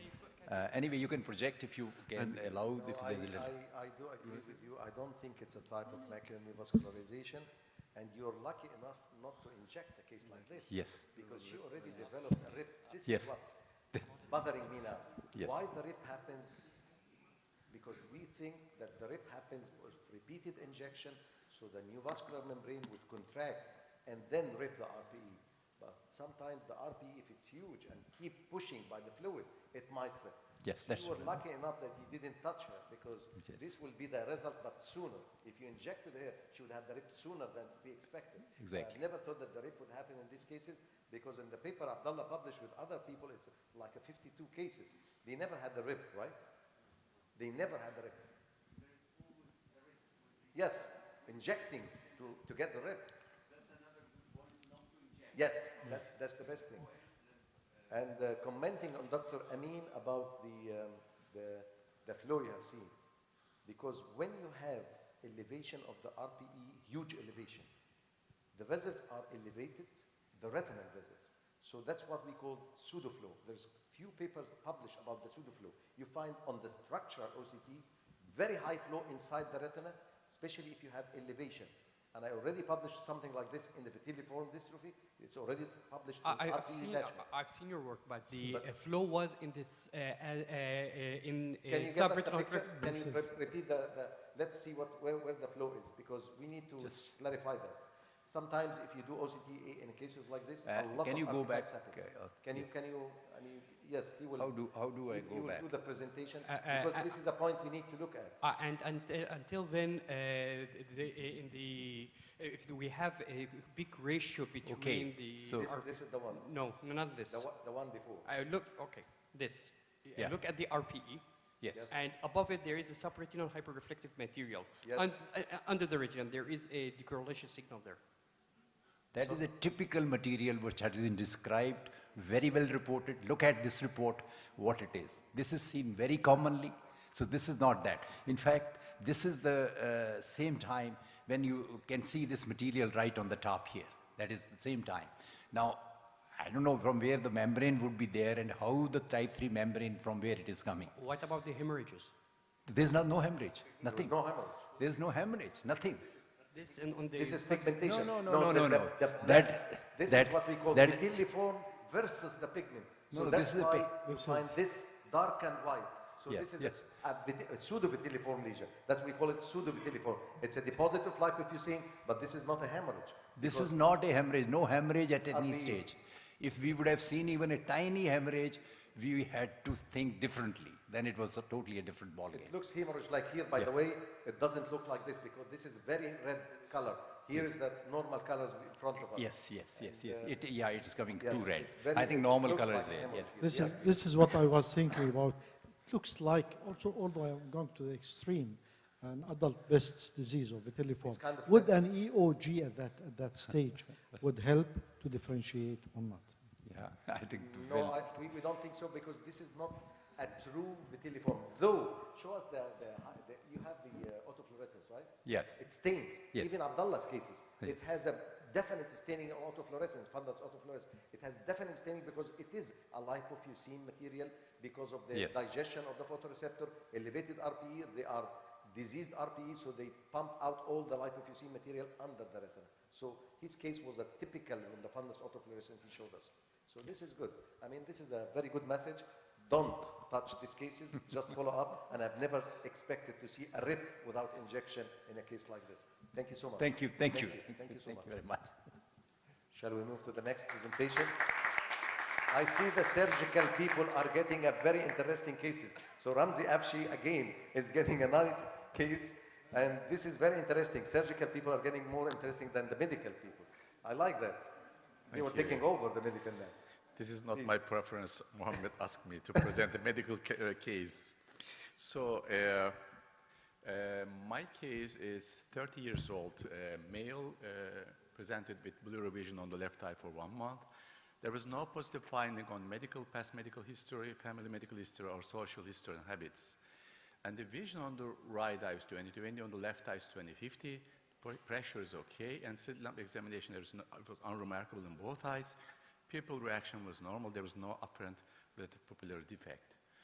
So color from this photography show us a large yellowish subretinal lesions under the macular area with small multiples yellowish subretinal lesion on the periphery. And the multicolor imaging, the size of the lesion appeared larger than the color from this photography, and corresponding infrared pictures, and also autofluorescence show hyperfluorescence on the lesion of at the lesion area. So on OCT, the right eye was normal. On the left eye, there is a lobulated, hyperreflective, large choroidal mass with the loss of typical vascular pattern, and also dome-shaped retinal elevation over the mass with the accumulation of fibrinoid fluid between the retina and RPE. Please note that the contact signs between the neurosensory retina, RPE, and choricapillary, which we observed this finding in inflammatory disorders. And also the angiography, this is superficial deep capillary plexus, this is choriocapillary, and the choroid. And there is no signs of blood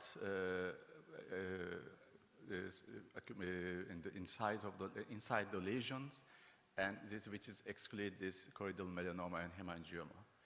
On the fluorescein angiography on the right eye, it was unremarkable. On the left eye, there was nodulated hyperfluorescence on the early phase, and moderate hyperfluorescence was observed on the late phase angiography on the left eye. And ICG angiography showed prolonged hyperfluorescence on the early period, and on the late period we observed delineation of hyperfluorescence with a hyperfluorescence ring around the lesions, and also multiple different size hyperfluorescence lesions randomly distributed on the periphery of the retina. So on the ultrasonography, actually, unfortunately, we do not have any ultrasonography pictures recorded, but we observe an elevated choroidal mass, heterogeneous intensity, and low to moderate irregular internal reflectivities. So what is your diagnosis and how you proceed? I like the case. I like this case. He showed us something which gives us a clue. It's not only a mass lesion in the macula. There's multiple small, yes, tiny lesions all over the posterior fold. Yeah. So we cannot go with a tumor theory, though it is there, but we can go with multifocal choroiditis. So this is tiny lesions all over the posterior fold with huge submacular lesion. Can the multifocal choroiditis do this? Sometimes it can, because this is the ICG. We are counting on the ICG. Second thing, the turbidity of the subretinal fluid. Again, it's an indication there's an inflammatory process going on, right? Because if it's a tumor mass, it doesn't go this inflammatory things under the retina. The tumor mass always gives you a clear fluid overlying with RPE, choricapillaris, pressure on the choricapillaris, so you get subretinal fluid. So this is an inflammatory fluid under the retina, multifocal choroiditis, and we can see accumulation of fluid in fluorescein angiography.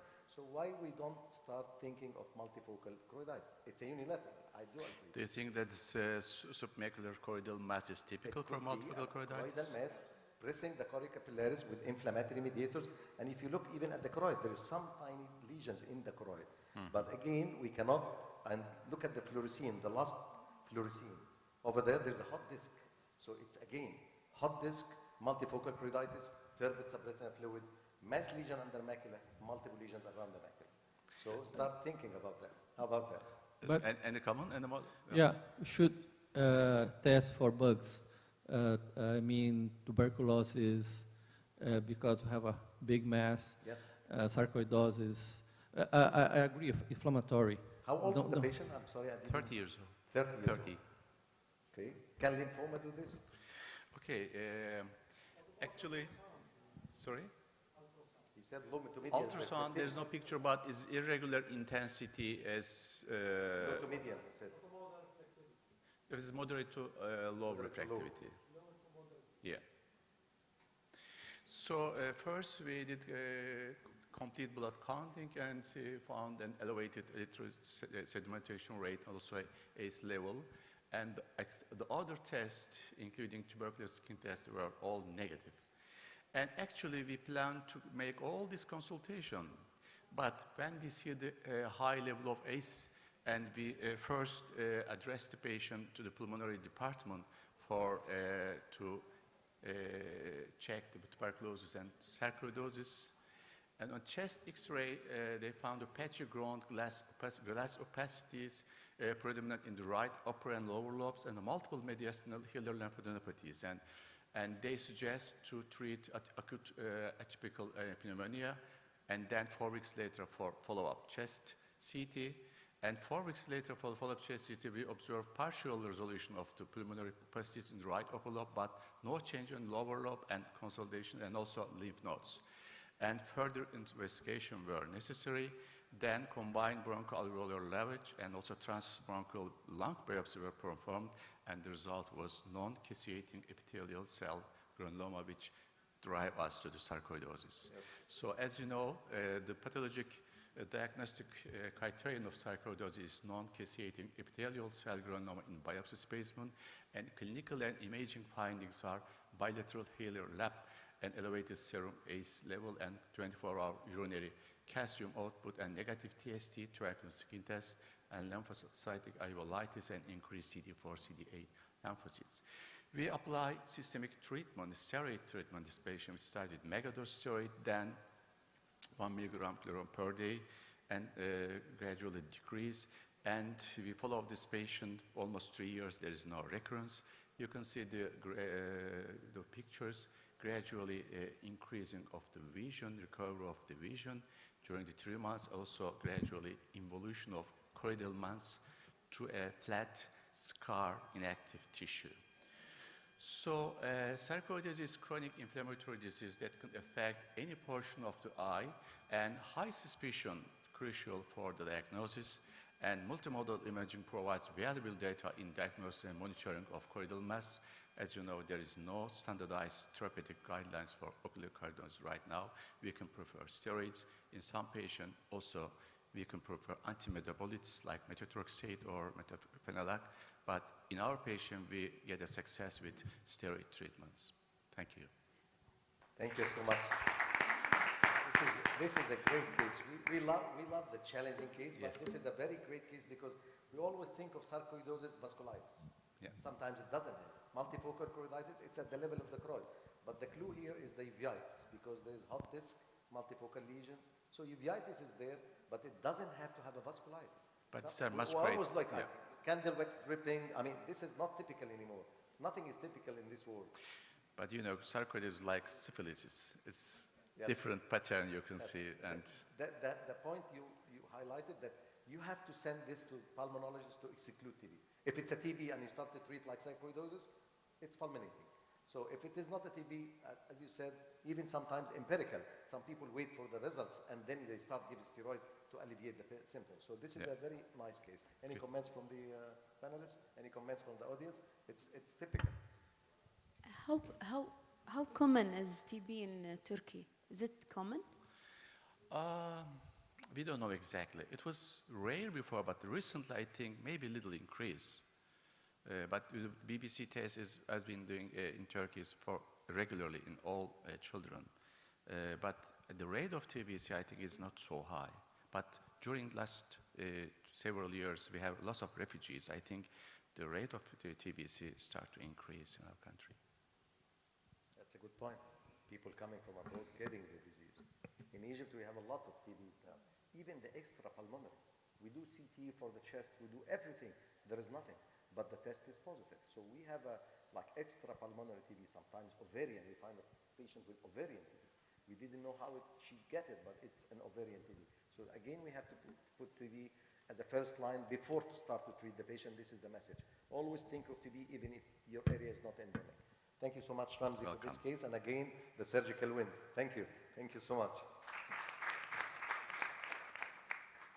Shall we go to the next speaker, Dr. Amr Farid? Please.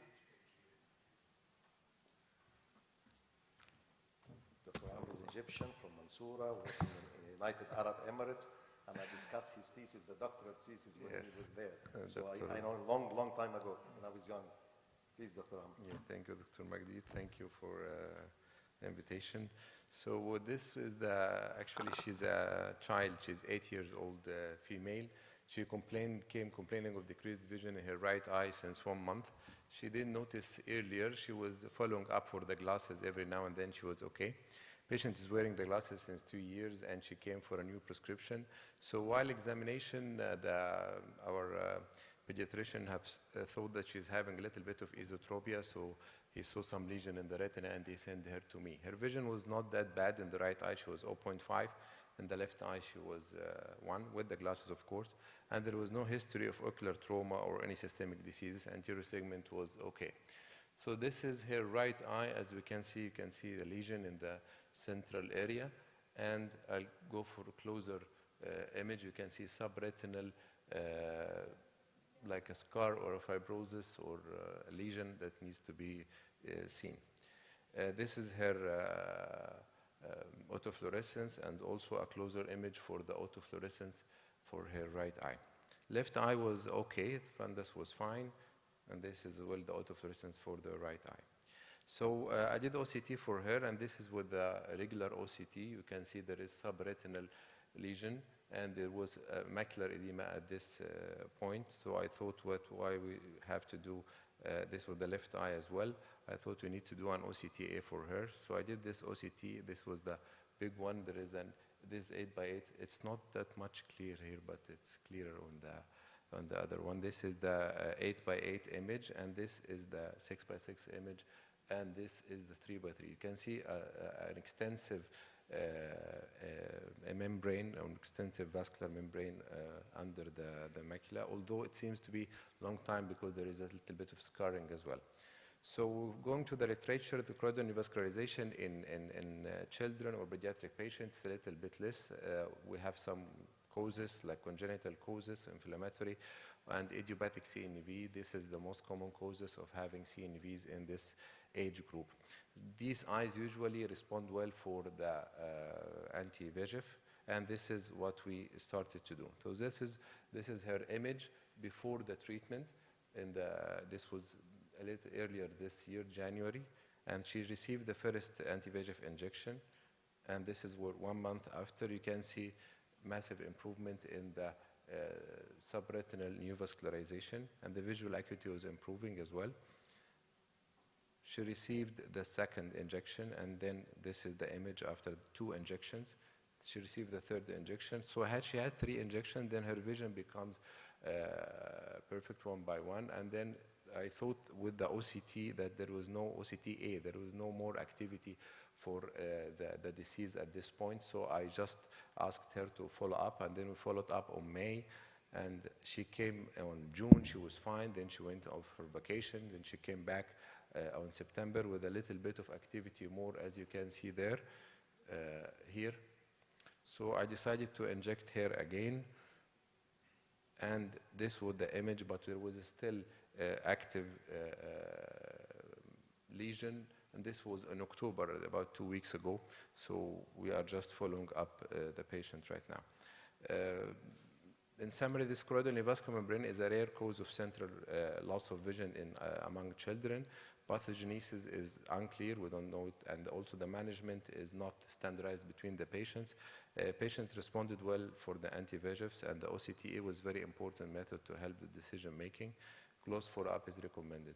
I tried to do actually fluorescein angiography for her, but the mother was not that much happy with doing fluorescein angiography. This is one point. And then I found that the OCTA gives me the whole information that I need, and I will not get any more information from the fluorescein angiography. I don't know if the panelists agree or they have to do fluorescein angiography or no. Very interesting case. My one question is that in case the OCTA, as you were treating with the help of the OCTA, I was asking, in the OCT-B scan, any other biomarkers, there was no fluid? No, there was no fluid. Exactly. So if we only see the OCT-B scan, do you think we could have treated the patient, or how are we going to, supposing it stabilizes, the membrane is there, after 1 or 2 injections, it does not further progress? This is what I relied on. That's why after 1 injection, there was no fluid, but still there was some activity in the OCTA. So I tried to rely on this and to continue injection until this is this activity is gone, at least in the OCTA. Because every time we are going with this girl to the operation room and she has to take inhalation anesthesia, so it's a procedure. So I'm trying to give her as less as possible, but to stop the activity to save her vision. This lesion was, it's very near to the macula. Her vision is good, she's one, and I don't want to lose vision as well. So this is my question for you. Any guidelines to follow up the patients or to do what? I like the case. Thank you so much, Dr. Amr. My opinion is there is nothing called idiopathic. We used to say idiopathic 30 years ago, and then we have pachychoroid now. We used to say idiopathic, we have inflammatory. So I think fluorescein angiography will be a great help because I have seen many children, and I published a case of idiopathic parafoveal telangiectasia in a 9-year-old girl in the American Journal of Case Report. And I found out that the left eye was fine, and I was treating the right eye. She disappeared, and she came with a huge CNV in the left eye. So again, fluorescein angiography was a clue for me because of the telangiectasia. I could see it only on fluorescein. OCTA can show you the telangiectasia, but we didn't see any OCTA for the left eye. You did it, of course, right? Yeah, I did it. It's completely normal, yes. Again, I don't know why a CNV happens in a normal eye. It has to be there must be a clue. There must be a reason for that. So I believe in dystrophies, number one, and sometimes dystrophies happen in one eye, and it's very subtle in the left eye, so you don't see it. So fluorescein angiography, in my opinion, it will help. Looking at the periphery also will help. Sometimes we have to investigate up to the, you have an optus. So fluorescein angiography with optus might help in this case. But again, you injected, and this is right, and it's off-label. There is nothing called injection in children. That's why it's a criminal thing if you inject without any evidence. OCTA will give you the evidence. In my case, I used to inject until the vision is stable, even if there is activity on the OCTA, even if there is neovascular complex. I look at the structure OCT, I find no thickening, the vision is stable, I stop injection. One by one, I never load in these patients. And Dr. Setri asked a very good question. There is no fluid. What is your parameter to re-inject? So in children, and this is again a very good message, in children you will never find structural changes on OCT. There is no fluid, there is no exudation, there is no hemorrhage, and there is an active CNV down there. So again, combining OCT and OCTA in children is very important. I stop injecting once I find the structural OCT is regressing and OCTA is regressing, and the vision is stable. For instance, if he injected her once and the vision came to 6/6, and there is activity on OCTA, we should follow up. We should never inject the second time because we'll never know what happens in the future in these children. But if the second injection, given visual improvement and structural OCT is flat, but OCTA show activity, I would inject the second one. Once the 2 injection with a stable vision, I would stop injecting this patient. And this is happening with my patient. And most of these patients probably will end up with a scar. This is the dangerous thing. My case, after 5 years, we have a huge scar in the right eye. It progressed to the fovea. And unfortunately, she came with the other eye with another CNV. And I was following her up with everything. But she lost a couple of months. She came with the other eye with CNV. So what we did is the best. Injection one by one. There is nothing called loading dose. Combine OCT and OCTA, and this is the clue. But again, I need fluorescein angiography to find out. Maybe during the follow-up you will find the clue. Maybe in the future you'll find something like dystrophy, like thickening of the outer retinal layers with the vitelliform. Because this is the age of either vitelliform or Stargardt disease, sometimes start early. But as long as you have nothing, do fluorescein angiography, convince her. I'll try to convince them. Might have the clue. Might have the clue. You can do it with the red cam under general anesthesia. You can do fluorescein. No, she's 8 years old, but the mother was not because sometimes it will give you the clue. Yeah. Because in my belief, we used to say idiopathic. 30 years ago, I read the report in fluorescein angiography, idiopathic CNV. This is the easiest thing. There is nothing called idiopathic nowadays with all this technology. You have optus, you have fluorescein, you have OCTA, you have every fundus autofluorescence, you have everything in your hand. So this will give you maybe will give you a lot in the future. And next year you can show us the left eye and what happens in the next eye. Thank you so much. Thank you. Thank you.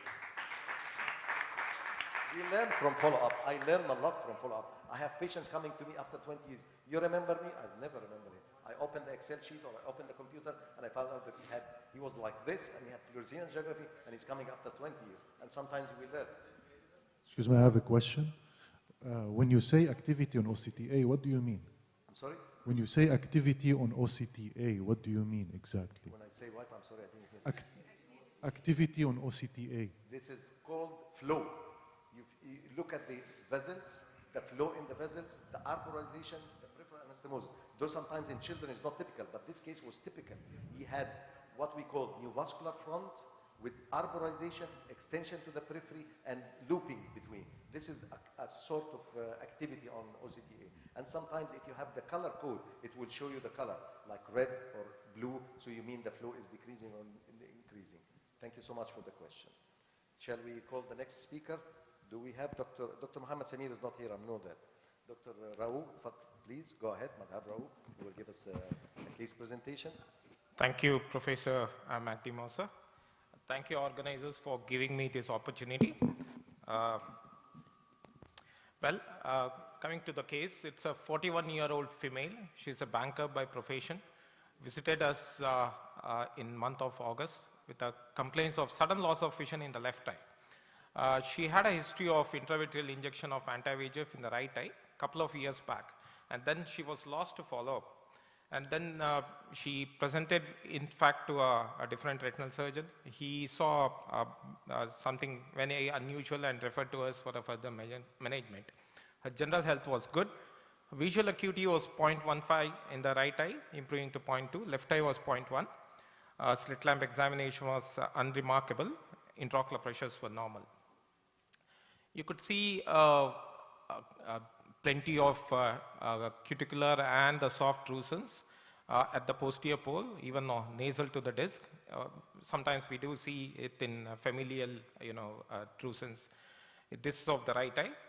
And she had a large macular lesion, which was partly scarred. There was a pigmentation with intraretinal fibrosis in the right eye, which says that she had a partly scarred CNVM. If you see the left eye, she had a massive hemorrhage involving the posterior pole superior to the disc. It was almost abutting the fovea. If you look at very closely, it was almost abutting. That's the reason why she had a vision of 0.1 in the left eye. Now, this is the OCT images. The B-scan images shows active membrane in the right eye with the intraretinal fluid and the irregular RPEs and the drusenoid changes. Left eye shows a massive submacular hemorrhage. Now, for a completion's sake, we did the OCTAs, fluorescein angiogram, which suggests there is a membrane, ICGAs. Now, I'll stop here and ask Dr. Magdi Musa. Well, when you see a large submacular hemorrhage in the left eye, you have three options to do. Either you observe, you wait, because it's still abutting the fovea. The second option is to do a TPA plus a gas injection. Whereas we all know that if it is quite large, you can also go in for a vitrectomy. Now, my question I have to answer is fast, is whether if I do a TPA and the gas injection, it is going to cause the fluid, the macular hemorrhage to reach the fovea and causes further loss of vision. Yes. So I had to answer it myself before explaining it to the patient. So what you would have done? You are sure it's a CNV, right? Right. And of course you thought of PCV because yes, nothing caused possible massive, because of the massive hemorrhage like that's this, right. It doesn't come. But the age, that's what's why I'm wondering. It's a 41 years old, right? 41-year-old. So this is another, peculiar thing. You don't get PCV in this young age with this massive hemorrhage in both eyes. Was she, what was his, she was Caucasian? No, she's Arab. She's Jordanian. Yes, it's very unusual, yes. Yes, very, very unusual. Unlike the South Asians. Yes, bilateral, massive, and she already had injection in the right eye and the left eye. The only thing is what is the potential for doing this? Because the visual prognosis. You should discuss with the patient with that. She is very depressed. She's a banker by profession. She was, she just came from the bank, in fact, with a sudden loss of vision to the previous retinal surgeon. And I've seen so choroidal excavation in this eye also. That's right. Yeah, so that's right. So this is another very bad prognostic sign, right? Right. So I don't know. You are in the corner now. Are you going to do that or are you going to follow up? In my opinion, I will try to inject first to see if it will improve the picture. Intravitreal injection to see what's going on, because you might even get... Before injecting, would you like to do anything for the hemorrhage? Would you like to do a AIR and TPAs or a vitrectomy? In my opinion, no, I won't. You wouldn't? No. Would you allow the blood to trickle down because of the gravity? In a couple of days, it's going to probably reach the macula. So I went ahead and I had all the 3 options, but I went ahead and did the TPA with the gas and gave her a complete prone position for a couple of hours. When I saw her, I was quite happy. The next moment, she had displaced blood, and you could see a gas bubble superiorly. Her vision was stable at 0.15 immediately after the procedure. The next day, she comes back with a sudden loss of vision. So what had actually happened was it became a complete vitreous hemorrhage. It was not just become a complete vitreous hemorrhage, it had plastered the blood onto the posterior surface of the lens. No, to the posterior surface of the lens. So it had come, because of the gas and the prone position, it had just pushed the blood to the lens. So the vision, in fact, dropped down to counting fingers. And then we did the ultrasound to say that everything else is fine, the retina should be attached because it was such a simple procedure. And then she wasn't convinced with the explanation alone. Then we continued with the intravitreal injection meanwhile with anti-VEGF in both eyes. And we took her up for a vitrectomy. Doing a vitrectomy, I mean, obviously initial there was no view because of the plastered blood to the posterior lens surface. And then I had to complete the vitrectomy with whatever the visibility. I tried to pull without causing much of, touch to the lens. But this is after the vitrectomy. This is the post-op pictures. And then she was followed up like this, post-vitrectomy, the right eye and the left eye. This is after 2 months. This is how she stands. And now probably we have to take her up for phacoemulsification for the left eye. So could we have proceeded with a vitrectomy with a TPA to remove the blood in the first instance? Anyone here? Or is it the way we could have probably gone in?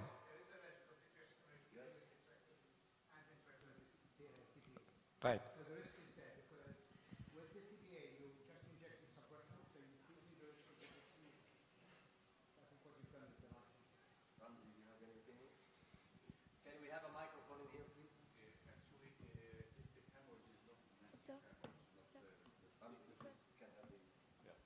If the hemorrhage is not massive and the thickness is not larger than the 500 micron, and your technique, I think, is good. And just don't do vitrectomy, intravitreal TPA injection, maybe gas, or with or without gas. Even just TPA injection, keep the patient sitting position like 12 hours. The hemorrhage is getting settled down with the gravity. We don't need even gas injection. So this is the simple way with shallow hemorrhage and to remove the hemorrhage in the macular area. So the TPA without a gas probably would have done better. Yeah, without so gas. We did the TPA plus a gas. It improved immediately. Few hours later, it was much better. But she came back a couple of days later with a massive vitreous hemorrhage. Right. Thank you. Thank you so much. That's a nice case. Thank you for the solution. Thank you, Dr. Raoul. Can we move to the next presentation, please? I don't know if he's here or not.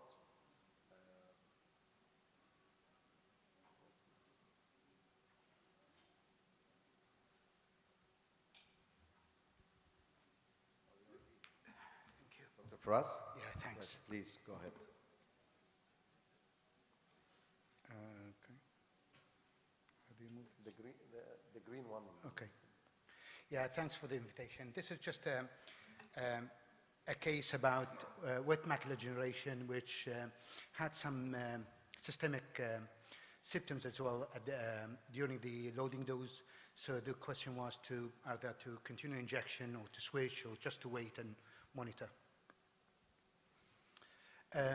So in May this year, I had this 68 years old female lady referred with 2 days history of sudden drop of vision. She's a smoker and on treatment for hypertension. Her vision acuity in the right eye was hand movement and the left eye was 0.9. Anterior segment examination was remarkable, just with early cataracts in both sides. Now, fundus examination showed right PED with macular hemorrhage and left just a small drusen. I did not enlarge those photos a lot because the question is not about this early stages. And this is the OCT in the right eye at the beginning of the, and this is the OCTA.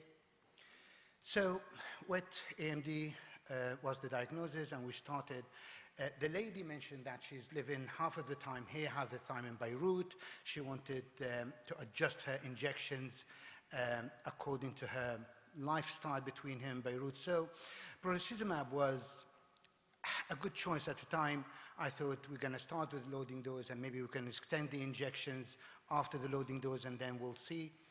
So she had the loading dose initially, the first dose, sorry, and then on her first visit after the first injection, her vision started to improve, and she reported improvement in her vision.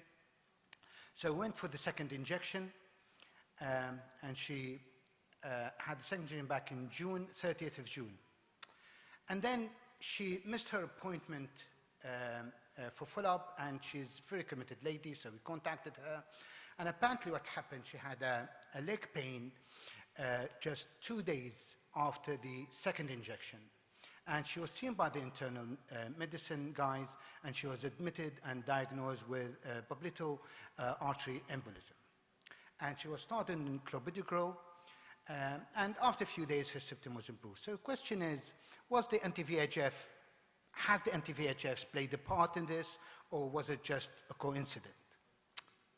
So what do you think, Prof? I mean, I've never heard about the intravitreal injection causing popliteal artery, Well, but it's a kind of... with brolucizumab, yeah. That's the question. That's the question. Anyway, so she was discharged, came to be back in a month later, and her vision was stable. Her vision was 0.1, OCT was okay, so I thought, okay, we're not going to inject the third dose because we missed one last month. Well, this was the due in that month, but we said, okay, I said, she looks stable, she had a vascular incident, let's wait. She came back again on 21st, reporting drop of vision again, and OCT showed a little bit more activities, and the question was, shall we give another injection, and shall we continue with brolucizumab or switch? What do you think? She didn't have any signs of inflammation in the eye. No sign of inflammation at all. No vasculitis, no sign of inflammation. I've written it, I did not mention it, but no sign of inflammation on either side, no. No vasculitis, nothing. And she was responding good to brolucizumab? She was. Okay. You are asking to I'm continue? asking, shall we switch or continue with the same one? Don't count on your luck, because I have a patient after the third injection, she got inflammation in the eye. It could be. Yeah. So you would switch? I would switch. Everybody would switch? No, not everybody. Nope. You're not convinced it's related? Okay. It's me because I have a problem, but not everybody. The third injection sometimes give me eye pain. She lost vision around perception of light. So I stopped using the brolucizumab in my practice. Okay. Now you have another one. You have the faricimab. Yeah, okay. Faricimab is an excellent. At that time, he doesn't have it. If you don't have it, you can use the Eylea, you can use the Lucentis. So you would switch, basically. Show us what you did. Don't depend on your... Show us what you did. Well, I switched. So why you are asking us to switch? Well, that's the question. Yeah, so I discussed it with the cardiologist because of the vascular incident and said, well, look, I'm not sure that it's related to the anti-VEGFs. There's no hard evidence that it is related, but it is it happened after 2 days afterwards, although she's a smoker, hypertensive. But in any case, although brolucizumab is reported to have some kind of vascular, obstructive vasculitis in the eye, but that's the reason I'm going to switch. So I switched. I gave her a aflibercept, and then it started to improve a little bit, and she had another injection on 4th of October. And I'm just following up. It's just the question is, would you continue giving brolucizumab more, or would you think twice before you've done this? So I think the switching has to be a decision of the eye condition, not You just put her systemic condition as a cause to switch. I think this has to be separated. If you are afraid from the beginning that you might have the side effects of the pralicizumab, of having the vasculitis in the eye, you shouldn't have started this. Or if you No, were... there was no indication that she would have any intraocular inflammation. She Yeah, didn't yeah, have any sign of and inflammation. that's why my opinion, if she is responding well and if she wants to come later on and you have that good drying effect, you should continue on pralicizumab. Okay. Because the effect of the all anti-VEGFs, as Dr. Magdi have said, we don't have that clue that we give anti-VEGF, then we have a problem in the heart or in any occlusion. So the pralicizumab, the problem... Pralicizumab has a higher rate of obstructive vasculitis. In the eye, in the eye. I give you that. Not outside the eye, that's I it. give you that. This But is it my has- opinion. But it has a, Theoretically speaking, pralicizumab concentration, which it reaches in the serum, is 6,000 times less than Lucentis. So actually, systematically speaking, it should be actually safer as compared to Lucentis. I accept that, you know, if you're worried about the intraocular inflammation, it's a separate thing altogether. Yeah. And same with Vabysmo as well. That's why I wish you have continued. So You've tell us. changed your mind. No, I wish you, but I would switch. Oh, you would switch, I but you wish want me have to continue. But I would switch Okay. because I have experience with it. I wish you have continued to you show us the results. Okay. Thank you so Thank much. Thank you. Last presentation, Dr. Hazazi from Saudi Arabia. He's waiting for us. Please give us the ختامه مسك, the last presentation. No, don't worry. We still have 5 minutes. We started 5 minutes late, so don't worry. You have 5 minutes. So good afternoon, everyone. Thank you, Dr. Magdi, for the introduction. Actually, in this presentation, I want everyone to imagine that he is an ophthalmologist. At the same time, he is something else. So I will share with you this case. So this gentleman, he's a 62-year-old male, presented with blurred vision in his right eye for a few weeks. His past ocular history is BDR, treated with laser, no history of recent surgery or intravitreal injection. He's diabetic for more than 20 years. He is hypertensive, dyslipidemia, prostate disease. He's end-stage renal disease, status post renal transplant 5 years ago. And Still he living? underwent sleeve gastrectomy. He's still living after all this operation? Yes. This is why he's protected. Thank you. This is why he will die under my hand. This is what is happening. He's in good hands. Yeah. Okay. So he denied alcohol, tobacco, or illicit drug use. He's anti-tacrolimus, prednisolone, and Celcept. He has no allergy. So this is the presenting visual acuity in the right eye. The baseline was 20/30, both eyes. And now he has counting finger in the right eye, normal pressure.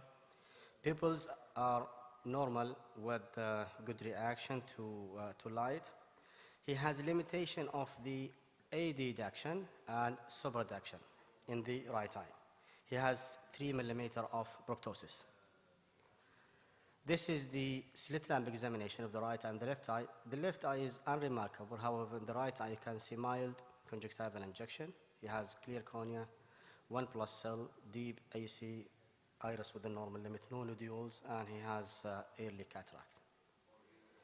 This is the fundus of the right eye. You can see a large patch of subretinal lesion, white to yellowish, with the exudative retinal detachment, with the vitreous haze 2+. The other eye showed another lesion, only single lesion with in the subretinal space. The base scan showed moderate vitreous opacity with BVD, exudative detachment extending from 7 to 11. Macula is partially involved, and the subretinal lesion. So this is what we thought as differential diagnosis. What comes usually in immunocompromised patient is endogenous endophthalmitis, either bacterial or fungal, toxoviral, ocular TB, syphilis, metastasis, sarcoid. The systemic workup was initiated thoroughly, so we want to rule out any primary or secondary cause of his disease.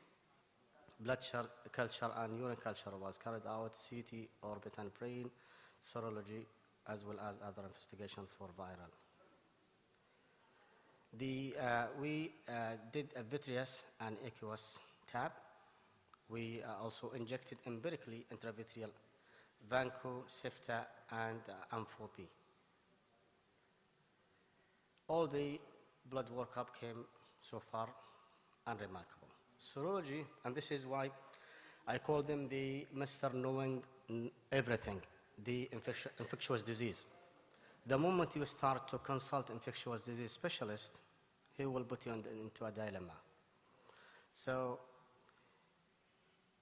upon this result, he decided to start IV ganciclovir, which is not a typical case, at least clinically. But imaging showed multinodular rings enhancing brain, parenchymal lesion with surrounding edema. And this, based on the OCT and the radiologist, it is a suggestion of post-transplant lymphoproliferative disorder, but the viral, the vitreous and the AC tab showed negative cytology. And also mentioned that it could be a brain abscess, and suggested to have MRI.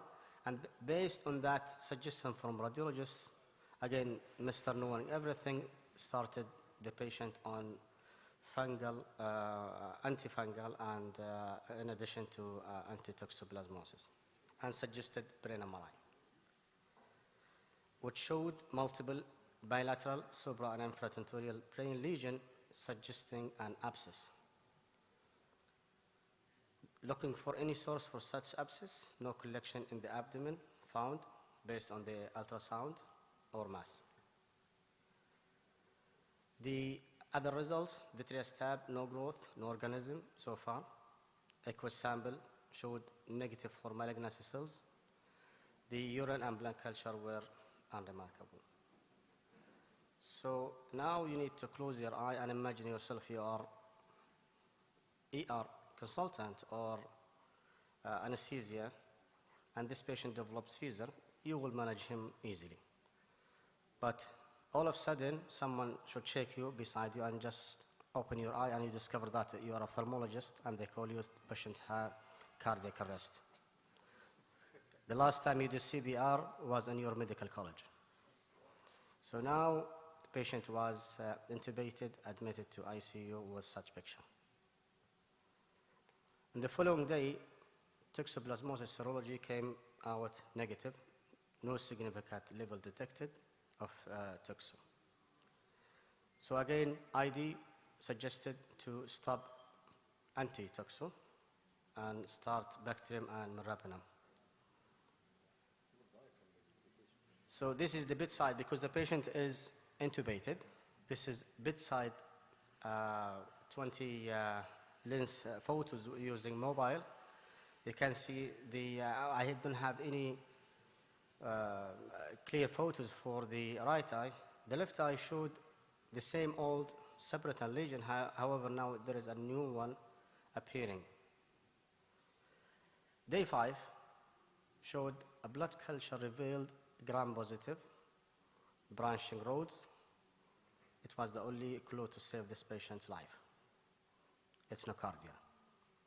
So nocardia has been isolated, which is sensitive to amikacin, imipenem, and ciprofloxacin, and depending on the sensitivity report, showed that it is sensitive to amikacin. This is why it was added in the treatment regimen. So this is why we say endogenous nocardia endophthalmitis has, a different presentation, and the always problem with this organism is the late discovery. In addition, that it can happen involving the cornea, and I can show you on the next slide. It can have different presentation. Clinically, it can, as I mentioned, it can appear in the cornea as endophthalmitis plaques or exudates, can present with hypopyon, nodular deposits, pupillary borders, and it can present with minimal vitritis or severe, like our case. Most of the time, it presents in a picture of endogenous fungal, and this is why most of the time it is later discovered because it's mistaken as fungal endophthalmitis. This is how it looks like, and most of the time it presents with different presentation, and this is why it is always, most of the time, it is lately presented or discovered. This is how it looks like clinically. It can present with small or large subretinal lesion, can present in the cornea, in the big nodules in the anterior chamber, and it can have also a picture of orbital cellulitis or involvement of other parts like brain. So maybe it's very important to consider endogenous endophthalmitis nocardia type, which is a rare one, in any patient with comorbidities and immunocompromised. High morbidity and mortality, it is usually there if it's delayed, and this is the case and exactly what happened in our patient. Successful treatment is the high index of suspicion, particularly in an immunocompromised patient. Delayed diagnosis usually a consequences of non-specific clinical presentation or non-specific finding or other neuroimaging or of nocardia in the in vitro. So the mainstay of treatment is antimicrobial therapy consisting of trimethoprim sulfate or the use of imanibim. Thank you very much. So I did not ask the panelist because I know... You shouldn't ask, you should ask the patient. Yeah. Is he happy after all this? At least he's alive. You shouldn't ask him. We are happy for you, but you should ask the patient. And he's still following with you? Yeah. Okay, I'm glad for you. This is a good message, but again, you give him everything you can and all the antibiotics, and I mean, what was the limitation of movement and the proptosis? Why was that? This is one of the presentation of nocardia. It can involve the muscle, the soft tissue, and the orbit. So this is why always the message that what we are dealing in immunocompromised, the first thing come at the back of your mind is fungal endophthalmitis. Yes. And this is the case. It has a lesion. The only thing that it is the presentation is of such lesion. It's in the subretinal space compared to choroidal lesions and fungal. Yeah. And in the right eye, we don't have any clue what is going on. The only thing is appearing is vitritis, severe vitritis, and proptosis, limitation of the movement. The other eye, lesions, after the treatment has been started and the patient left the ICU, showed dramatic improvement. Yeah, and at least we saved the other eye. Right eye ended my hand motion vision. And by the way, something I do not even mention it, he had a thigh lesion. They were suspecting that could be a DVT, but the vascular is insisting this is not a DVT and could be a deep cellulitis. So the whole case is messy, and eventually it is a nocardia. Dr. Ahmed Salam, quick comment, please. Yes, it's a great case. I think, Dr. Azazi, as you said, the clue is the very severe and rapid tempo, which is not typical in fungal, and the other clue is the subretinal. With fungal, you get choroidal retinal vitreous. So that's really an important clue that it is bacterial. But how common do you see nocardia? Has anyone so many cases of nocardia? You're lucky, you have one now.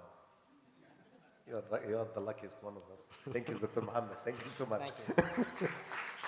Keep here, please, Dr. Mohammed. Thank you for this, and we can conclude the session. Can we have the presenter here to have a picture, please, quickly? Thank you so much for the panelists. Thank you for the audience. I think everybody enjoyed the cases today. Please, لا أنا بقول لك استنى، ده أنا عمال أقول لك keep here, and you run.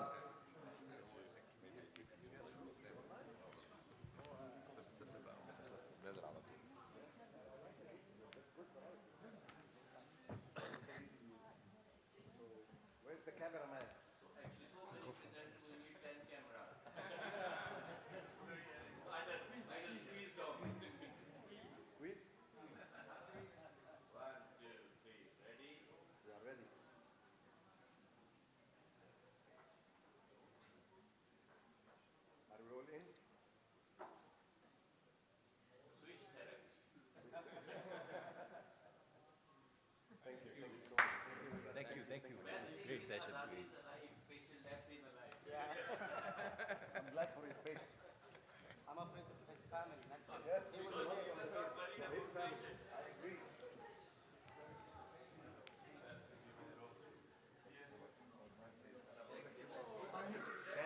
ثالث مرة بعد أسبوع سيبيري وقت. أنا جاني واحد أنا بخاف. جاني واحد فوق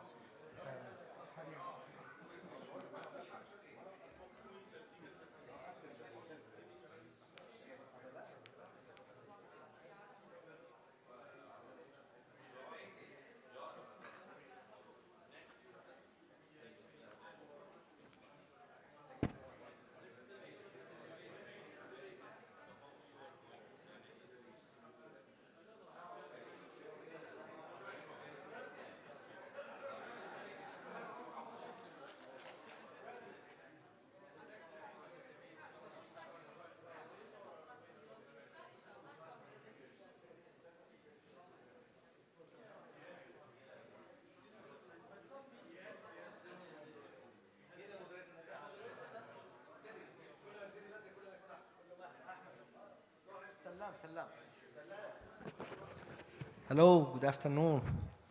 Would like to start our surgical retina sessions today with a debate. Debate usually is an important, can really highlights the most practice that we have.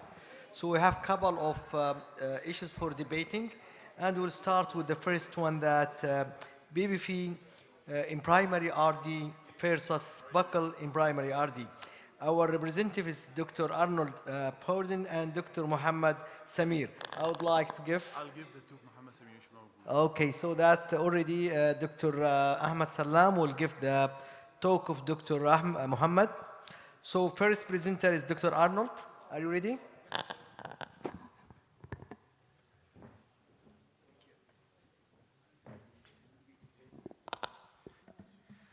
Well, thank you very much.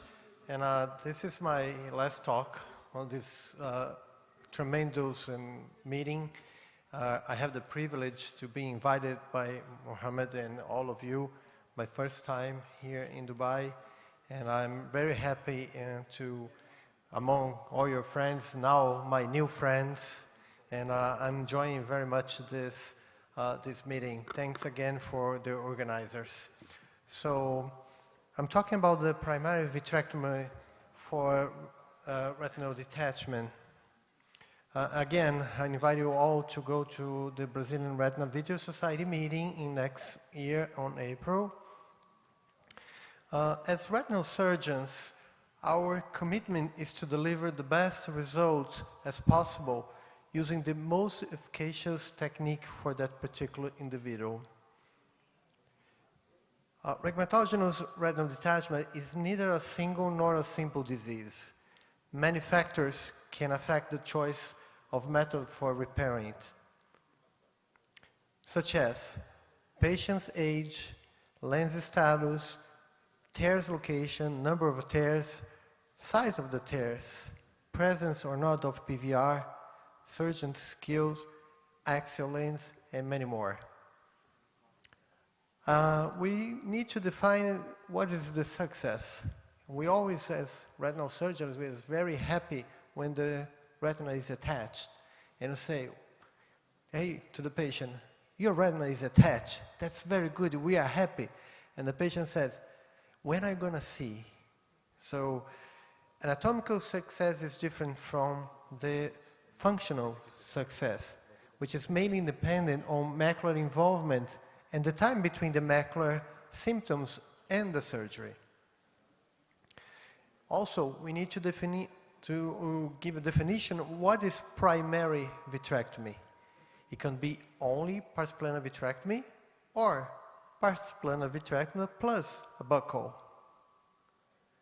So the advantage of a primary vitrectomy, either using a buccal or not, is vitreous-based removal, less risk of subretinal hemorrhage and choroidal detachment, no postal diplopia, there is a less risk of ptosis, no buccal infection or extrusion, more efficacious for giant tears, minor changes in post-refractions, which is good for pseudophakic patients that they have those very expensive premium lenses. The disadvantage, the overall cost is higher, induces cataract formation or progression, epiretinal membrane formation. There is a learning curve, of course, buccal as well, and the need for the expensive machines. So there are many, many papers in the literature telling about, comparing primary vitrectomy, sclerobuccal, and all sorts of techniques. And I selected a few of them, such as this review by the Cochrane Library. This is a systematic review when they compare a large group number of parsplanar vitrectomy and a sclero group. And in this paper, you notice the rate is lower than we are used to see when you see the rates of attachment for buccals or for vitrectomy. It's because in this review they get all sorts of the detachment, not the so-called simple ones, but also the hard ones. And the attachment was divided by phakic versus pseudophakic. And you can see here there's a special note that for the pseudophakic group, the vitrectomy is better than the buccal alone. The final anatomical status, they were pretty much the same for both the buccal or the vitrectomy. This is another study that they study with the inferior retinal detachment with parsplanar vitrectomy in air, and it was almost 9 months of follow-up, and they had final anatomical success quite good for 96% of the cases, and the vision acuity over 20/40 in almost 6% of the cases. But I think the very important thing about this paper is that the greater axial length and younger age were risk factors for redetachment. So that's something that we will keep in mind when we are selecting a case. So the surgical repair for this and the comparison, that's another paper comparing parsplanar alone, parsplanar plus buccal or neurobuccal is for complex, non-complex retinal detachments. They had a minimum follow-up of 3 months, and they divided in the single surgery, anatomical success, and the final anatomic success, which means could be more surgeries. So for this group, in this cohort, there is a majority of the patients, they were submitted to parsplanar vitrectomy, which is a bias of this paper. But nevertheless, the surgical anatomical success as a single surgery was very comparable between the 3 groups. So, which means that the 3 of them achieved the same results, putting the retina back to the place. And the final anatomical result was in the 96% and 94%. Again, with 100%, there is no significant difference among those groups. So I'm going to show you a couple of cases that are with complex cases. This would need a temporary keratoprosthesis, and I put a buccal for retinal detachment. This is a case of a lady that was her only eye, and then she had multiple... we have just 30 seconds to finish, please. Or consider that you lost. All right. Can I just move to the final slide?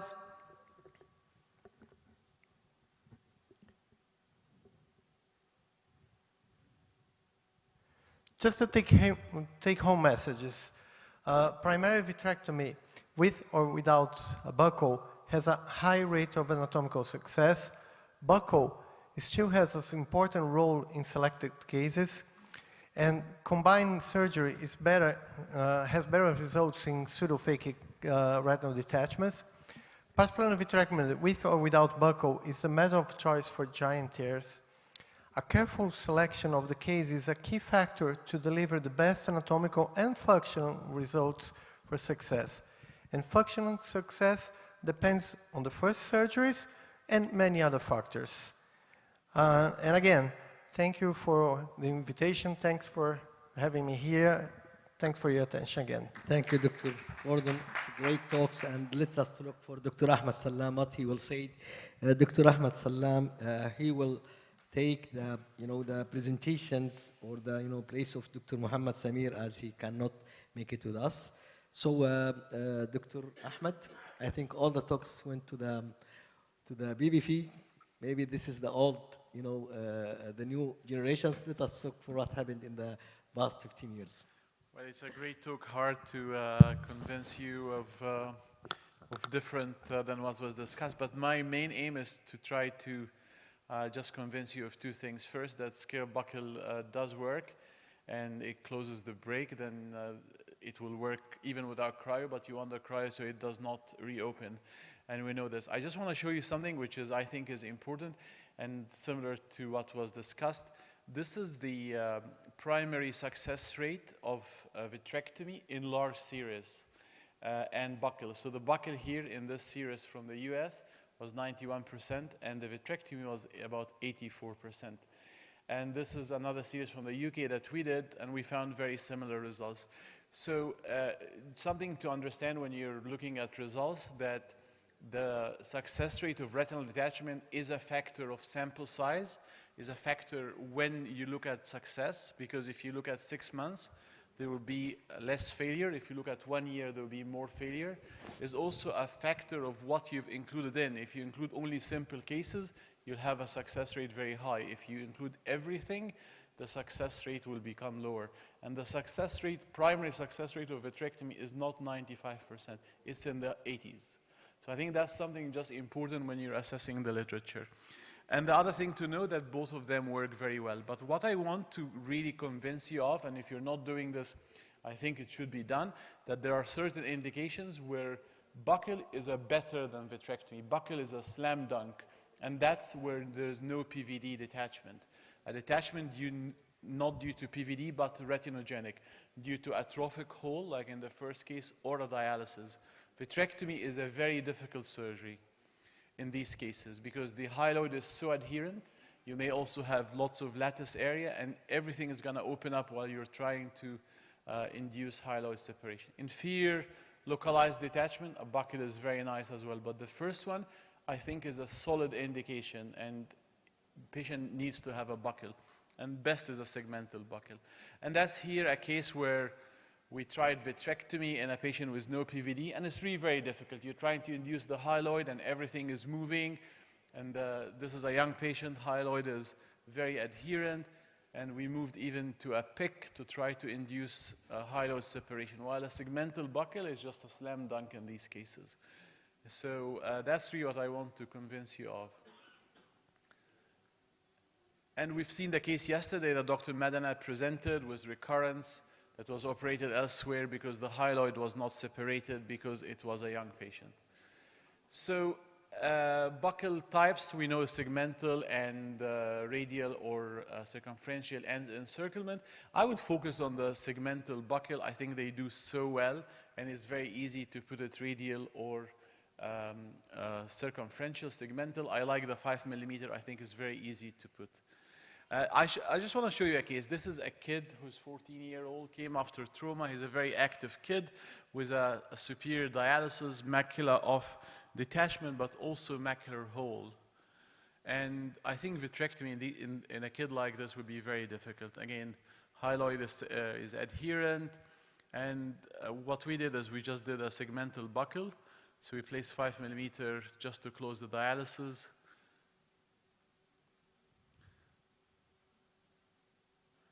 And here, just the trocar is just used to visualize to look into the eye, and here the buccal is there and is closing the dialysis. And then this is the first day after the surgery with no drainage because we had a good buccal tear relationship. So the macular hole is already closing. and the fluid is less. This is day 7, and everything settled down. So I think a buckle works. It's a slam dunk in no PVD detachment, and vitrectomy, I think, is not the best surgery in these patients, and it is a difficult surgery. I have on my YouTube channel several discussions on segmental buckles and techniques if anyone is interested. Thank you. Thank you, Dr. Ahmed.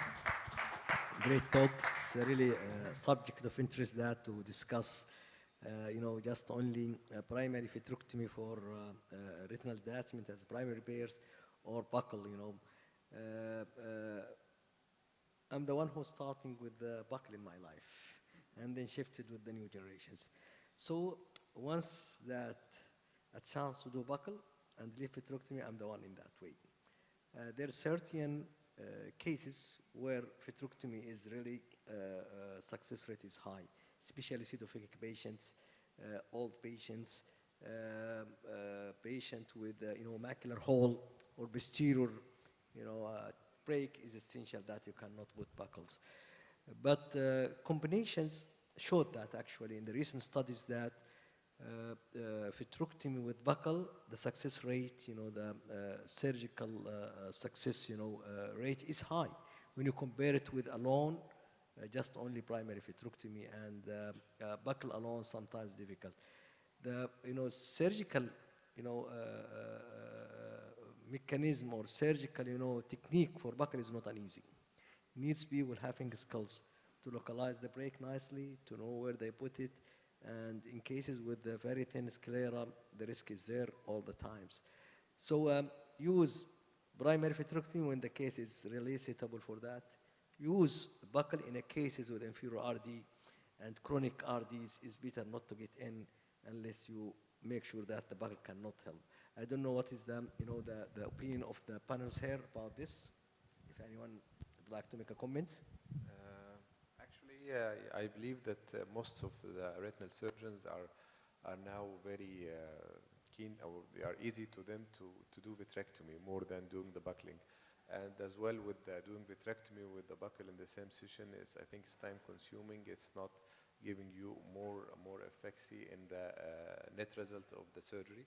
So I assume vitrectomy is the main surgery has to be done for retinal detachments. But as Dr. Ahmed have mentioned, there are some cases it's really the decision of having to do the buckle is much better than doing this vitrectomy. But I think these are not the majority. They are less cases. I do agree with you nowadays, especially with wide field and having micro incisions, vitrectomy. It's making things easy for us to go, but not always this is the case.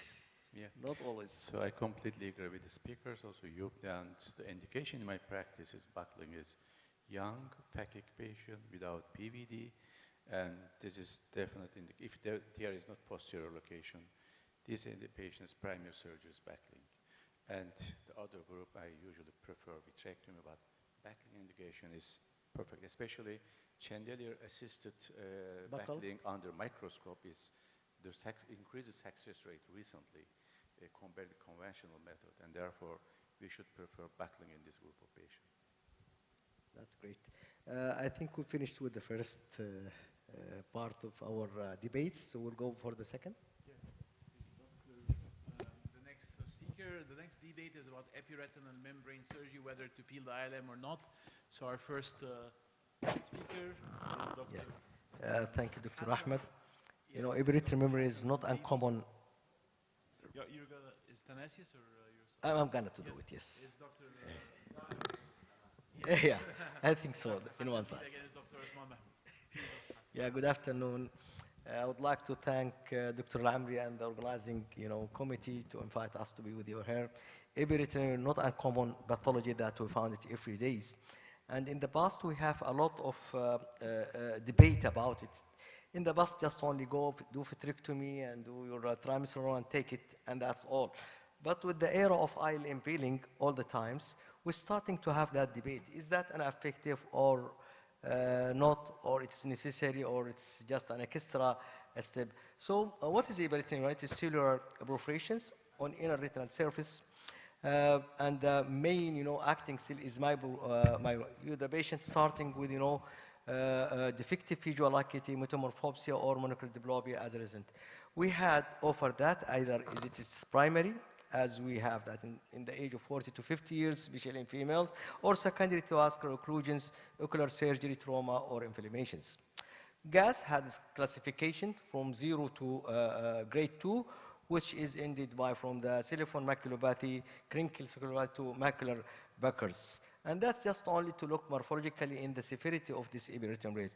Nowadays, we have the advantage of OCT and starting to classify the epiretinal brain in correlation as well to the visual acuity. And this is actually helpful to design or plan our treatment. So we have stage 1 with good prognosis, little bit, like, VMA rather than to go with.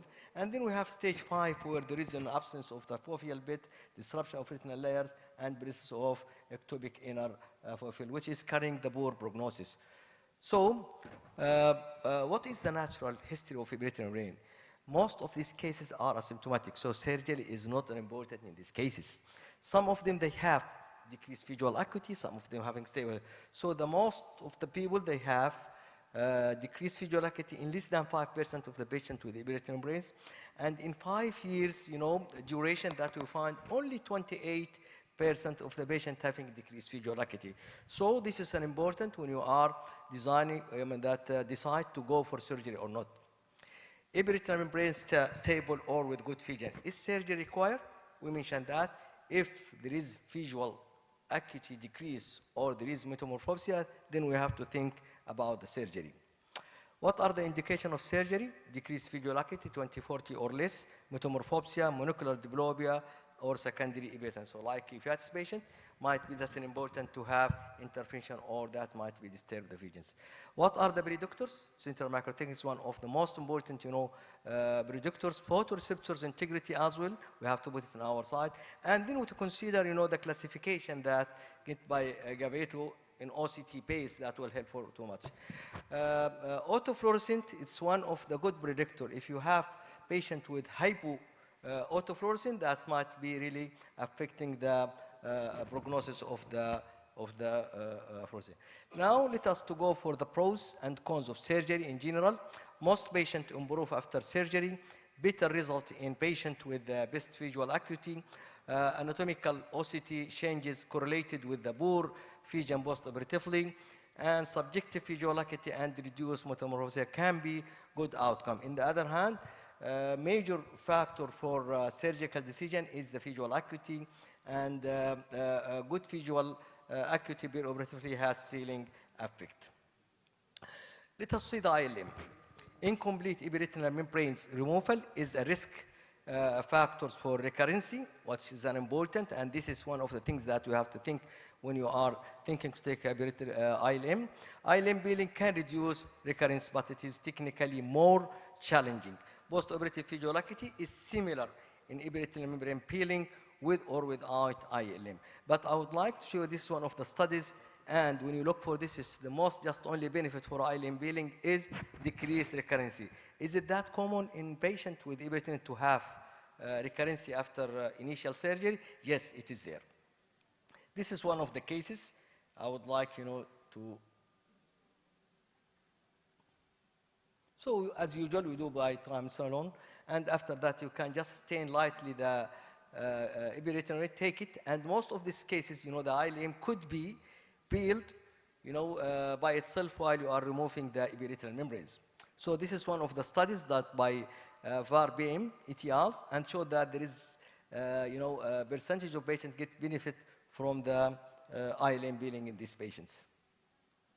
This is the patient after the surgery, most of the epiretinal membrane, but still we have small, tiny, residual of the membrane that cannot be seen clinically unless you have intraoperative OCT. So this is why the reason that we're trying to put, the ILM peeling to remove this scaffold for future recurrences. Another study, which is an important, and it's important, it is looking for 10 meta-analysis studies to look for the beneficial of internal limiting membrane, which is a comprehensive review, as we mentioned, that 10 meta-analysis studies were included. They looked for best corrected visual acuity, central macro thickness, and recurrency. And the most important when you look for that, you know, recurrency rate, 66.7% of the patient had lower recurrency in ILM peeling group. Central macro is opposite to what we are thinking, that in the patient that with peeling of the ILM, the retina was getting thin, but actually it was that 41.7%, the patient who had ILM peeling had thicker macula.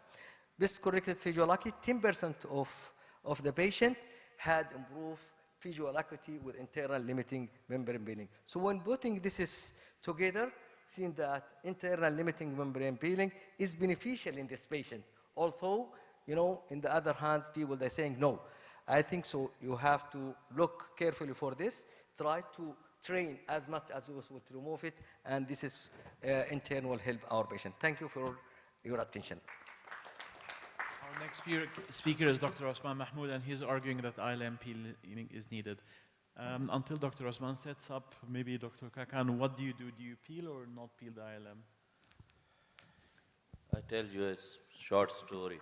So when someone was peeling the ILM in a detachment surgery, somebody asked him, why you are peeling the ILM? He said, I mean, I have the forceps, I have the dye, I think I will peel the ILM. So my answer is not like this. Where I think it is more inflammatory process that has caused the epiretinal membrane, then, and I think there will be inflammation after this one, there I try to peel the ILM. But if it is idiopathic, something with least inflammation, there I leave the ILM. Dr. Hasid, peel or no peel the ILM? The short answer? Yeah, I will peel the ILM. Peel the ILM? Okay, we'll go back with discussion after Dr. Mahmoud. Thank you very much, Ahmed, and thank you, everyone. Dr. Hassan, my dear friend and colleague, but I would beg to differ with respect. And the reason I'll start, I have no financial disclosures. Basically, we need to know what is an ILM before we discuss whether should we remove it or not. So ILM is a structure which is a boundary between retina and vitreous. It's the innermost layer of the retina, as we know. Histologically, it's a basement membrane, and it's considered to be a basement membrane of the Muller cells, which are quite important, as you can see in this diagram, that they go all across the retina up to the external limiting membrane and horizontally connecting the neural tissue. So the function is not very well studied. However, we know it's a basement membrane, and the Muller cells span across the retina. It provides the stability to the inner retinal structures. It prevents unwanted electrolytes and physiological agents to enter retina from the vitreous side. And as compared to ILM, the ERM is a pathological membrane covering the posterior pole, consists of fibrous tissue and glial cells. It's all mostly idiopathic, but obviously, and as we know, the idiopathic is as a result of the PVD mostly causing some micro defects in the ILM, as resulting in the migration of the glial tissue over the surface of the retina and proliferation. However, it can also be secondary due to surgical, non-surgical trauma to the posterior pole in vascular disorders, including diabetic retinopathy, CRVO, etc. So what's the difference? What is an ILM versus ERM? We know ILM is a natural anatomic structure. However, ERM is an abnormally occurring membrane over the posterior pole. ILM will not cause any visual disturbance. ERM certainly has a potential to cause visual disturbance, which can range from very mild decrease to significant distortion. And ERM can also cause inner retinal structural pathological changes in the long term. So again, the question where we are debating here is peel or not to peel. So I mean, I've searched the literature.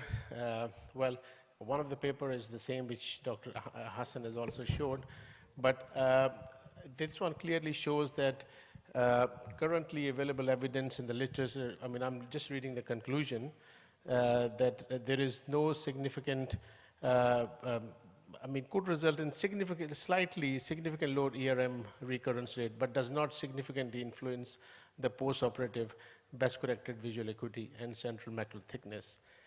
And similarly, another paper you can see in September 2018 showing very similar results.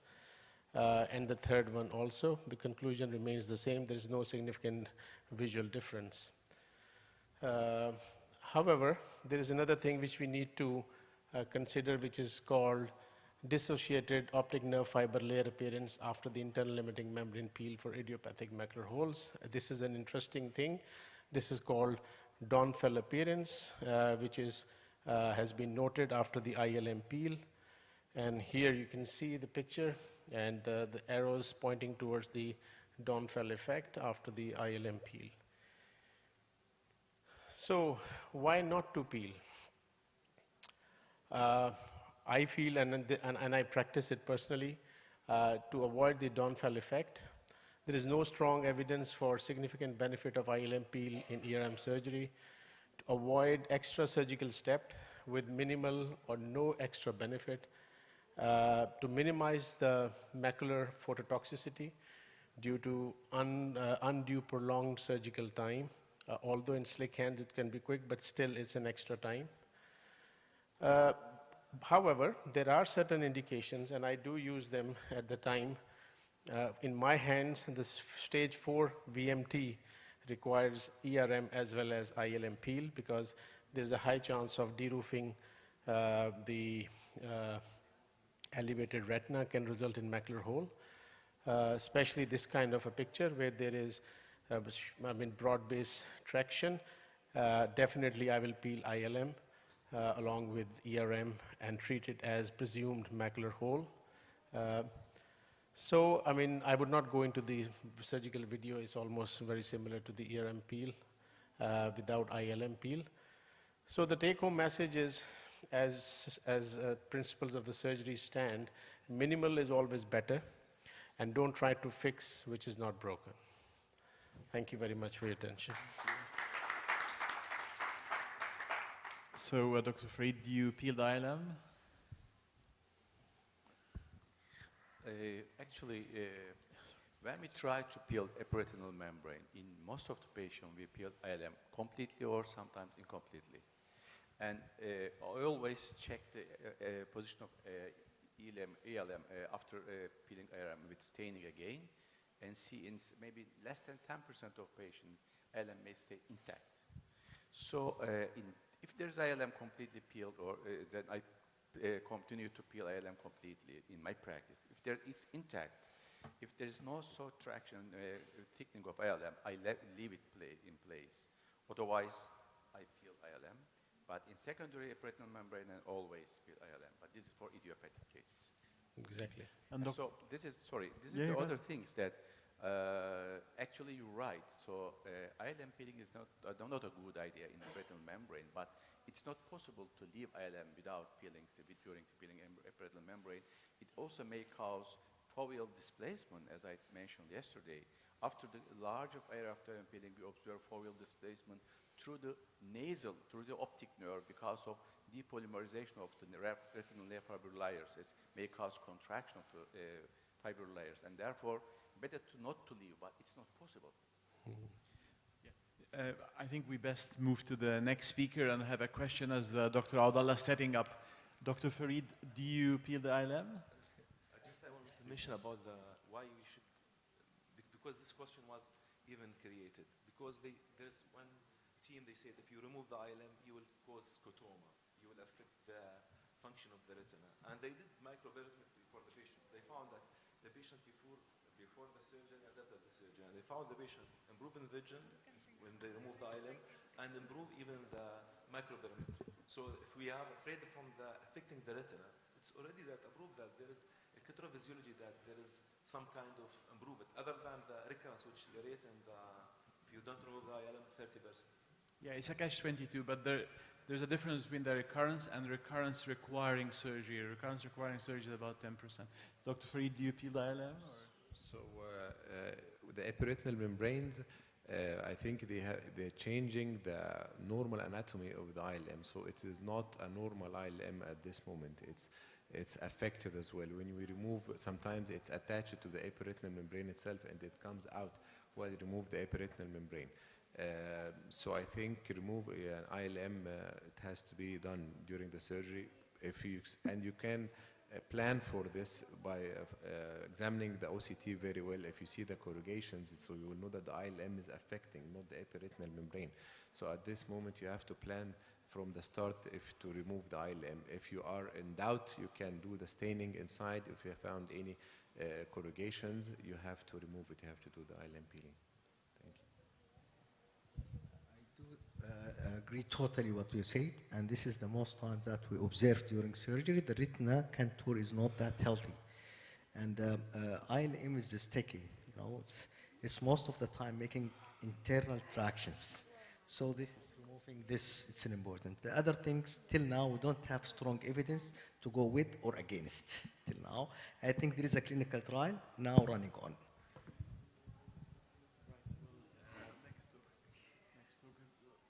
Next talk is Dr. Awadallah, again is Dr. Rosha, and they are speaking about ILM flap versus ILM peel. Dr. Awadallah is with the ILM flap in macular hole. Thank you. Good afternoon, everyone. Today I will defend the inverted ILM flap for primary macular holes. ILM peeling enhances significantly the success rate of macular closure. We all know that. So it is a common practice in all cases.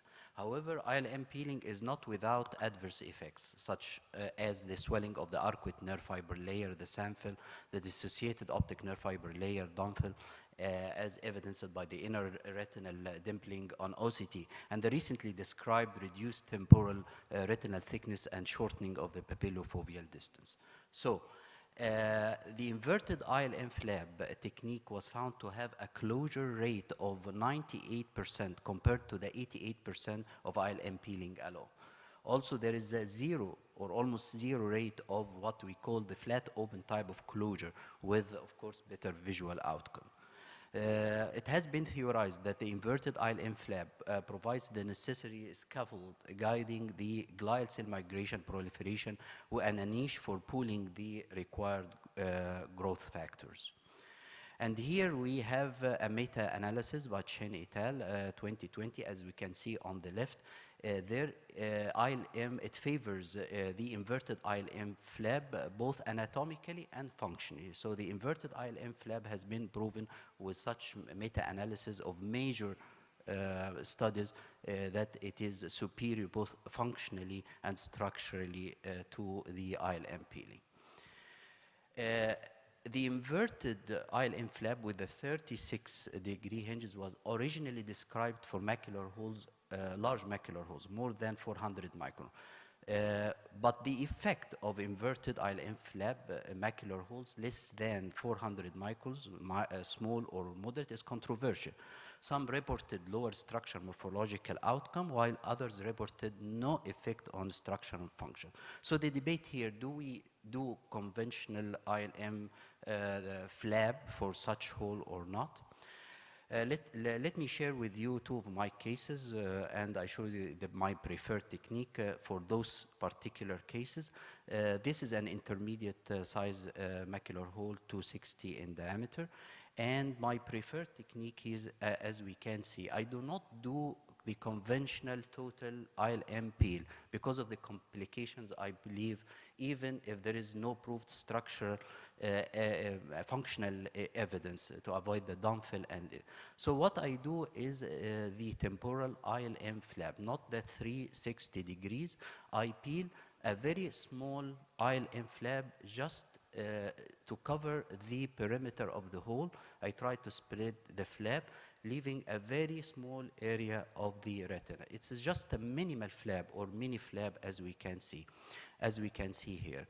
Spreading the flap, and during the fluid air exchange, you can notice here while I'm trying to spread the flap, there is a tendency to recoil back of the flap, but as we aspirate the last drops of fluid over the disc, as you can see here, there is a drag by the suction of the flap, while the expanding bubble of air presses the flap against the roof of the hole.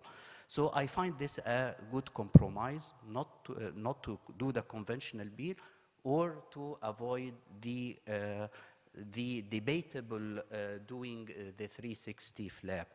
This is another case. This is the same case, 7 days post-operative. We can notice here the red arrow shows clearly the central molar cells that migrate and do the plug, the central plug, over which there is a centripetal movement, described centripetal movement of the photoreceptors. Here, this is 3 weeks post-operative, a very nice remodeling of the flap. We can see an intact ellipsoid zone and intact external limiting membrane. Here is another case, 275 is a medium-sized hole. It's almost the same technique, a mini flap or minimal flap, temporal flap, just to cover the hole and the perimeter of the hole, and we keeping the flap spread over the hole, and I don't do the superior type, I just do the temporal type, and during the fluid air exchange, I try to milk the flap over the hole, while the suction effect over the disc drags the flap tight with the expanding bubble. Here we can see 3 days. This scans, serial scans. This is 3 days post-operative. There is bridging of glial cells, molar cells, behind the flap. And here the yellow arrow, you can see the glial cells are attached to the undersurface of the flap. So the flap is actually guiding the molar cells across the hole. Still, there is an outer retinal defect. This is almost 1 month. By the end of 1 month, you can see here a very nice remodeling of the glial cells. There is a centripetal arrangement along the external limiting membrane and good ellipsoid zone, a very nice U-shaped closure with improvement of vision. Here is a serial scan of the same case, 3 days and 28 days post-operative. We can see here how it's nicely first bridged by molar cells. Later, by the end of just 1 month, there is a nice healing. So ILM flap, the take-home messages, ILM flap for primary full-thickness macular hole, more than 400 microns, improves closure success rate and functional outcome. Both total ILM peeling and classic inverted flap techniques are debatable in a small and medium-sized hole, and I find that the minimal temporal flap may be a logic compromise for holes less than 400 microns. Thank you. Thank you, Dr. Muhammad. Let us look for Dr. George Rocha for our debaters here against, inverted flap, and let us to see who will gain the game. Wow, it's not easy. It's not easy for sure. Let's see what I can do. Just things about the Veric Bio. I'm the tall guy that's going to be losing. I'm the tall guy that's going to lose that battle. But anyway, since Wendy and Kelly start to operate the macular hole,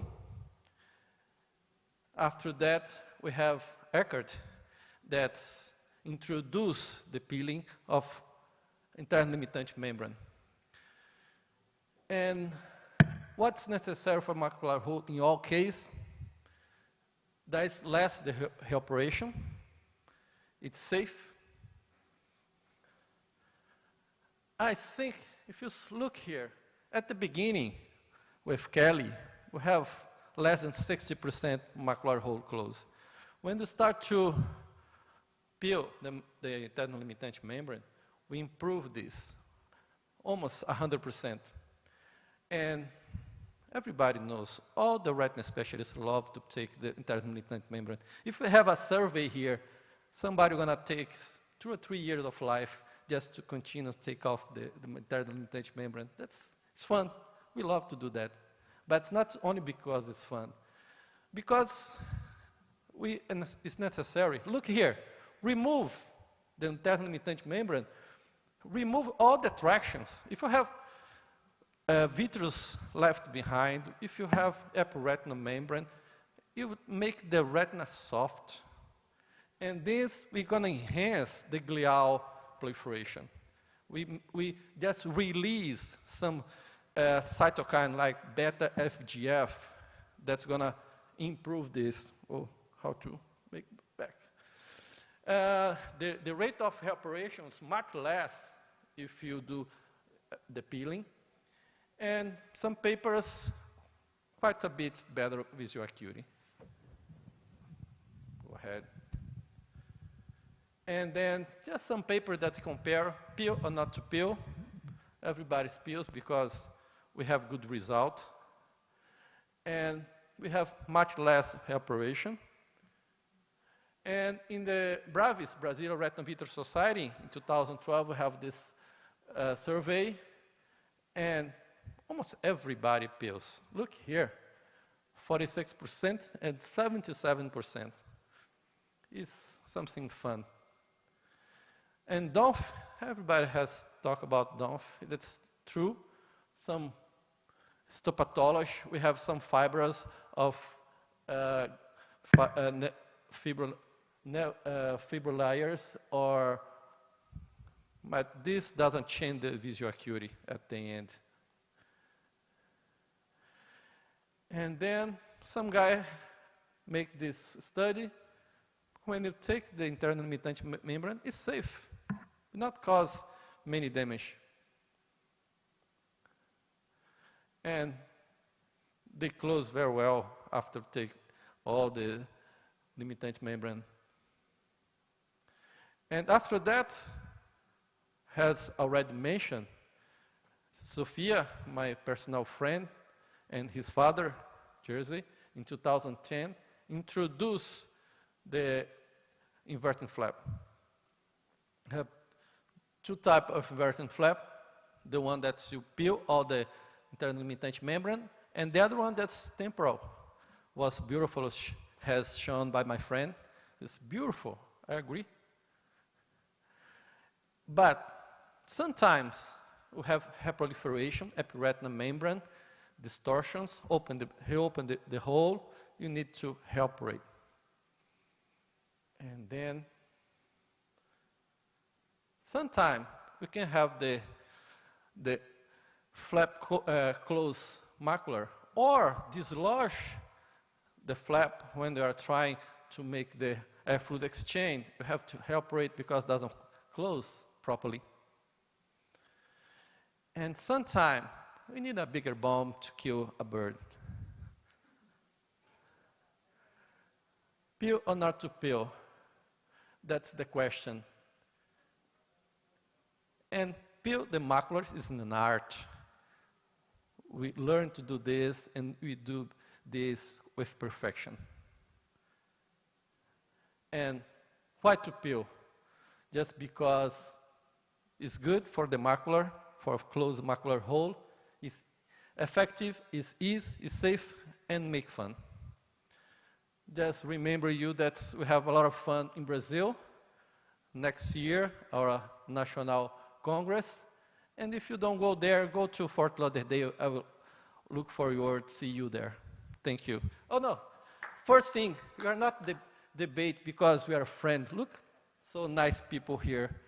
Old friends and new friends. This is MEOM. Thank you.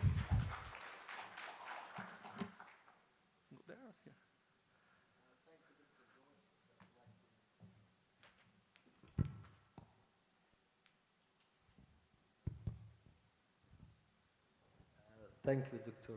George, for this great, debate that you released. I would like, to have just some comments from our, panelists here, because the ILM is being moved progressively, starting with just only peel, and then we're starting to have many maneuvers, and let's also see what others saying about it. So, why ILM peeling is still high rate in between the surgeons? Because it's easier than to perform inverted flap. So, inverted flap requires more skills comparing to complete ILM peeling. But I completely agree. So, I mentioned yesterday about in my talk. So, we keep the macular hole area dry with ILM peeling, with surface tension of gas, but with inverted flap, when we cover the macular hole space with ILM flap, and we keep this space, separate this space from the vitreous, and this provides us perfect macular configuration for the regular glial proliferation. So this is the key point. It's the most important part of inverted flap and create much better macular configuration. And also, in my practice, and there are several studies support that the visual function is better than comparing complete ILM peeling. Also, if we peel ILM, we should peel as less area as possible to not to worse the functional recovery like foveal displacement or metamorphopsia. I have a little question regarding this. If you don't need to peel the ILM to close the macular hole, like Abdullah showed that a small temporal flap, it's mean the basic concept of traction and tangential traction that is not letting the macular hole close is gone away. So you need just to cover a hole that there is no migrational fluid. So why then to touch the ILM? You can put anything over it, the hole will close. Isn't it? Well, Isn't it? yes. Yes or no? For me, it's not. Because No, Ahmed, isn't it?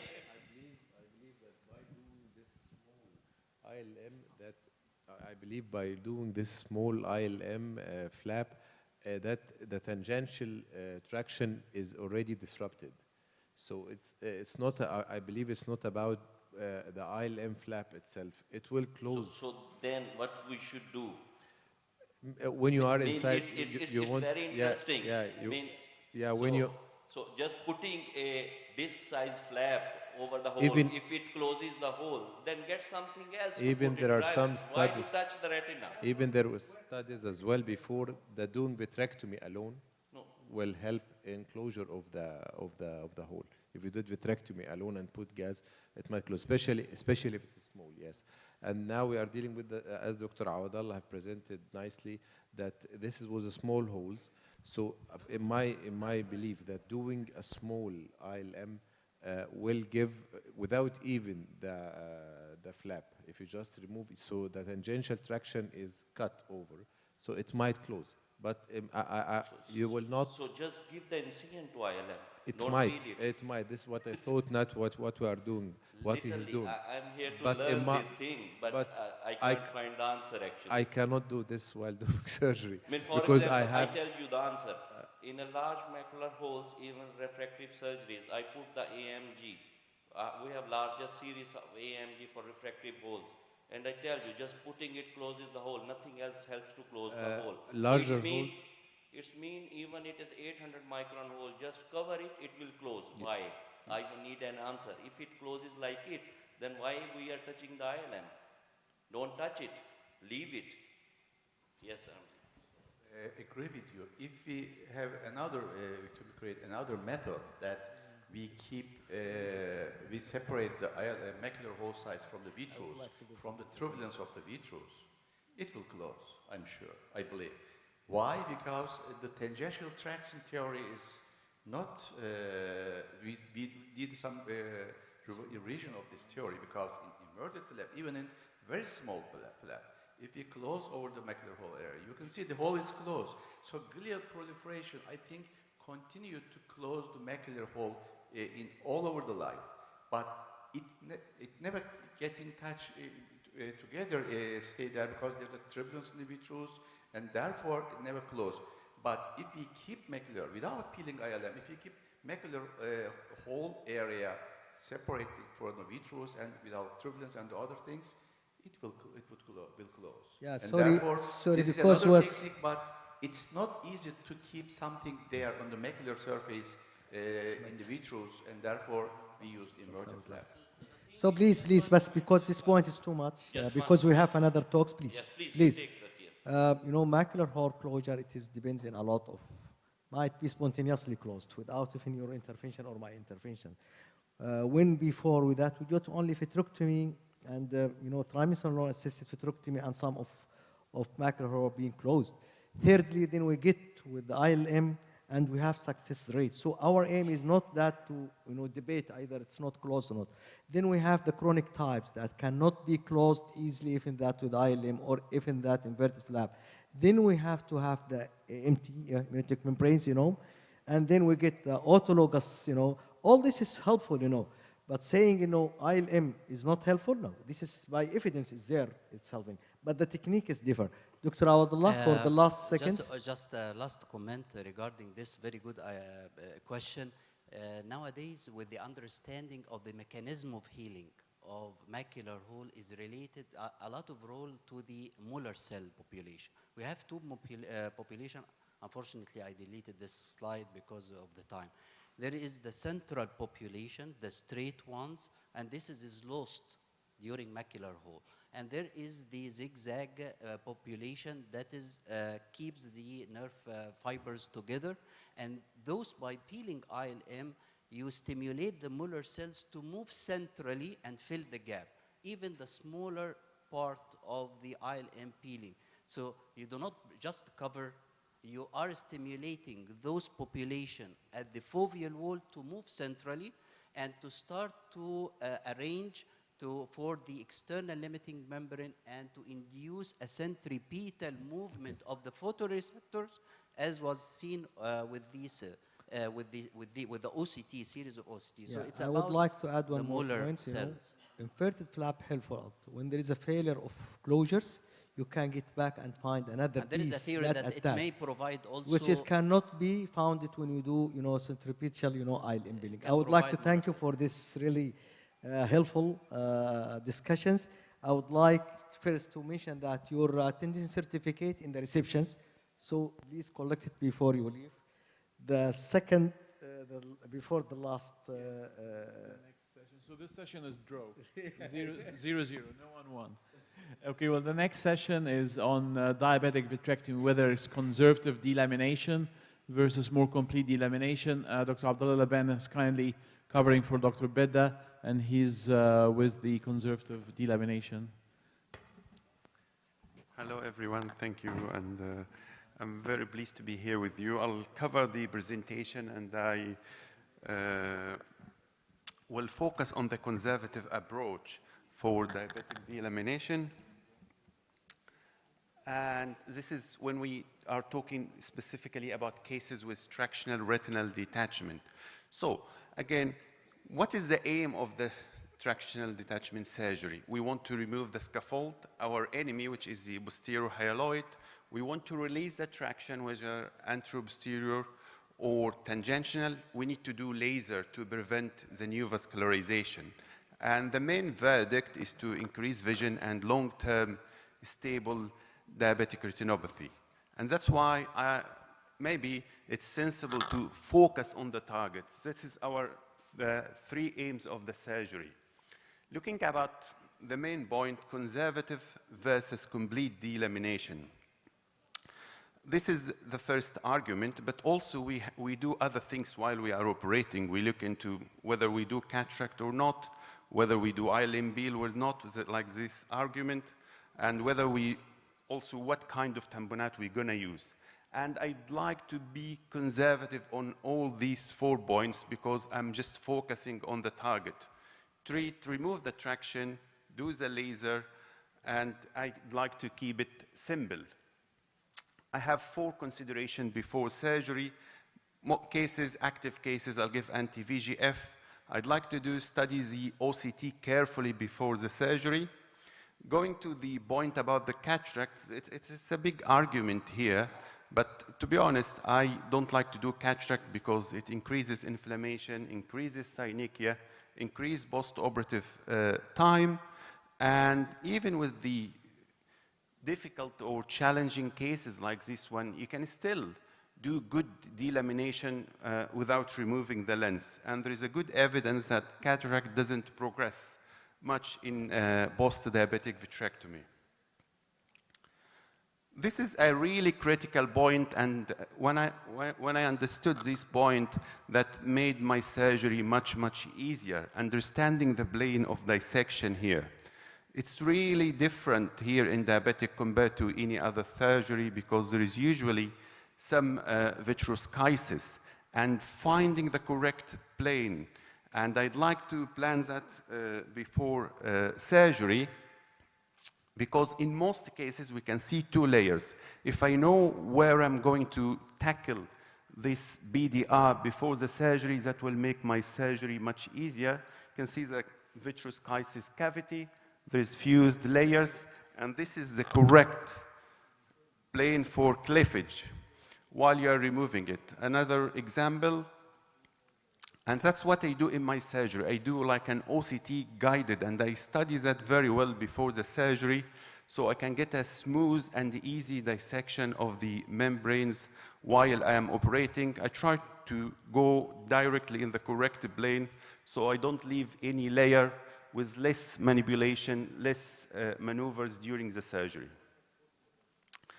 ILM bill is not or not, this is a big argument. I don't like to do it routine, only in selective cases, especially when I have adherent or taut hyaloid. Occasionally I do, or I see significant wrinkling of the anal retinal surface, but I like to plan that before surgery. So before surgery, I know whether I will peel it or not. Really important to be careful even if you decided to peel it, because it can be really friable. Any gentle trauma in this ischemic retina, even if it's very subtle, there is a high risk to cause atrophic hole, which is something you really would like to avoid. So keep it simple, remove it slowly, and even if it comes in pieces, that's fine. Just limit to the central area. No need for extensive peel, and do it in selective cases. The critical question here is when to stop. All of us like to remove all the membrane, which is very satisfying for any surgeon, but sometimes you have to stop, especially if there are very taut membranes, especially if these membranes are outside the arcades. You really can stop here, and there is no harm from that. And if you can remove all these membranes, that's great. However, the second best is not to create any tears. And this is really critical here in diabetics. Even sometimes you see I leave some of these membranes here, and they can safely scarred and fibrotic over time. And so, you can remove all membranes and all traction, but trying or insisting on complete delamination, increased risk of breaks, increased risk of hemorrhage, increased surgery time, and this will take us to the next thing, which is oil use, which may lead to some worse outcomes. I try to avoid oil by all means in diabetics. I rarely use oil, and oil increases the risk of cellular proliferation. Even your patient ask him to sit upright or lie flat, it can even lead to worse prognosis. So, generally speaking, the consensus is that no membranes, no tears. This is excellent, leave on air. Residual membranes, no tears. You can even leave in gas. Even if you ended up with 1 or 2 tears, you can still use gas. But I don't like ending up with multiple tears, ending up with oil. On the long term, they don't get good visual outcome. So again, selective surgery, conservative, and think long-term post-operative outcomes. Usually less is more in diabetics, and thank you. Thank you. Our next speaker is Dr. Ayman Madanet, and he's speaking about more complete dissection. We'll hear from him now. I think less is more in everything, really. Good afternoon. Thank you very much again for the nice invitation and for our excellent panel. Well, whether complete delamination is necessary depends on the severity of the case and the presence and extent of fibrovascular membrane with traction. So we all agree that if you have a small fibrovascular membrane, you go for a limited surgery. But whenever you have an extensive fibrovascular membrane, I think you have to go for an extensive surgery. I tend to do complete delamination, if possible, without jeopardizing the retina. Regarding cataract, I remove the cataract in all my patients above the age of 50, even with minimal lens opacity. This will give me the chance to go to the periphery of the retina, remove the membrane, to shave the vitreous space, and to do PRP. This will definitely decrease the post-op bleeding and post-op recurrence of fibrosis. So even in my young patients, if the patient have an extensive disease, extending anteriorly, even if he is young, I go and I do cataract. Well, there is nothing in the literature to compare if the results between a limited or an extensive delamination diabetic vitrectomy. But when is it necessary to do complete delamination? In patients with active disease, especially if the proliferative membrane is extending anteriorly with traction. Believe me, I have a good experience in this. If you leave it, it will reproliferate and it will lead to redetachment. So you have to go and tackle the anterior traction. If you have a combined rheumatogenic and tractional retinal detachment, and especially in the presence of big iatrogenic tears, and in the presence of blood clots over these breaks, you have to remove all the fibrovascular membrane and you have to mobilize the retina in order to flatten it. Fibrovascular membrane with traction causing detachment, especially over the macular area. The macular area is very important. You don't want to leave any fibrovascular membrane over that area. Well, let me show you some cases. This is a one-eye patient. His left eye is counting finger half meter, no perception of light in the right eye, is 59 years of age, hypertensive with impaired renal function. Can we play the video?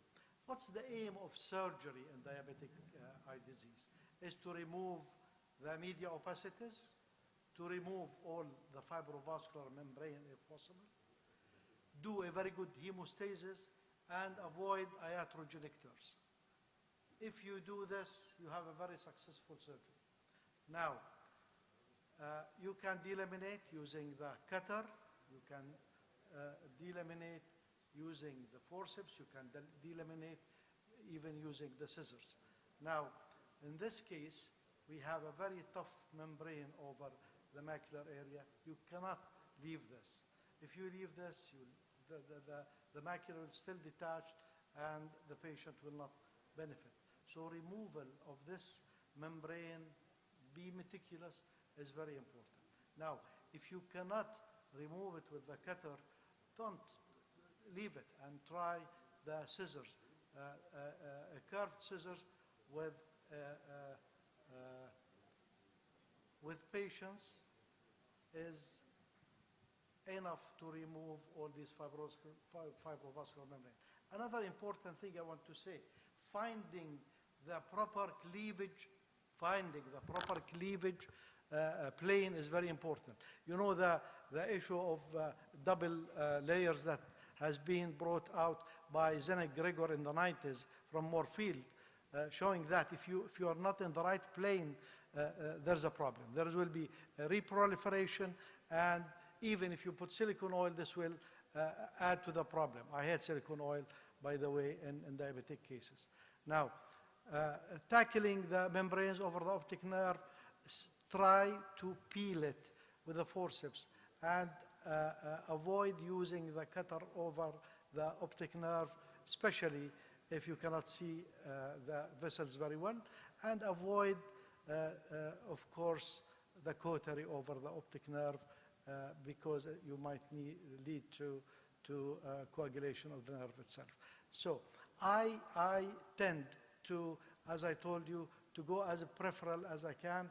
I tend to shave the vitreous, and I tend to do indentation and laser treatment. Now, this is the case after surgery. I didn't use no gas, no tamponade at all, but with the proper delamination and removal of all the fibrovascular membranes, you can see that you will have a very good results. Even there's a lot of papers in the literature saying that if you do proper delamination, removal of the traction, the incidence of bleeding is less, and the incidence of recurrent tractional detachment is less. This is another case, and you can see the tough fibrovascular membrane, and you can see the vessels beyond this membrane because of the pressure on that vessels. They are ischemic. And this is the second day after surgery. This is the second day after surgery with complete delamination. You can see the blood vessels are very well vascularized, and there's a lot improvement of vision. This is 6 weeks after surgery. And in this case, I put silicone oil. There was no tears at all. I put silicone oil because the patient was traveling. He was from outside Jordan. He's a one-eye patient. And he came to me 3 months later. I told him we have to remove the silicone oil, and the patient refused. He said, I can see very well. Leave me at this. And I never saw him again. This is another tough case. Look at this, very ischemic retina. We did a complete delamination, and the patient has 0.1 vision. Well, the very important question, is it necessary to do complete delamination always? The answer is no. And let me show you. This is a very tough case, tabletop fibrovascular membrane, very adherent. I had to do a bimanual technique in order to remove all the membrane from the macular area. And look, I left the superior nasal fibrosis. It was not causing any traction. The retina is flat, and the patient improved from counting finger close to 0.1 vision. Thank you very much. And let me invite you to our 15th International Congress of the Jordanian Ophthalmological Society. Thank you so much. Unfortunately, for the sake of the time, we have to move with the next debate. So is Dr. Thanasius speaking first about vitrectomy for floaters. Then we'll hear the counter argument. Dr. Thanasius, welcome. We're glad and delighted to have you here.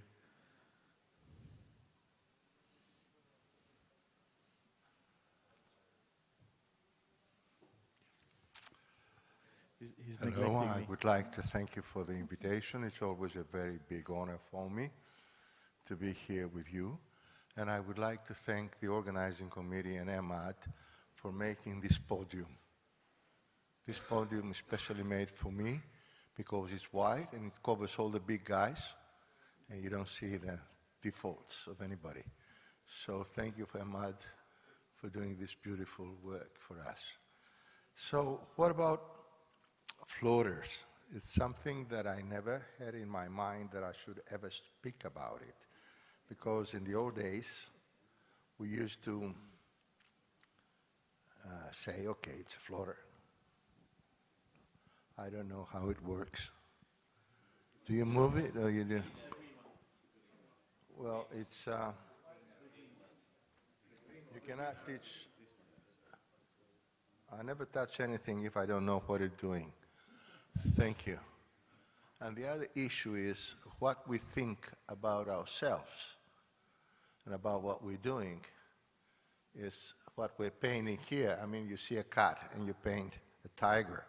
So I don't want to get into that.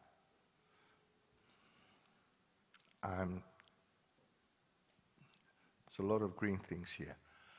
What is vitreolysis and why we have to discuss about it? Because it's selected by patient. When I study this, because I never thought that I should study this, says that the patient plays a role on that because there are people who are insisting this is a problem they have. And what is the doctors used to say? There's nothing, it's going to go away. So, but just go to the internet and you find out that there are committees, there are a group of people that they are flourish-only vitrectomy, my sad story. So they write things in the internet about flourish all the time. It's filled. And the thing for us is to do nothing. And congratulations on landing this page. I created this special offer page. This is somebody who does something. And that means 27 pounds for a drop that is going to resolve your problem in 6 months. But you have to pay for it. So it's a very good idea. I mean, give him some drops, and then after 6 months, we succeed to fix the floaters. So we need to act. Until now, I didn't have to think about it, but we need to act.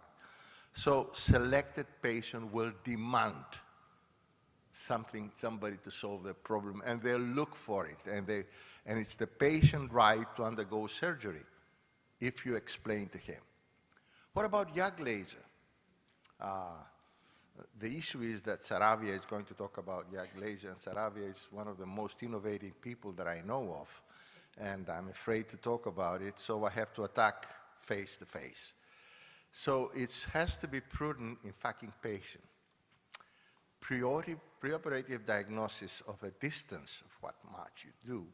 You need a B-scan echography and pictures. You need a 2 millimeter distance from the retina and lens. You need suspended floaters, not everywhere that you can shoot everywhere floaters. You need somebody that's suspending in the middle of the vitreous, and you need to do multiple calculations. Well, because it's compulsory to use payment and lenses and calculate lenses. The use of energy starts from 1.8 millijoule. It breaks down, is obtained in the minimum vitreous in the medium vitreous with 10 millijoule, plasma at 4,000 degrees.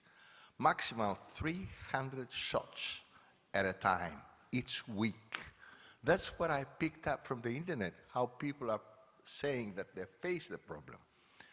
And post-operatory therapy, topical, and by 7 days. Usually the treatment has been 3 to 4. So this is the Alex way, the Massimo Camerin way, and the 8-meter retina Cortina, where they said this. So this is how they explained what you have to do, to fix floater. So the real-time YAG means that you need up to 300 shots. Floaters are mobile. They don't stay there for you to shoot them.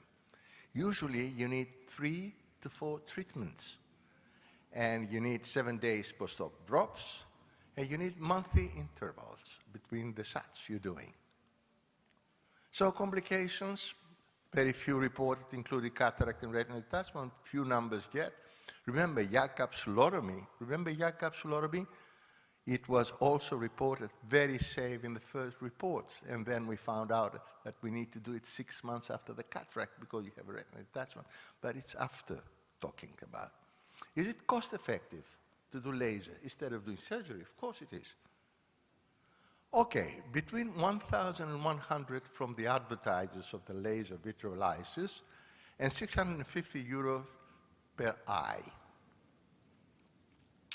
It's multiple sessions.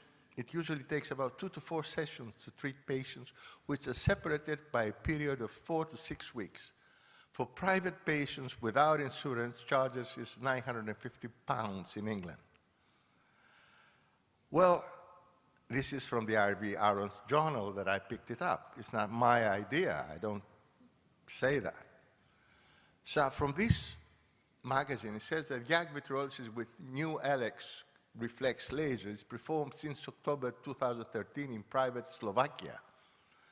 In EU, procedures are performed by an ophthalmologist with more than 20 years of experience with laser eye surgery. The price for the procedure is 660 euros. Go for it. And what about the results? Vitreolysis and post-planar vitrectomy are surgical treatment for vitreous floaters. 38% found that neodymium YAG laser vitreolysis moderately improved their symptoms, while 61.5% found no improvement. So post-planar vitrectomy resulted in full resolution of symptomatic in 93.3% of eyes. So few results. In the most comprehensive study today, postoperative patient questionnaires indicated that no eye has laser treatment 100% successfully is in eliminating symptoms. Moderate improvement was noted in about 1/3 of cases, but 7.7% experience worsening of the symptoms. That's even something that I have to put on. And realistic expectation has to be met with these people. And it's a possible retreatment, laser, and then the most important, imagine that we have 27 gauge vitrectomy. You know what is 27 gauge vitrectomy? It's like injecting Avastin in an eye. That's the difficulty of doing a 27 gauge in a floater. And, well, it's, forget the video. It's too late for that. So what about 27 gauge plus vitrectomy? It's the same day, 98% of results. It cost effective. Yeah, why? Because most vitrectomies are covered by insurance. Cost effective has to do with success rate. You can check the eye for early tears. You can do core vitrectomy, can preserve the lens, because that's just going to be the excuse for not doing surgery. And results for the table under visual control by the surgeon. What about take-home message that I have to give? After 3 to 4 laser treatments and hundreds of such, and weeks later, and having paid a few €100, how can you explain to the majority of your special patients, that's 70%, that now they have to get a vitrectomy operation to have a final results? So in order to learn how we do 27 gauge vitrectomy for floaters, which is a very difficult surgical procedure, you have to come to Greece in Thessaloniki in July. Thank you very much for accepting me.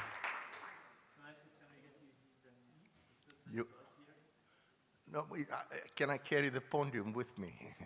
I need. Okay. Saravia, and he's going to be arguing that laser is more important. Shoot in 2 seconds. Shoot in 2 seconds. 39 seconds. In 2 seconds.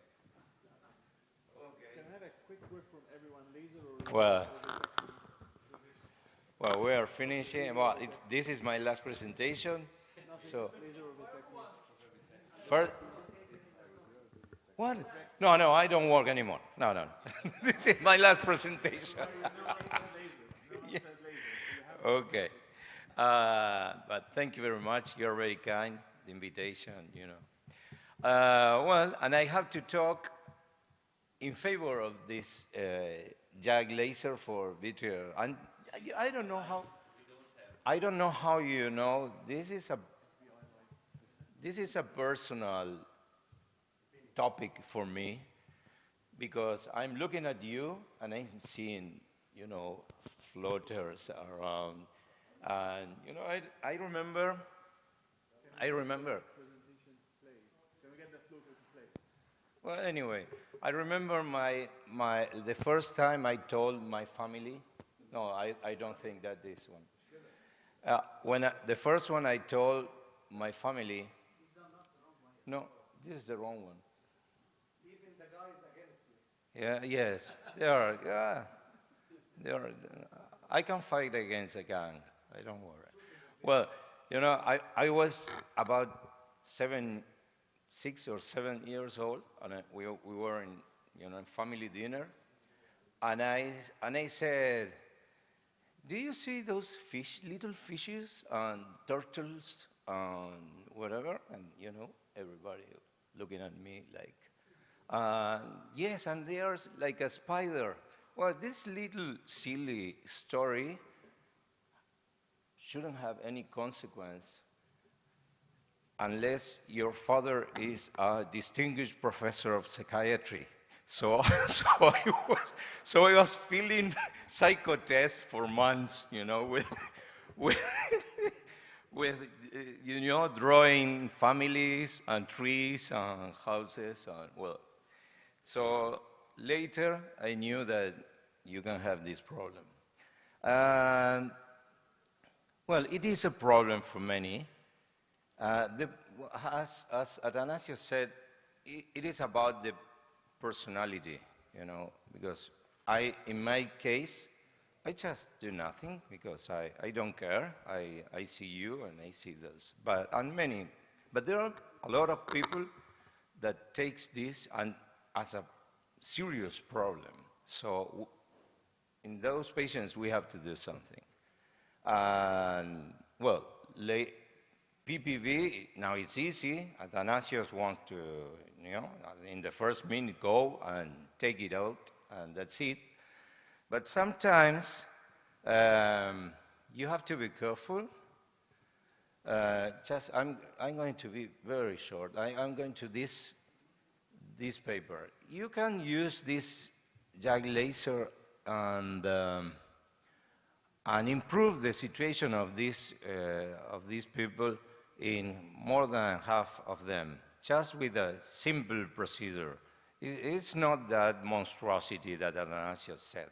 Just, you know, it's easy. It's a JAG, but well, you have to be careful when you see this kind of floaters. They are really, you know, they affect the quality of life. And it's not that difficult. If you see this, I found this interesting video. Okay, you can run the video.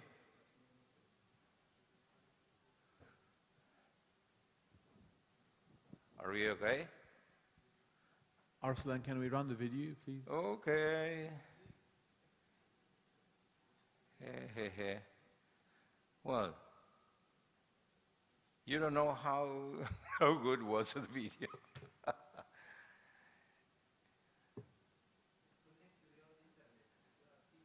Well, anyway, it was, well.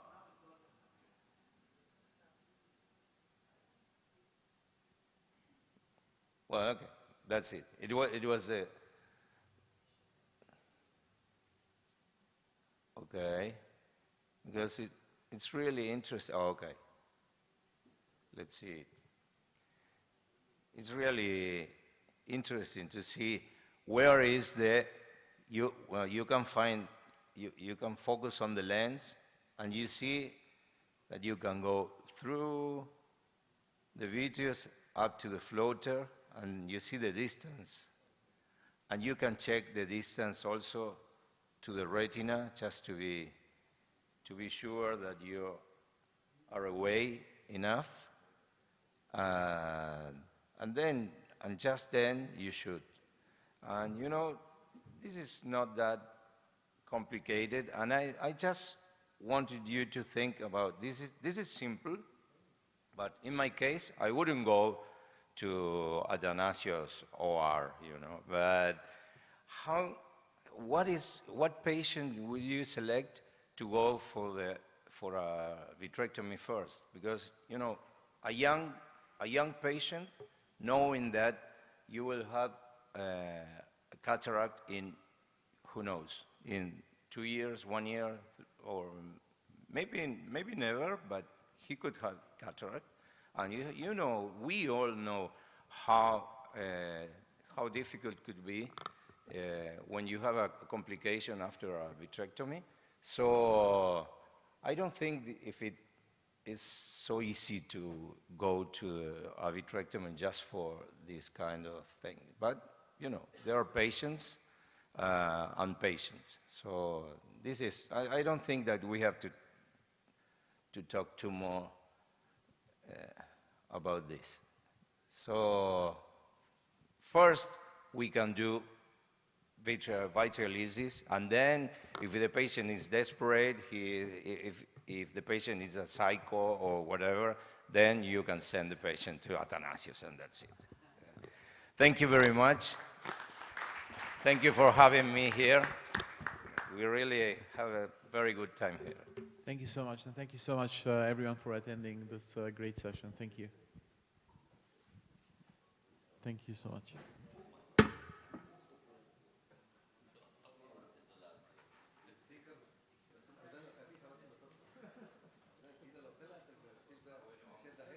I take a short route. Someone has to share these pictures. This picture is historic.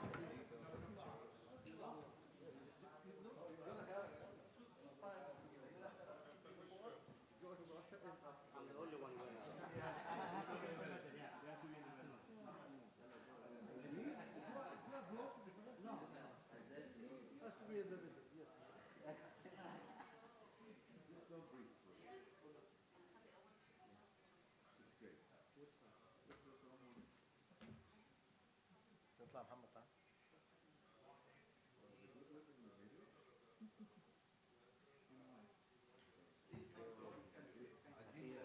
Shall we get this to Thanasis because he was not there at the trophy, so we can give it a lecture. And I like this one. Muhammad, can I hold it?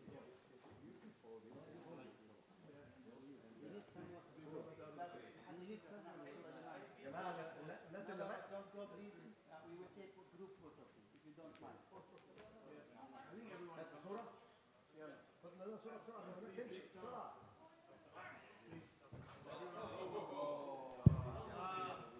عندنا صورة بسرعة بس.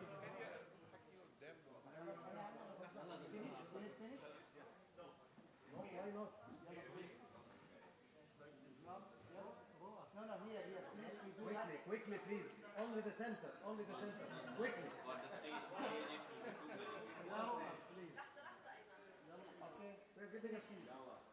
This one finished. Give it to me.